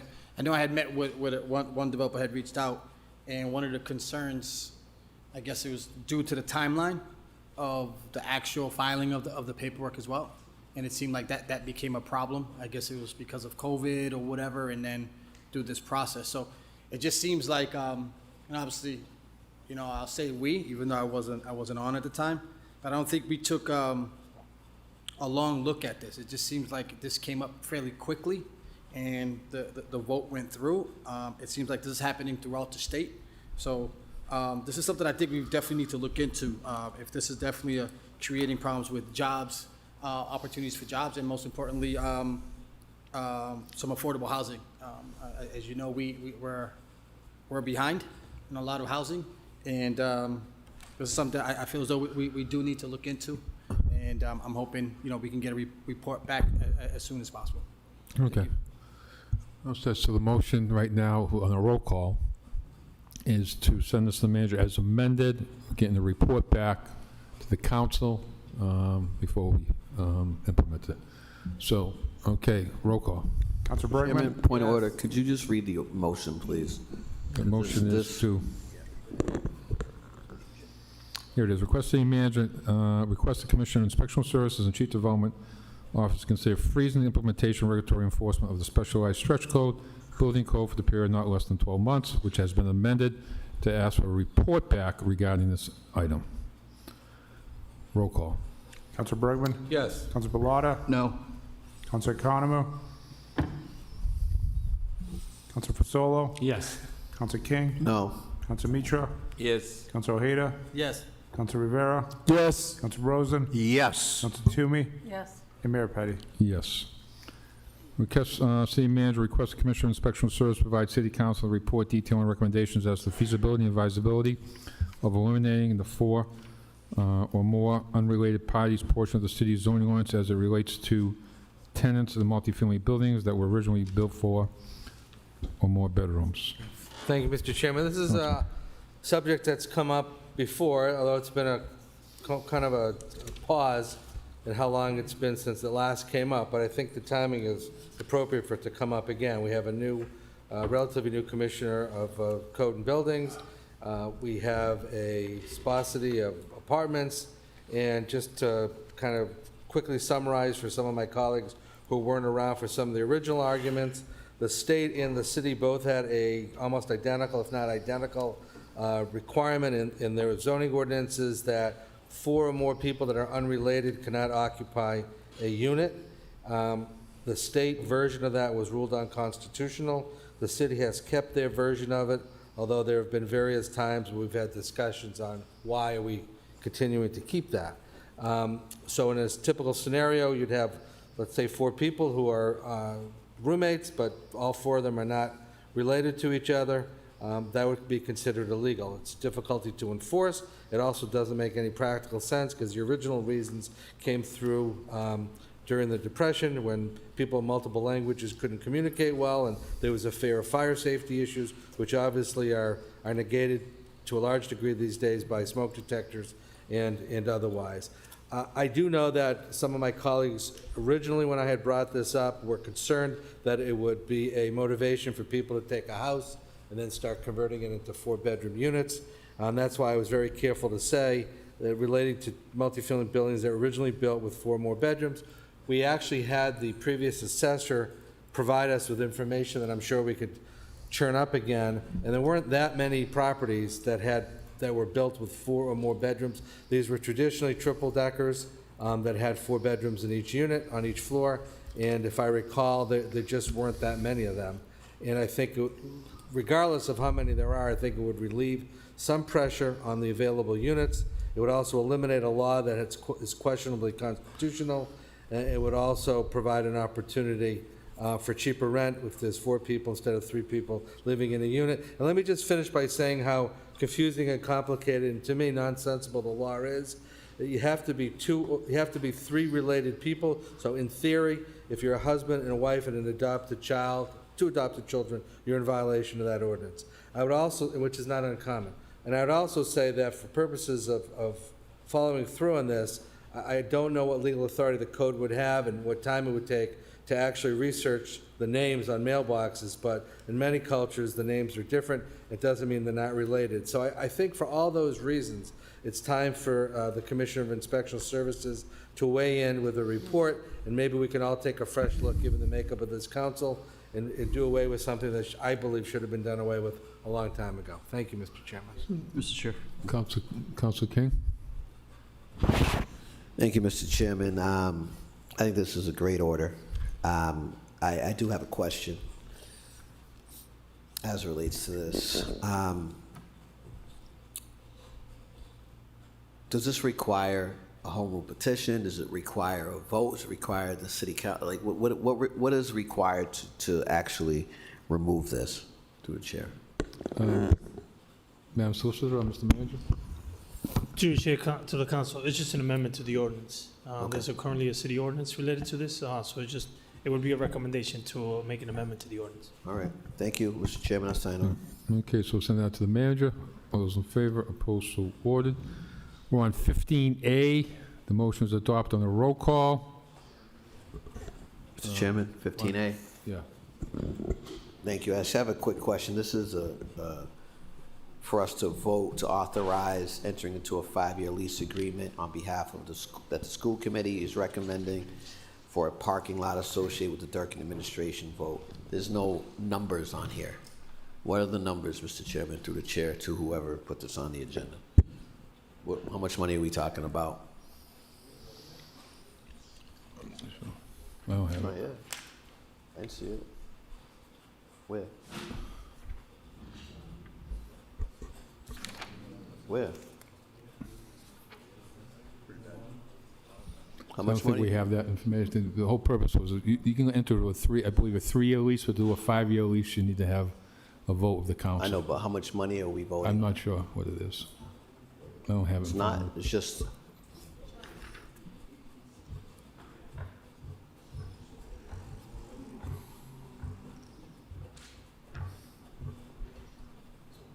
I don't have- Sorry, through the chair to the council, any lease agreements and oftentimes any usual contracts that the city has where softwares, et cetera, only allows us to have a 3-year contract. If it goes beyond a 3-year contract, it requires council approval. I recall this with the, one of the dual language schools in the past, I believe. But it doesn't answer my question as to how much money are we talking about? Is that money coming out of the school committee budget? Is it coming out of our budget? What's it coming out of? Through the chair. Through the chair to the council, this is Worcester Public Schools funding. Okay, So there's it comes no out of their funding from budget. us whatsoever. Yeah, it comes out of their budget, it comes out of their Okay. lease agreements that they currently conduct. Thank you very much. Okay, roll call.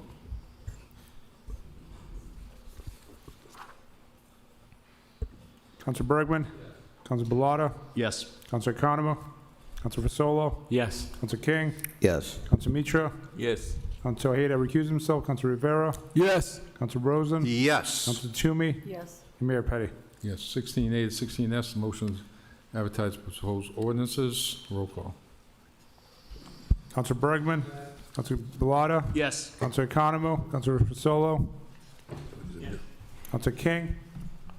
Yes. Counselor Mitra? Yes. Counselor Ojeda? Yes. Counselor Rivera? Yes. Counselor Rosen? Yes. Counselor Toomey? Yes. And Mayor Petty. Yes, 16T to 16Z and 17A to 17E, motions accept and to adopt. All those in favor, opposed, so ordered. 17F to 17Y, motions to accept. All those in favor, opposed, so ordered. To be done on a roll call, amending salary ordinance for occupational group EM. Roll call. Counselor Bergman? Yes. Counselor Balata? Yes. Counselor Economo? Counselor Fasolo? Yes. Counselor King? Yes. Counselor Mitra? Yes. Counselor Ojeda? Yes. Counselor Rivera? Yes. Counselor Rosen? Yes. Counselor Toomey? Yes. And Mayor Petty. Yes. 19B, held under privilege, request city manager, request the Commissioner of Public Works and Chief Information Officer review and provide a report to the city council concerning is it Iris, the world's first autonomous automation vehicle that detects and seals road surface cracks to prevent potholes from forming. Such autonomous technology can be less expensive option in comparison to conventional methods of sealing road surface cracks and potholes. Council Mitra. Thank you, Mr. Chair. Yes, I would like to make an amendment to the order, adding to that saying, further request city manager ensure the implementation of such a program would not adversely affect the number of union workers employed by the city. To that.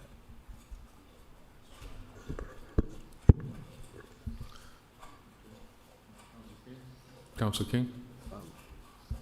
Thank you, Mr. Chairman. I just want to reiterate, autonomous vehicles are job killers. Autonomous vehicles are people killers. They are not able to consistently identify pedestrians. They're not able to consistently identify stop signs. They are not able to navigate as relates to school buses, their stop arms and their stop signs. This is, me voting for this would require a tremendous amount of irresponsibility at this point in time, Mr. Chairman. In addition to that, there's liability challenges. Who's liable if there is an issue? There's a public trust issue. People don't trust vehicles without humans in them at this point in time in our community, Mr. Chairman. And, you know, all of those reasons and more, we should not be moving towards the slippery slope of autonomous vehicles, Mr. Chairman. Thank you. So, Dr. Mitra. Thank you, Mr. Chair. I just would like to say that my order here says that request Commissioner of Public Works and the Chief Information Officer review and provide a report to the City Council. I'm not saying that this is something that we should adopt. I'm saying that how would that be to find out? Just the same thing that Councilor King has been saying, that they may have all these difficulties or problems, but let's find out. That's the order, that we want to know what it does. It's been a very successful program in UK. It is now in the United States, in North America, and I think my request here is to just to explore, just like the civil program, the company that I talked about. So it's not that I'm saying that it should be taken, but I think it should be explored and seen if it could be worked out. And if all those difficulties are there, as Councilor King is mentioning, then of course, yeah, we would not do it. However, I just wanted to make sure I do the amendment so that it doesn't take the jobs from the city of Worcester. Okay. Thank you. Chairman. Thank you. Council King? Mr. Chairman, thank you for recognizing me a second time. This particular order calls for less expensive options in comparison to conventional methods of sealing road surface cracks and potholes, Mr. Chairman. That's called people power. This is extremely dangerous, Mr. Chairman, and we should not be a part of it. I appreciate and I supported the councilor's most other items that were before us. I certainly support using new technology, but as it relates to autonomous vehicles, that's going to take jobs away from people that drive. It's going to take jobs away from our municipal employees, and this council should not stand for it, Mr. Chairman. Okay. So this is just asking for a report, but, okay. Everybody else set? Roll call. Councilor Bergman? Yes. Councilor Pilata? Yes. Councilor Economo? Councilor Pasolo? No. Councilor King? No. Councilor Mitra? Yes. Councilor Ojeda? No. Councilor Rivera? Yes. Councilor Rosen? No. Councilor Toomey? Yes. And Mayor Petty. Yes. What's Okay. the vote total, Mr. Chairman? 6-4. Thank you. We are, motions to adjourn? Those in, So moved. okay. You want to suspend the rules? No. or- I'd like to take an item off the table. Oh, okay, hang on. Which one? 20G, please. Okay, 20G, Communication City Manager recommend adoption of the order regarding the jurisdiction disposition of the real estate property at 100 Province Street, held under privilege. Roll call. Councilor Bergman? Yes.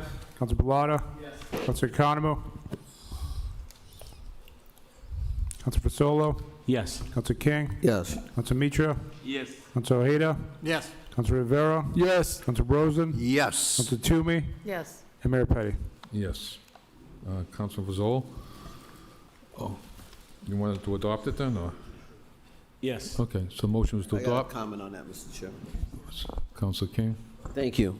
This is the item that I discussed previously, and the manager indicated that there was additional information that was needing to be sought, which is why I didn't take it off the table. So I would like some communication from the administration as it relates to that, through the chair. Mr. Manager? As I stated earlier, I think one of the indications of why this was placed on and why we haven't been able to come forward is related to data related to emergency services or ambulance services in the area. Again, ambulance service is an option, is a potential opportunity here. That's not being excluded as part of a potential RFP. And right now, the study that we're working on with UMass could probably give us a better indication of how to best assist in any area in the city that needs ambulance services. Mr. Chairman, we just had a lengthy discussion on this property in the item that came from Economic Development, Mr. Chairman. And during that discussion, we had some further dialogue as relates to this 100 Providence Street. And based on the communication from the city manager, it was not apparent that the administration was in support of this. I have some further questions, Mr. Chairman. I'm going to hold it. I don't think you can hold it. I think it was already held. I don't think you can hold it. So, motion is to adopt. Holding that, Mr. Chairman. I don't think you can hold. We already held it a couple times. This is the third step. I didn't hold that. This What's was that? just taken off the table. I know, but you can't. Just take, you certainly can. done it before. So, Mr. Chair, to provide some clarification, so this item was held on November 18th, 25, and held in November 25, 25. So it was held twice, and then it was put on the table. So what action are you holding? It's the order to adopt. That was already held Yeah, twice. it's in the item. That was held in 2025, Yeah. 24, or whatever it was. That's been taken off the table. It's back on the table, Right. and I'm holding that vote. I don't think you can. But, yeah. Madam Solicitor, if you want to give some input, maybe. I'll go either way, but whatever you think.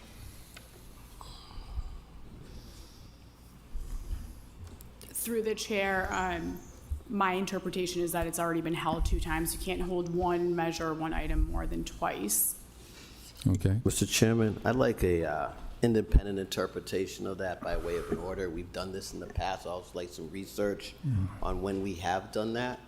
And I'd like clarification, because if in fact we've been doing it the wrong way, I'd like to know that. If in fact, anytime you take something off the table, you're not able to procedurally do anything other than vote it up or down, I want to know that as well. Thank you, Mr. Chairman.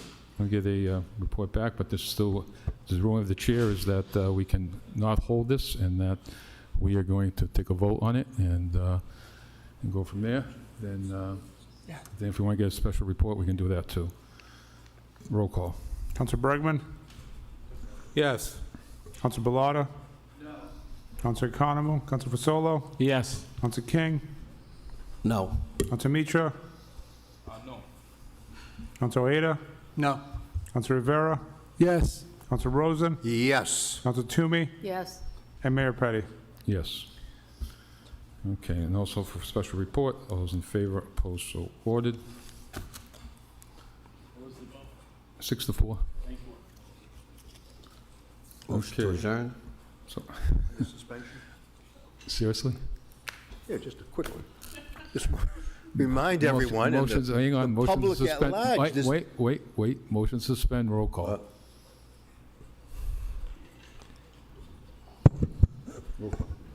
Council Bergman? Council Bellata? Yes. Council Economo? Council Fasolo? Yes. Council King?